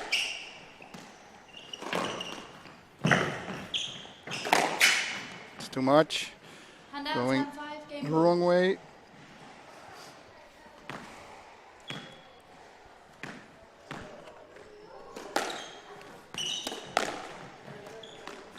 Game 11-5. No, one this game. game there was no trust anymore. No. 10-5 behind. Back to the drawing board. Back to the betting board. Back to the betting board. See if you can earn some coins back, Daniel. Yeah, I'm going for Andy. I'm going. Oh yeah. Yeah. I'm going for Mason. He's on a roll. I know he's on a roll. I just think that Andy will be very angry if I go for Mason. Yeah, you're not allowed to. I was just thinking with the other match, we had the bet between Tagavi and Tersluis. And I did Tagavi. And after that, I realized that Tessa's coach is Omar Megiet, who gave me a couple of lessons as well. Yeah. And I don't think I want to see Omar mad at me. So I should have gone for the trust in Omar. Yeah. But this was like a... So I think I will have to apologize myself to Omar. Nah. Otherwise, next lesson he will kill me even more than he did the last couple of times. Perhaps he will take revenge. Maybe he won't. He won't listen to the commentary. Good chance. Probably he will, but.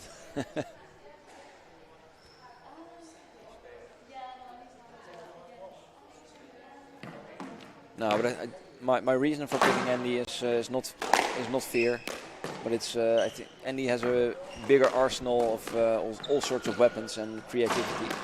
Yeah, but I think what I've seen from Mason, and it might not be a real honest evaluation of the guy, but I've just not seen enough. But I think if he wins, it would be based on fitness and strength and speed. Yeah. One game all. Level.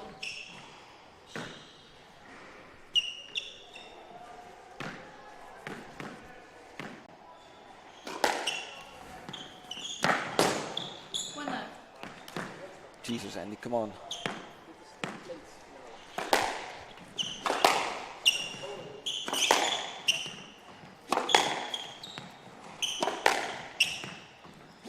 Mason, by the way, lost to Sebastian Hoffman in the first round. Yeah. Which? Yes, sir. One left. Some deliberation between two refs. Yeah, that's good. Resulting in no let decision. Taking the time.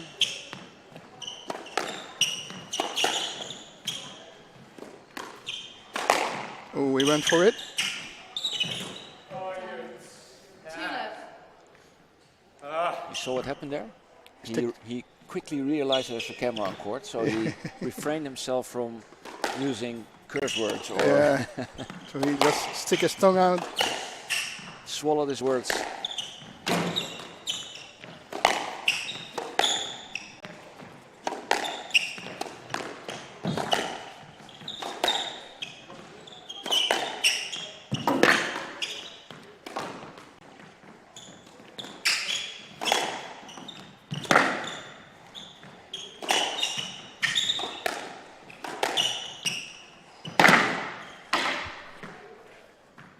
Three left.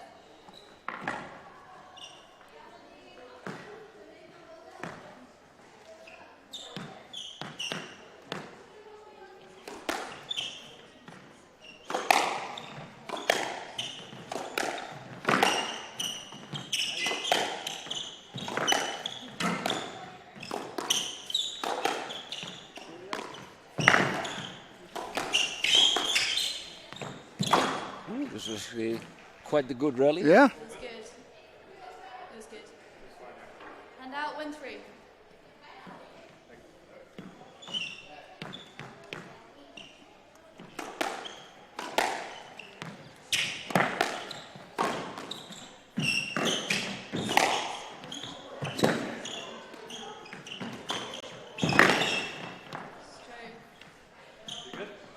Hand out 4-1.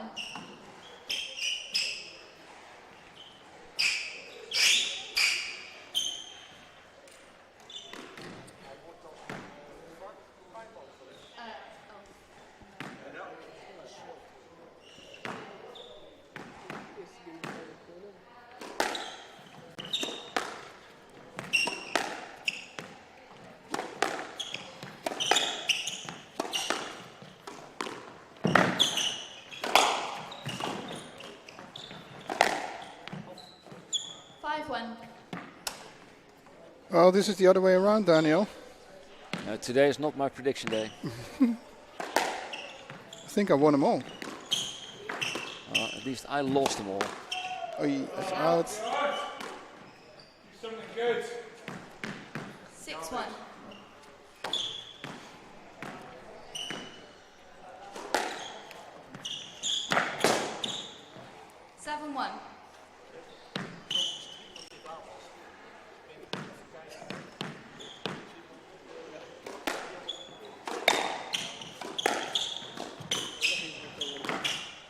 That's a very nice hold there 8-1.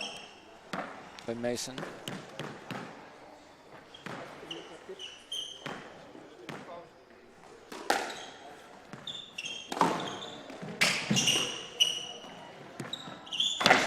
Ooh, 9-1.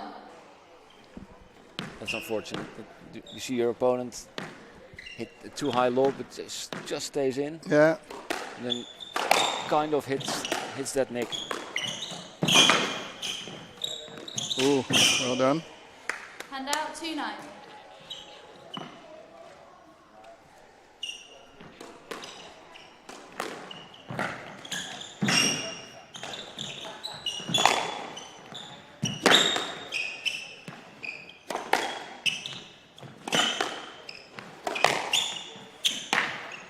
Guess that?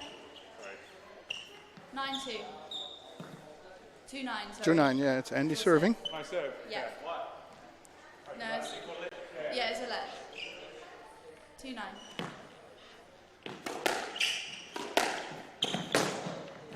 Hand out. Mason 10-2 questioning that lead, but well, it was passed a bit, so I can understand, but enough interference according to the ref.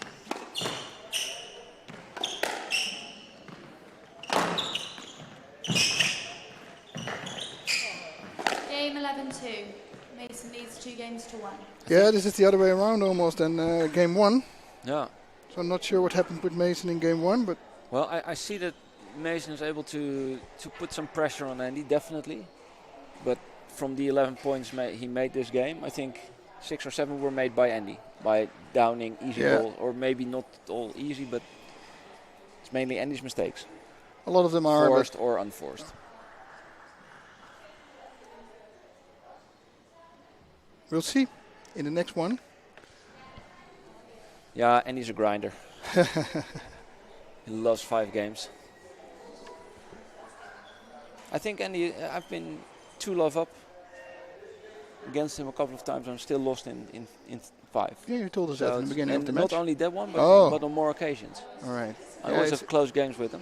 So what you want to say is never underestimate him even if he's far behind? Exactly. All right. Because this time Mason got the tempo and the strength and the speed to put the pressure on Andy, but how long will he be able to maintain that? Yeah. It's not that easy to constantly be on the top of your toes. Mentally, it's difficult. Yeah.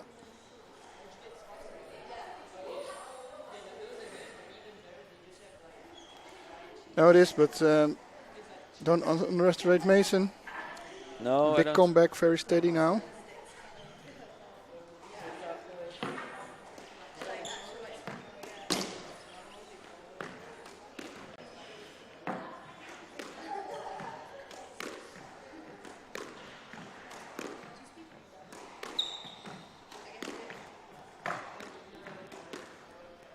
would you say his style, Mason's style, is a little bit comparable with Paul Cole? You know, I thought about it earlier in the match. Yes. Yeah, like is there a sort of his walking New Zealand style of play? Maybe maybe they take a bit of an example, of course, to this number one, former number one. That's not anymore, I think.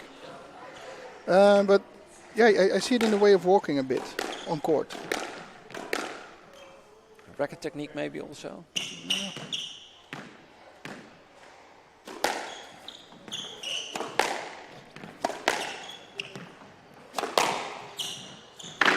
It's a little bit, I would say his racket technique is good.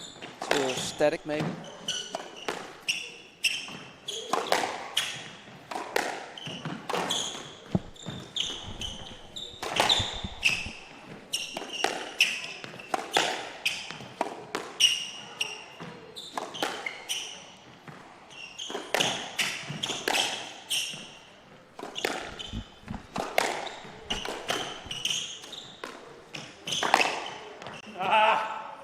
Great length. One left. Yeah.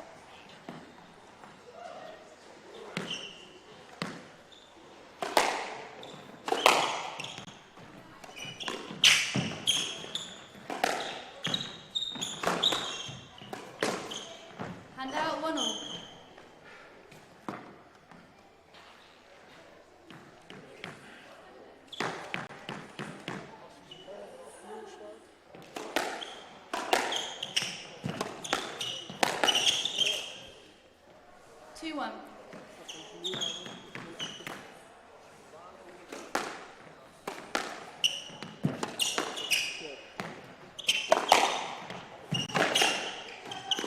Nice.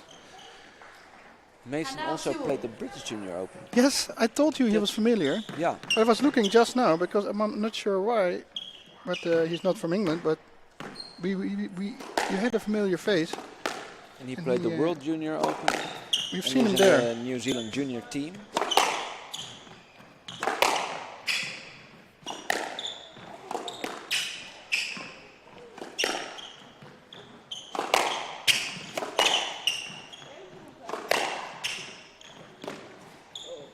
Hand out 3-2.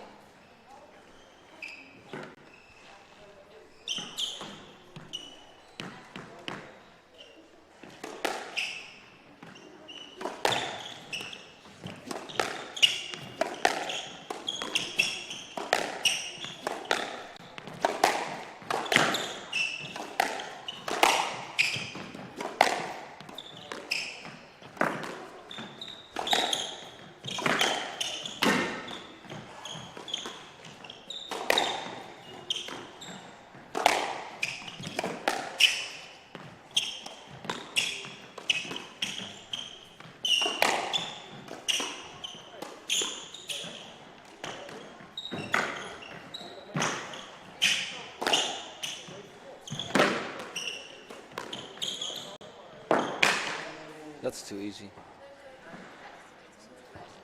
Yes, sir. I thought I would give a let, but yeah. I wouldn't. No? He's already passed it. 3-2. It's like I'm not tired, I'm just winded. Oh, okay. Yeah, I didn't really move. Yeah, it was my bad. What did he say? He wins. He said, "I'm not tired. I'm winded." Maybe because he bumped into him. Hand out 3-all.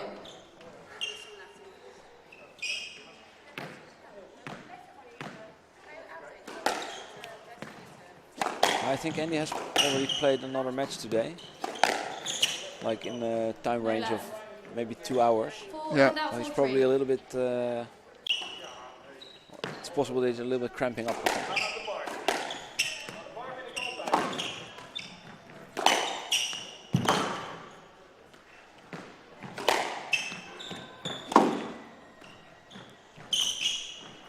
I think he played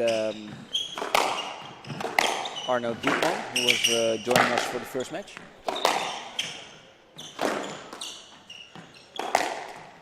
That can be a tough game. Arno, yeah. The Namibian yeah. guy. And he's a runner, he's a stayer.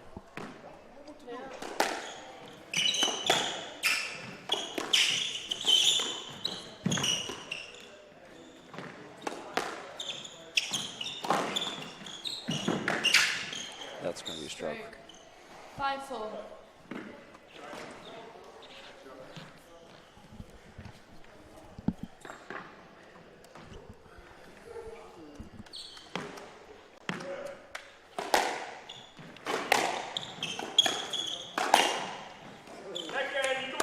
That's a nice little neck shot there. Yeah, it's a good one. Yeah, manages to stay in Mason's presence on the scoreboard. And out 6-5.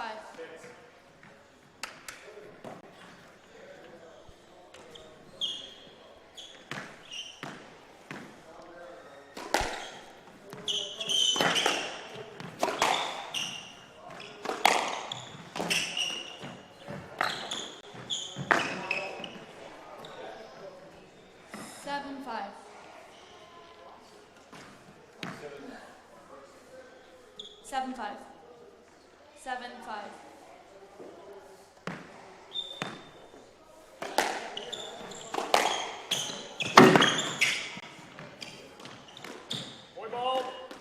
And out 6-7. 6-7, creeping towards each other again. Let's see if Andy can save this match to go into a fifth, but great boast. As we said it, he was... It's very effective. And now quick 8-6. reply. Yeah. One shot reply, directly point.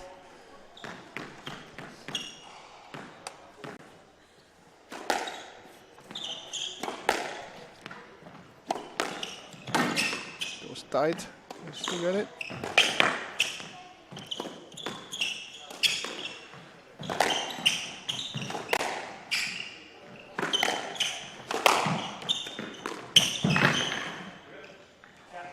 He's on the floor again. I had one match with Andy, a competition match in The Hague, and he had some trouble in his hip, so he could not like lunge on his right leg. So he did the whole match on his left leg, and he won it, which was very good, also for our team, of course. But there were a couple of instances, especially in the first two games, where he was not used to lunging on only the left leg. So he went on the right one, but then he constantly fell over. And I know that me and Rich King was there as well, and we were laughing. We couldn't hold our laugh. We wouldn't show him. No. And afterwards we could tell him, of course. But that was hilarious. Yeah.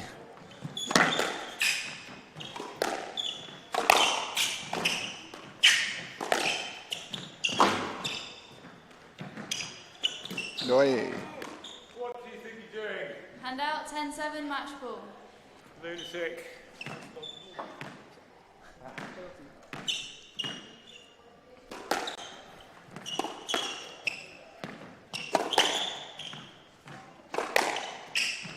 Three match balls there.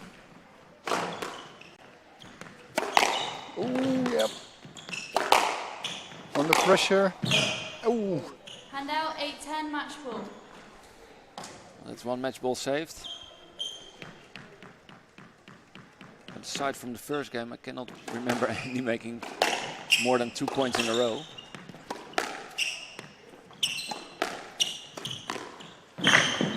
And again, it Game ends 11-8. with Andy being on the floor. 3-1. Nice match. And I think Mason is the right winner of it. Yeah, for sure. So and I win my bet again. Yeah, I'm broke, man. I just have one more left, maybe for the finals. Let's see. I will take a second mortgage on my house for that. Yeah, let's do that. And I'm not sure when they will start the finals. It's originally planned at 4:45. But just leave your television on and wait for the music to stop. Yeah, that's. Then we will be back. All right. See you soon.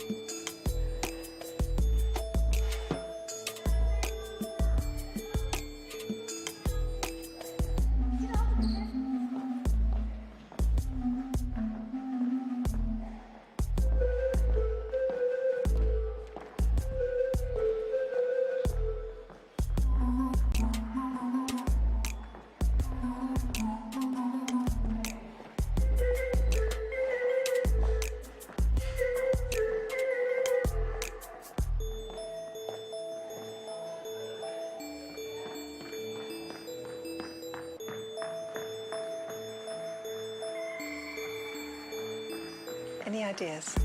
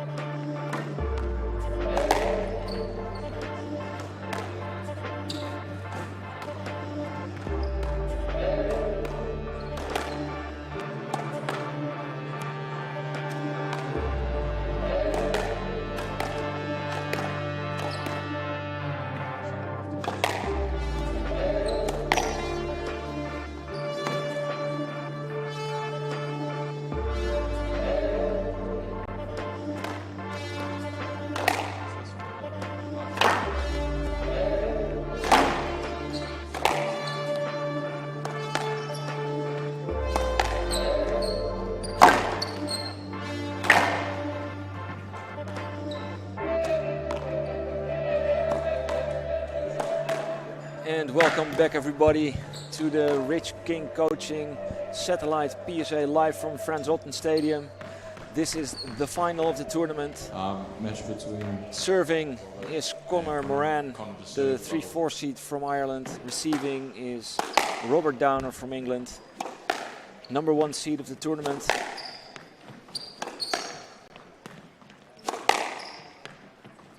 And with me, good old Sander.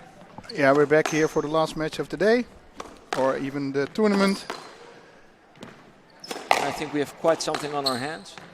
For Robert Downer, this is a tournament in which he only encountered Irish players. Really? He consecutively beat Scott Gillanders. That's nice stats you pulled up there, Daniel. And Alex Smith, and now Conor Moran. We're being fed some beers here. Congratulatory beers. Yeah, Robert lost 1 game to Alex Smith. That's the only game he lost? That's the only game he lost. And I think Conor Moran won everything 3-love. He beat Blessing Muwati in the semi-finals 3-love. First round I actually don't know. We'll look that up later for the ceremony.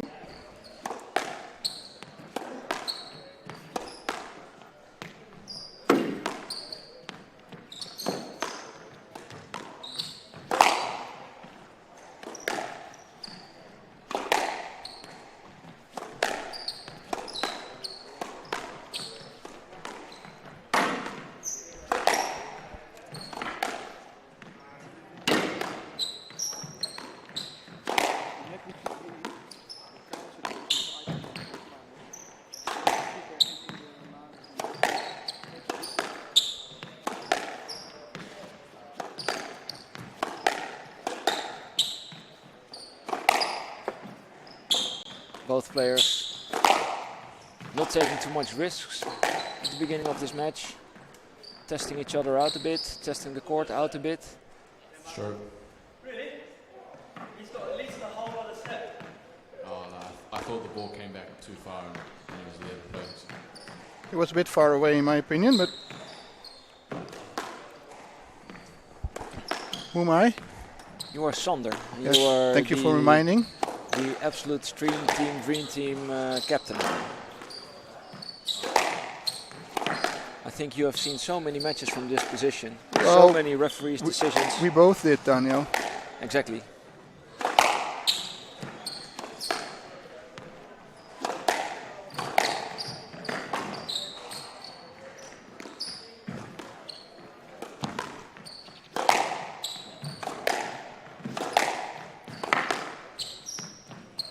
And again, like we said before, the quick wrists of Downer on the backhand.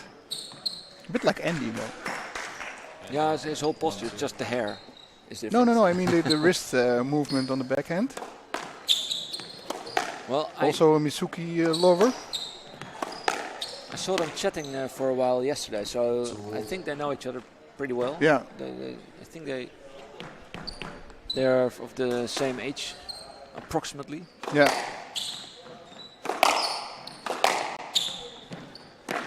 And I just got off the WhatsApp with Tony. All right. He's always asking for the live stream link and the scores and etc. Tournament updates. And he said this was a match between Apeldoorn and Almere. And now I know that Robert Downer is on in Apeldoorn's team for next season. Yeah. But So apparently Tony also got Conor Moran to play for him. Everybody always plays for Tony for some reason. you say Apeldoorn Almere, so one is from Apeldoorn. Yeah, Robert Downer plays for Apeldoorn. Oh, I think you just said Almere, but. Oh, yeah, that was a mistake if I did that. 4-2. 4-2 in favor of Conor Moran. In blue. For baby blue. Baby blue for people watching who don't know the players. Ooh, that's a bit lucky.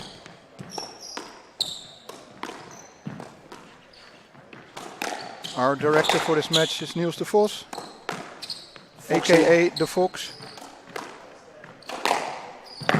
Oh, that's a nice cross kill. Yeah, it was double. Not sure why he questioned that, but I think he questions everything. Yeah. Just to try. Yeah.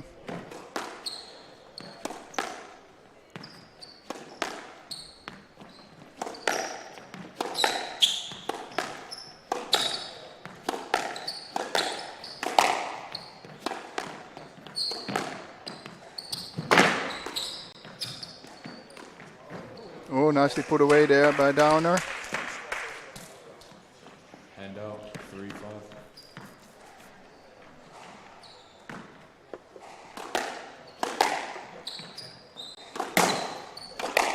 Hand out, 6-4.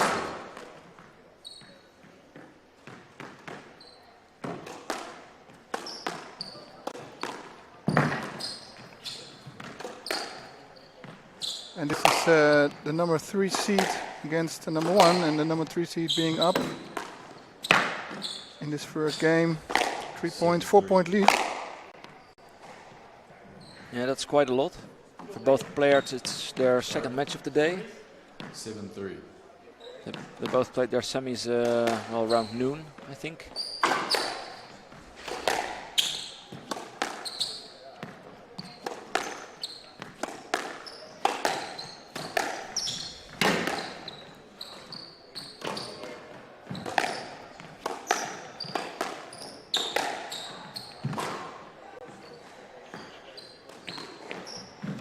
There's that sneaky cross drop shot again.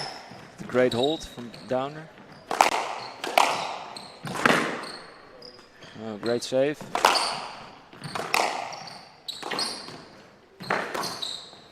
Great save again. Really under pressure in this rally.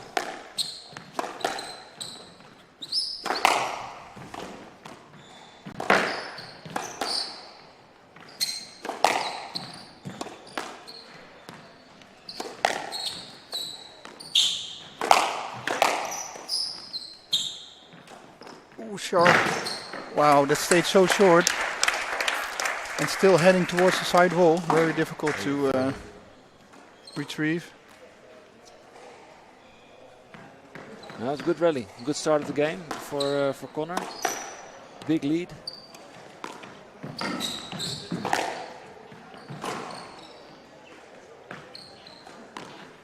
Really good Downer on the pursuit. Nice drop shot there. Very controlled here, very balanced. Yeah, every time. Yeah. He's,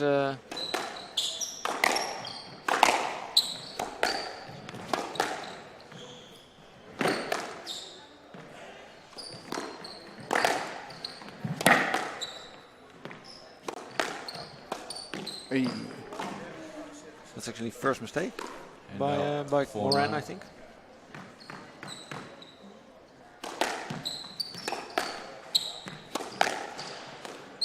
Ooh, a bit lucky again.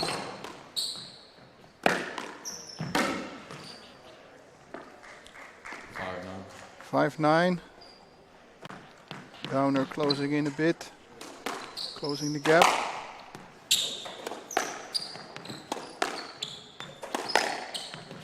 Hey, tied again. Yeah, that was very well put straight ball.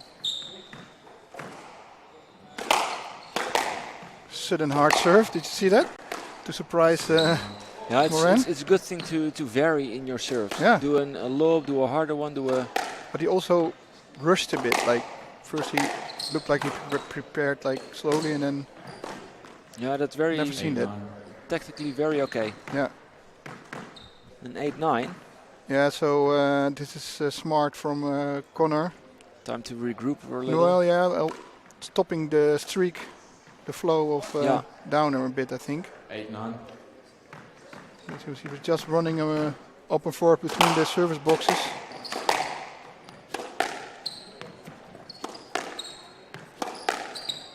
It's part of squash tactics that I have never practiced.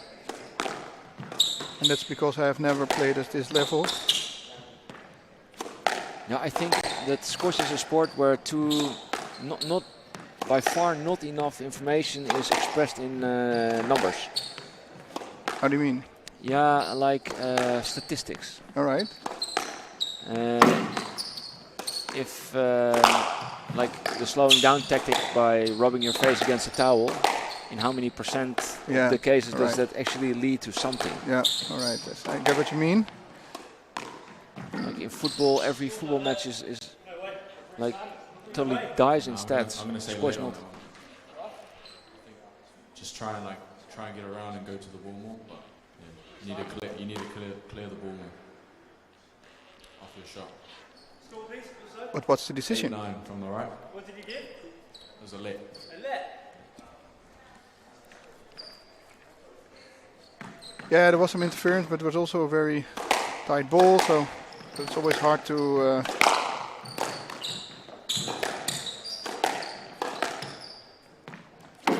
determine if a player could have played it, because they are capable of so many things. Nice reverse angle bows there. And out 10-8 game ball. Took it quick. 2 game balls here, Daniel, for for Connor. First game of the final. Yeah, it would be a just outcome. I think because of the lead of that Moran had in the beginning. But I must say, Downer fought back pretty well. Yeah, they're in the middle stage.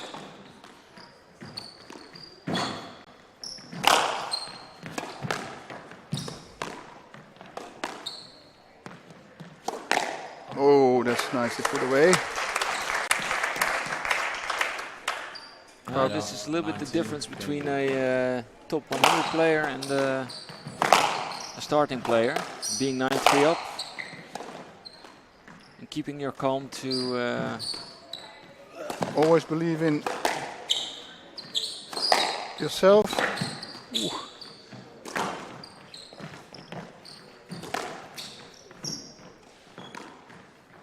Bit loose. Ooh, good hold and a good squeeze. So it's 10-all and a broken string. Oh, that's a horrible moment to break your string. Because if you have like 3 or 4 hits with a broken string racket, there's no control over the ball anymore. No. But it does depend if you need to breathe. Oh no, it's good to take off, but it's like in that rally, he's 10-9 down, and then your string starts failing on you. 10-all. If it happens on 5-all, it's okay. But yeah. So exciting first game here, 10-all.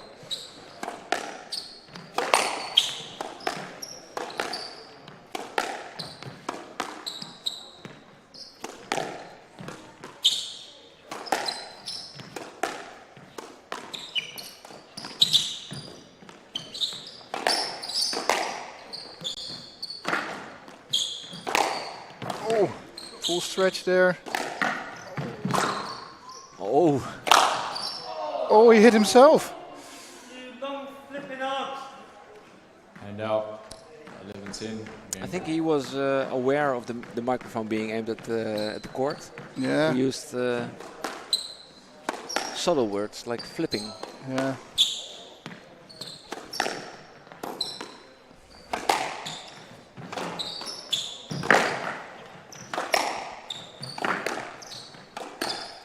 It was a smart shot. He wanted to play it through the middle. It's going to be a let, probably. I'm going to say let on that one. Sorry? Let. Really? Yeah. But you could have played that though. Really? Yeah.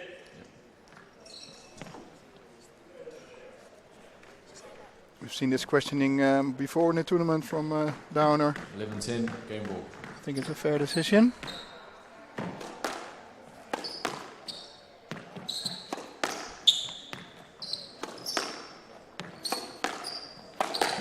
Yeah, well, I can reckon that like there's a lot of these smaller satellite tournaments around Europe, but there's not too much money in those tournaments. No. And he's a professional player, needs to make his money. He's good enough to play like the 10 and 20k tournaments, maybe even a little bit more. But there's not too much of those. No. Oh. Open goal there, and he missed it. Just not. He had to fully stretch to get that. And What I was saying, it's very important that he wins this tournament because there's not too much money to be made, but he needs it to sustain his professional career, of course.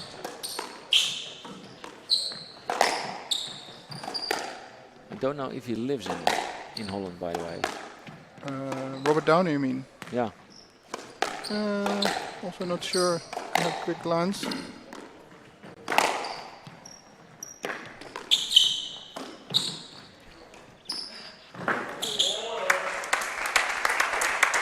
the game ball for Connor again. Nice rally. According to PSA information, he lives in England. Or, yeah.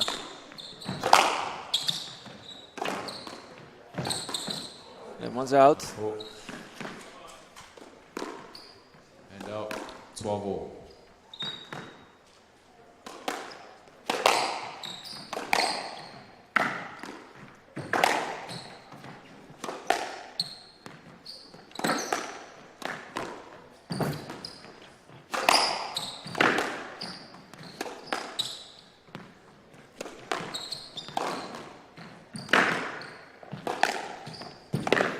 According to Scorch Info, he lives in Prague, Czech Republic.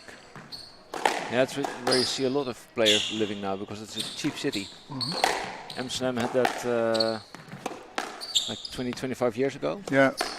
You had a lot of good. The whole top 10 of the world was living in Amsterdam, playing for Squash City. Ooh. But now Amsterdam is unaffordable. Yeah, especially everything, a lot of inflation across Europe and Amsterdam housing. So now it's Prague, and maybe in the slipstream of Prague, I can see Poland is playing in. Squash is doing pretty well in Poland, I think.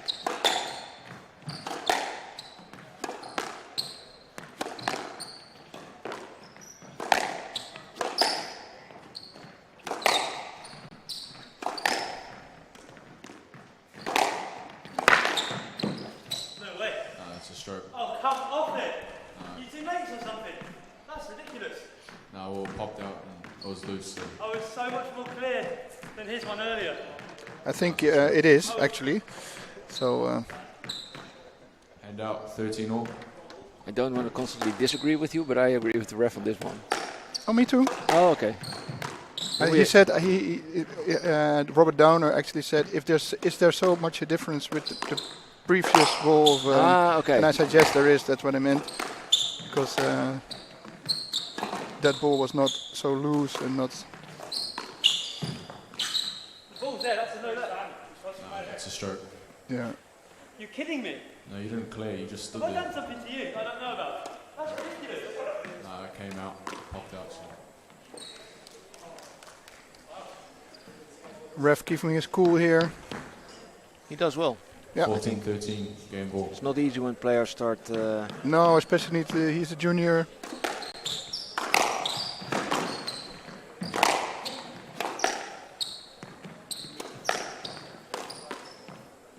That's a let. That's a let, but it's too high. That was quite high. Yes, let. Yeah, should give an OLED. It's too high, in my opinion. But you didn't clear fast enough, but it was quite high. So. Yeah, he was ready to hit the ball, but the ball was not yet there. So 14-13.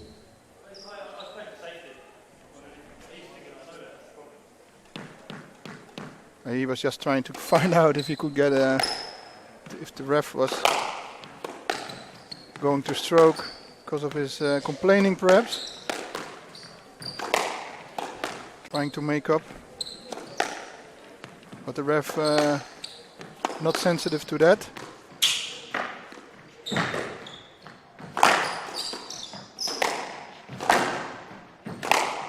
Tenth times here on court in this final. A lot of points played already in this first game, 14-13.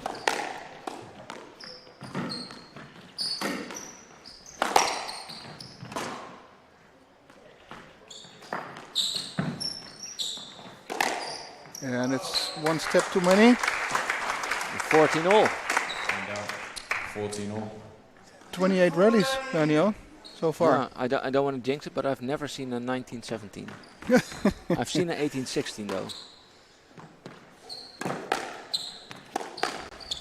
I think I've seen the 21 once on PSA.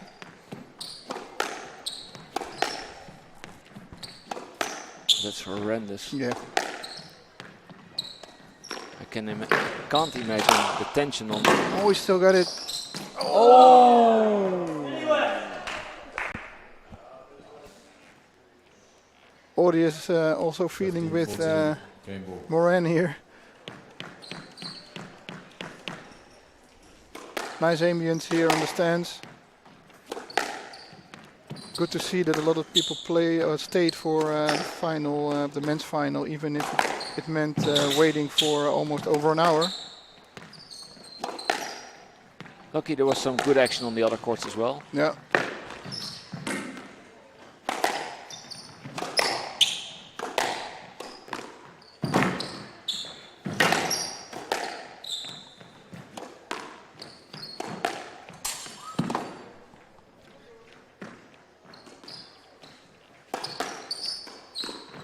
Oh, that's a very nice finish there. Yeah, a bit loose ball to the middle. A lot of tension in this game.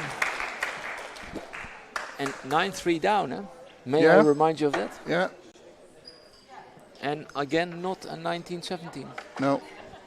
No, I will have to wait for that one.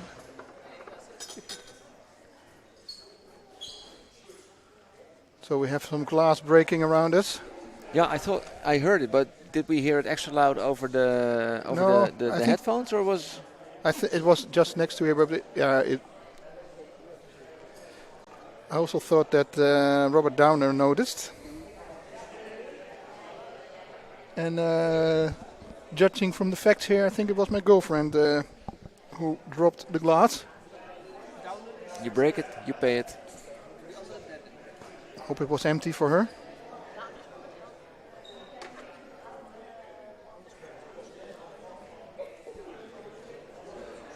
But yeah, exciting first game.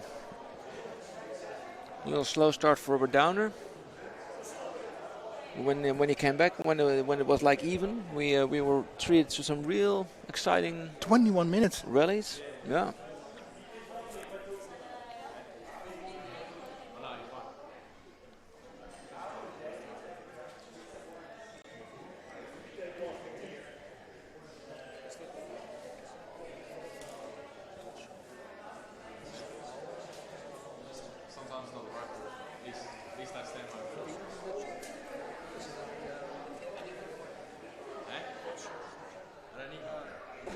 So we're waiting for the players to come back on court for the second game of this men's final of the Rich King Squash Network Series 22-23 Squash Festival. Did you say network series? Yeah, that's Rich King Squash Networks series. It's the first in many. Oh yeah, I hope it would be cool. I cannot imagine a world where there's I cannot imagine a situation where there's like too much PSA squash. No, agreed. In the Netherlands. Well, around the world, but especially in the Netherlands. For us, it's nice if it's close.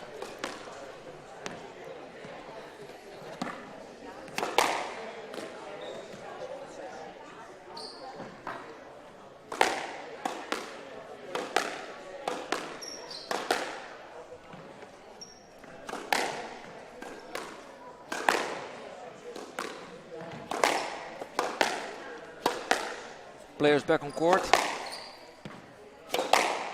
Are you ready for predictions, Sander? No. Rob leads 1 game to love. Bubble. I am. I think Robert will take this match in 3.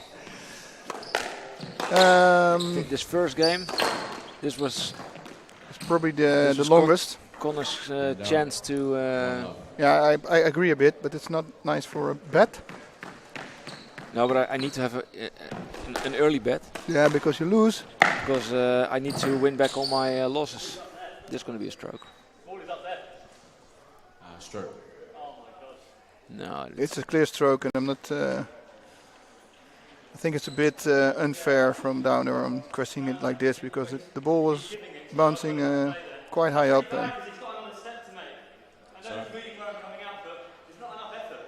Nah, but you're not clearing that well, so. He was there to play it.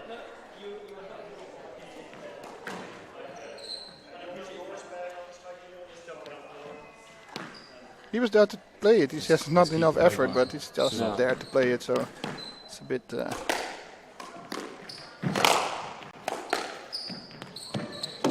Not sure. Nice drop shots. Nicely retrieved as well. Oh, lovely shot. Yeah. Lovely lob. And out. 1-2.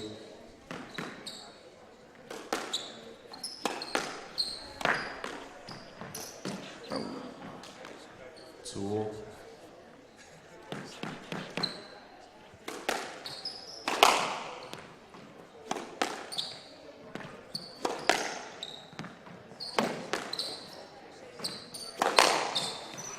That's going to be a stroke. Stroke. 3-2.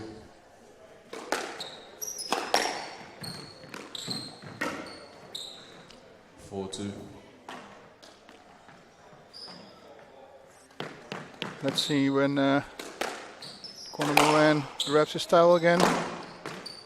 Well, not now, because streak's over.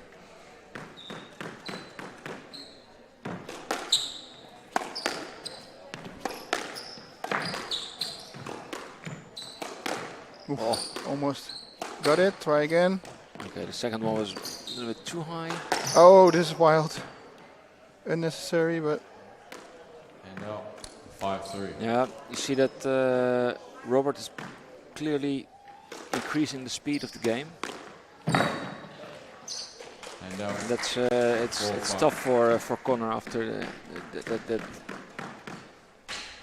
very tough first game.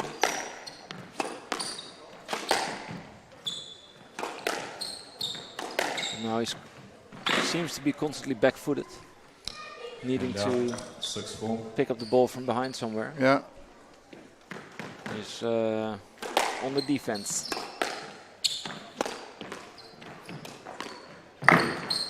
Oh wow. It's unbelievable. It was just that side wall that caused him not to get to the ball, but he was there. Mm-hmm.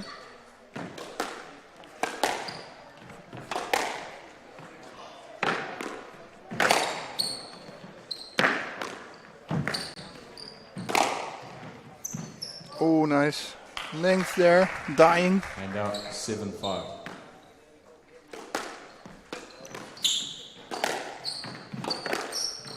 Still close, Daniel. Yeah, it's still close. But Downer showing some amazing drops and length here. yeah, he can perform those shots even under the increased speed of the game.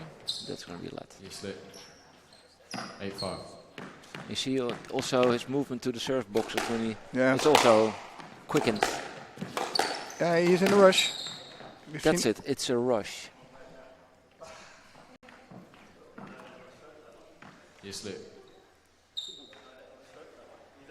Either one set and stroke for you, or you went to complete wrong way. Can't be that. Score, please. 8-5. It is nice of Robert to keep explaining why a certain situation, because you know Conor is a young guy, needs to learn a lot.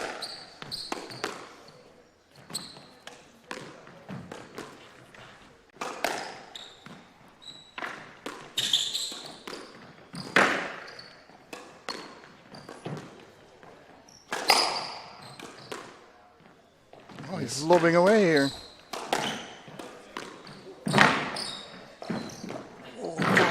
Oh wow. How did he get that? Oh wow, well done. One whammy. Impressive. And down 6-8. Especially when it works out. Downer also wanted this moment. Oh wow. This is also an amazing shot. Yeah, the side effect, it was like the ball was so close to his body. Yeah. He produces such a length. That's incredible.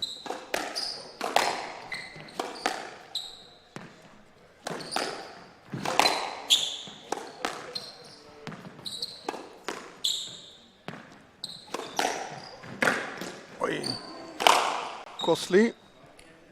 10-6, game ball. So there it is. 4 game balls for 2-love lead. And now Downer laughs away. 10-6, game ball. All the reasons to be happy now. Yeah, it sure seems to be going this way, this game. But I must say, it went his way a little bit from 9-3 down in the first one. Yep.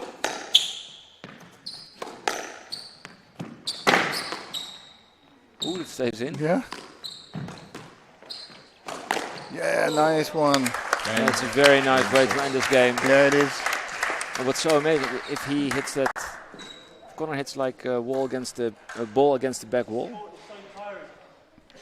and to drop after that, to move your racket in the way that the ball's already going, that's also so tough. But yeah. he produces such high quality, tight, low balls. Yeah, it's impressive. Yeah, it's very impressive. He's playing a very good squash at the moment, Robert. Connor, by the way, as well, but Robert just a little bit better. Yeah, he knows when to push and he succeeds.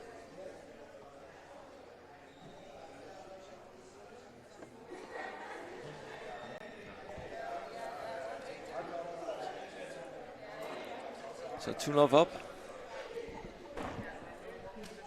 7 minutes compared to the 21 minutes of the first. That's 1/3. Yeah, I think that the first game would definitely take its toll on both players, but mainly on Connor. Yeah.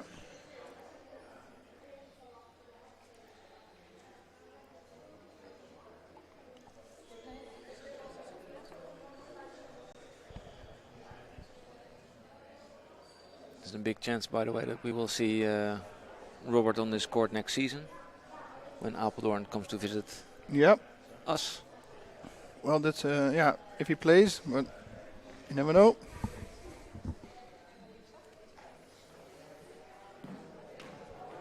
Players back on court.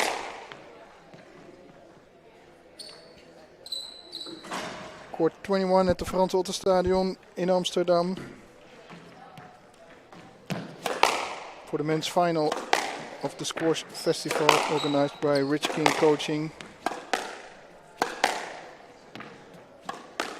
2-love lead for Robert Downer, and he serves for... Let's repeat it, it's the Rich King Squash Network series. Yeah. I just wanted to make some variation in announcements. Rob leads 2 games to love all. The ref said it.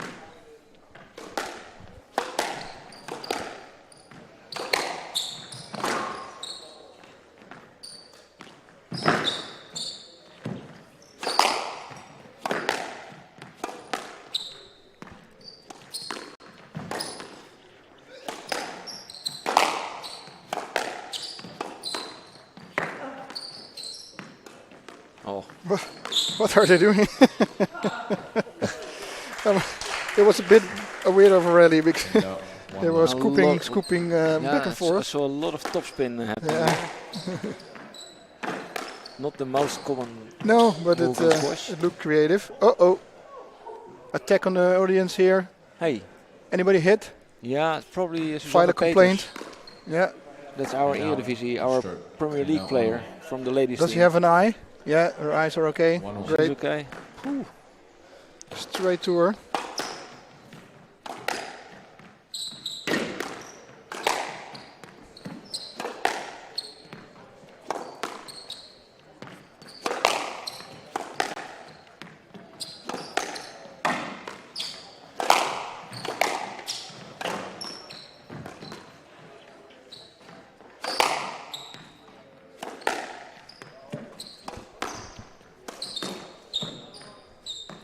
And out 2-1. Hard to predict now, Daniel, what will happen? 2-1. I have already made my prediction, so it's up to you. Yeah, you said 3-love for Downer, right? 3-1. Yeah. And I stand by it. Yeah, I can imagine.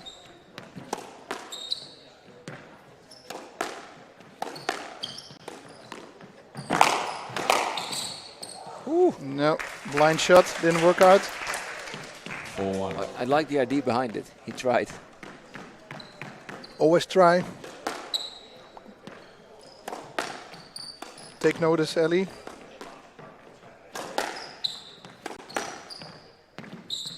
Did Ellie not always try? That was my opinion, yeah. Okay.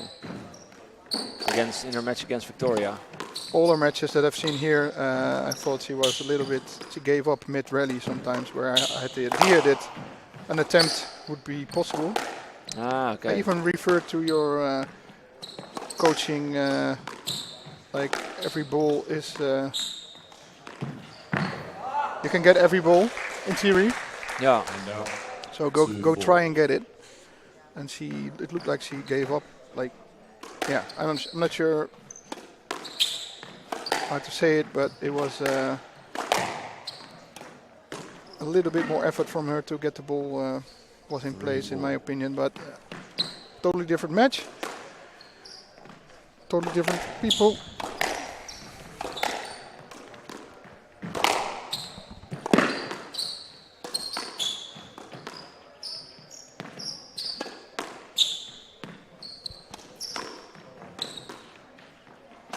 Hey. Ooh. And out. A little bit unexpected there. 5-3. Yeah. And I think it's always the risk when you're up. You feel comfortable. You must not get too comfortable.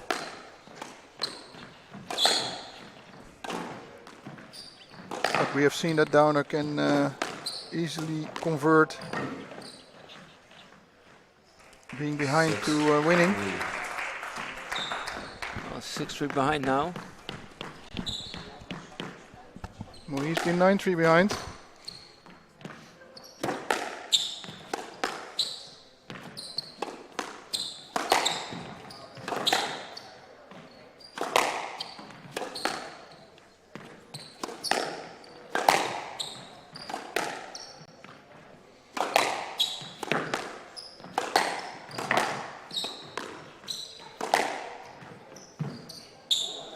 Great cross there.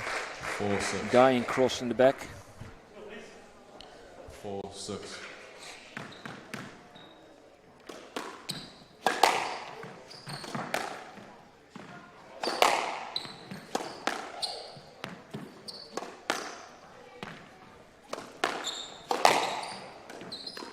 Oh, a lot of touch in that drop shot. 5-6.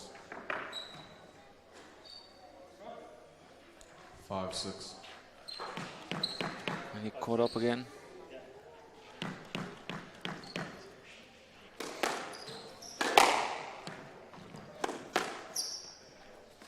Ooh. Out of court. Out of court, under the stands. Oh no. And out 7-5.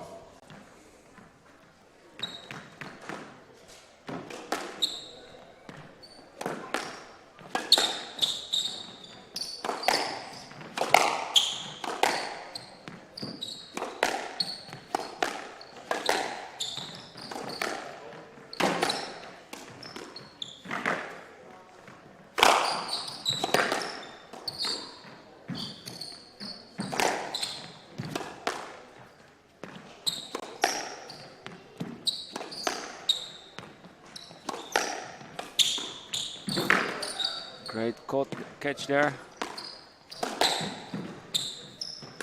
Oy. Oh, he asked for a lap.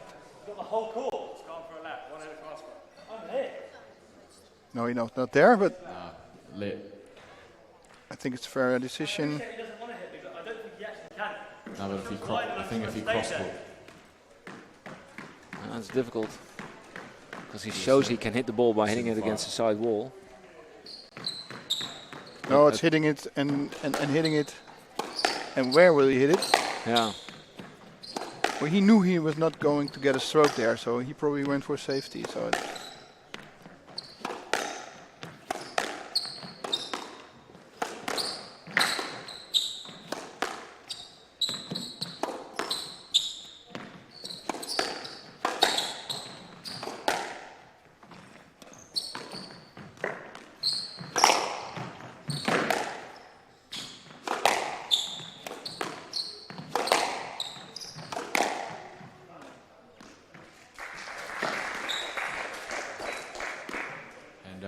6-7.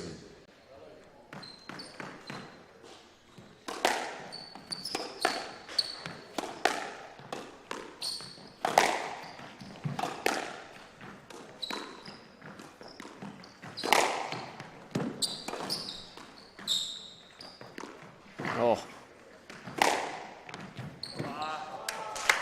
Had some nice touch there in the front. Yeah. 7-all. Absolutely no space between the ball and the tin on those drop shots. 7-all. So it's even again, 7-0, and this is the moment where probably we'll see decided if we go to 3 or 4. Oh, oh. I'm wrapping this up. Yeah, just a lit for safety. Oh yeah. Yeah, I think so. He was in Closer to a strike. in line of the side wall. Zone is everything. It's the right decision. It was close to a no lit. Good safety. 7-all. Oh, he actually acknowledges the right decision, right? Or yeah, but he think the refs took a little long for it, or no, they're just the 2 refs. They just talk a bit, and I think it's fine.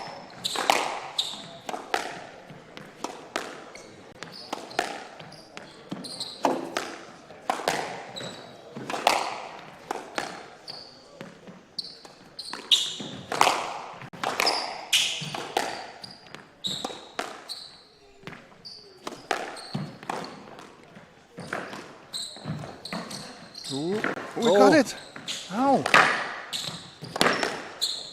by moving very fast.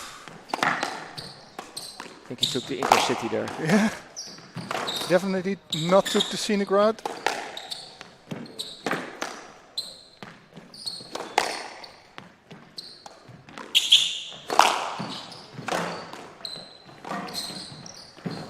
Oh, wow. Audience cheering for Moran now because he is great drop shot. 2 love down. They'd like to see another one probably. Yeah, and with this level of squash, I can imagine that everybody wants to see that.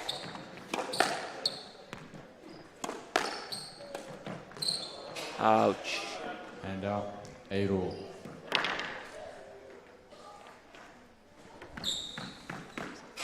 So we're going to the end of this game point by point, leveled up. Oof. Double bounce. Double. 9-8. Go, please. 9-8.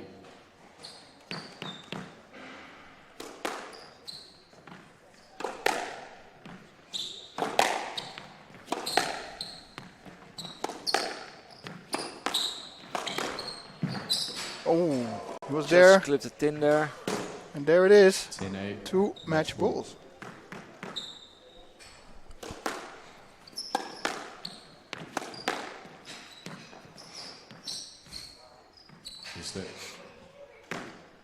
No argument there. I think Robert did his best to make good space though. Yeah.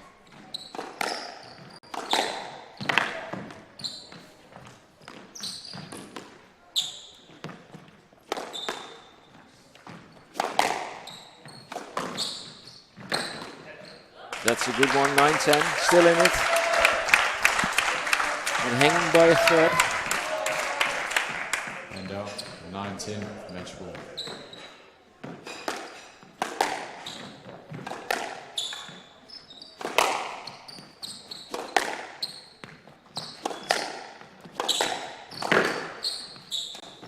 Oh, he gave it and it's a little bit finished. away. It's 11-9. 3 love for Robert Downer in this final match. Congratulations to him. Also congratulations to Conor Moran reaching the 2nd place, of course, but he will be a bit disappointed losing the final. And that concludes our match coverage. Yeah, now it's time for us to work on our bar coverage. Yeah, but first we have the ceremony coverage. Ceremony coverage as well. I'll just run on court, change clothes. Oh my God, that's your new job as well. No, part-time. Normally not, but you've done that before. I've done it before. You have talent.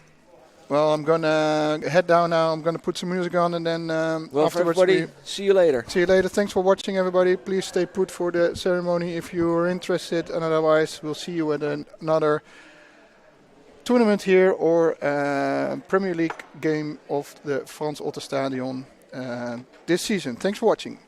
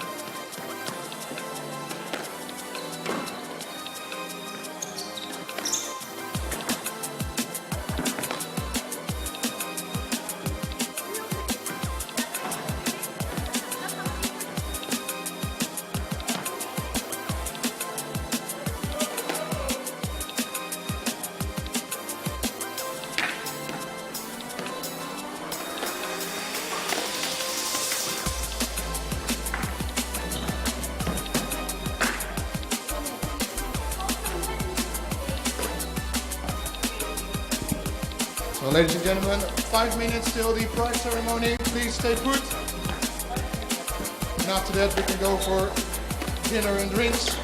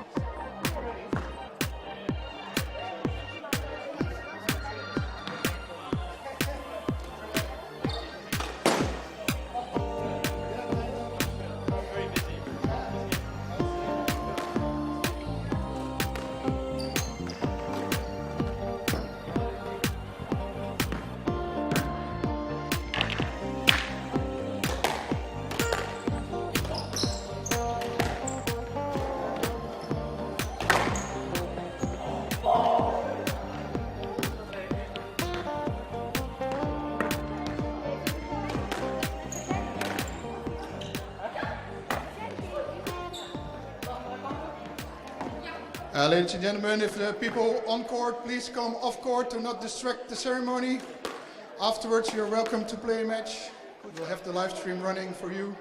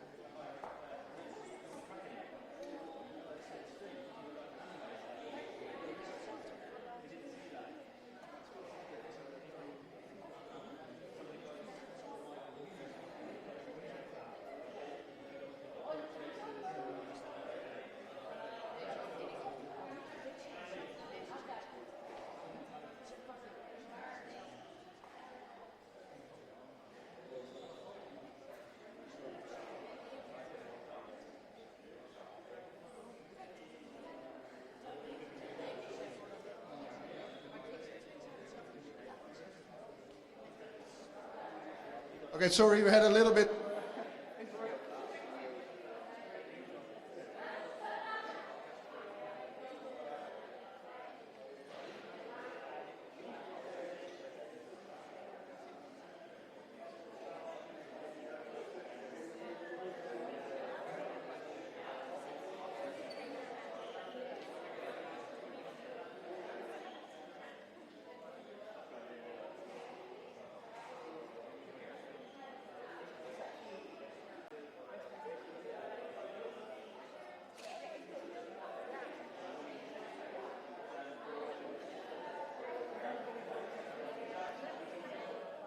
Yeah, we're back. Sorry, battery's dead.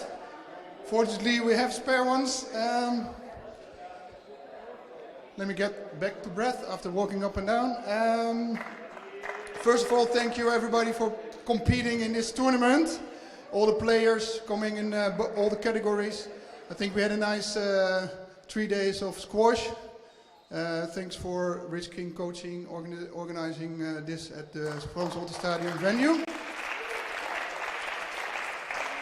Also a big cheer for our audience, supporting their loved ones, fans, and everybody around. We're gonna go into the ceremony starting at the silver category, because unfortunately I don't have prizes for the bronze category, I'm not sure why. But I will mention then, in the bronze category we had on 3 Danny Logeman, 2 Jen O'Brien and 1 Tim Swinkels. Please an applause for them. In the silver category, the third prize is Edzard Jordan. Come down. I had to check that it was Edzard and not Edward. But it checks out.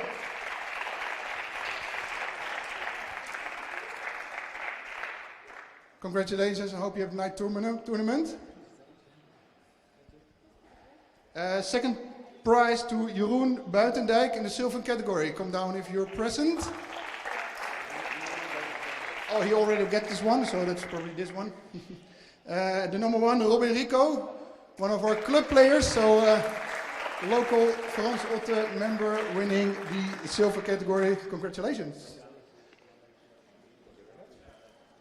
And we are proceeding to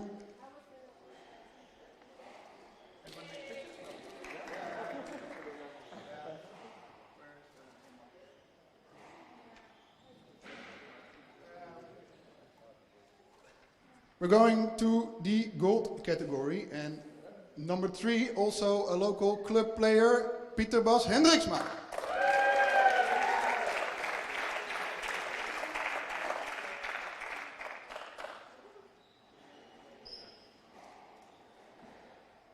Congratulations, Pieter Bas. I'm a bit disappointed you're not number 1, but next time.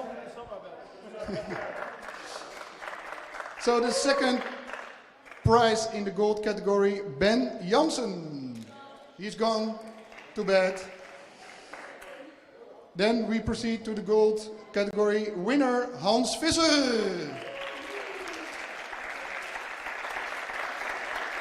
Congratulations, Hans. Sorry? Oh, you're also a local club member. I didn't know. Oh, wow. One big cheer for Hans, a new member. Since today even. Now, well, welcome to the club. So after this joyful news of another club member here, we will proceed to the PSA men, where we have the number 3 Blessing Muwati, who is not here. So a big cheer for him.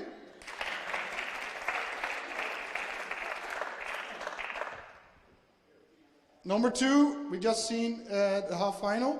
Oh, sorry, the final is Connor Moran. He's probably in this. Oh, you're here. Congratulations with the second prize. We've seen a great final.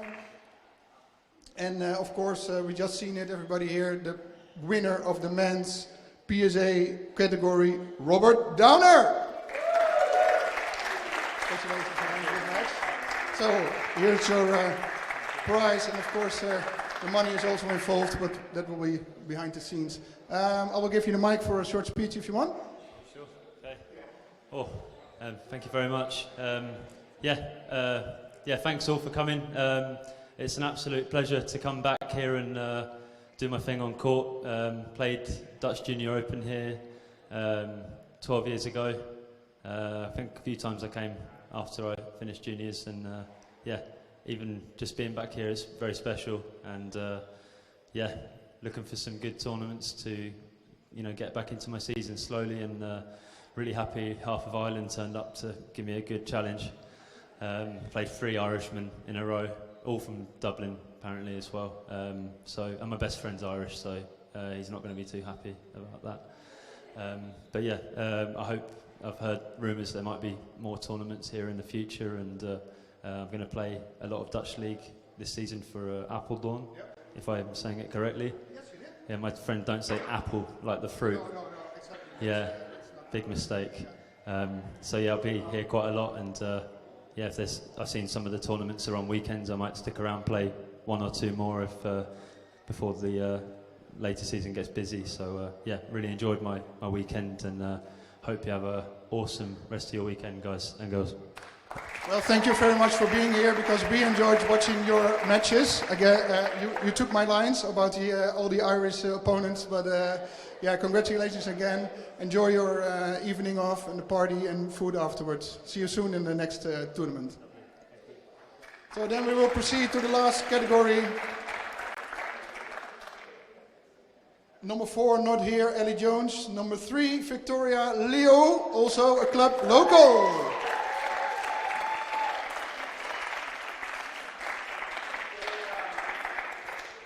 Congratulations.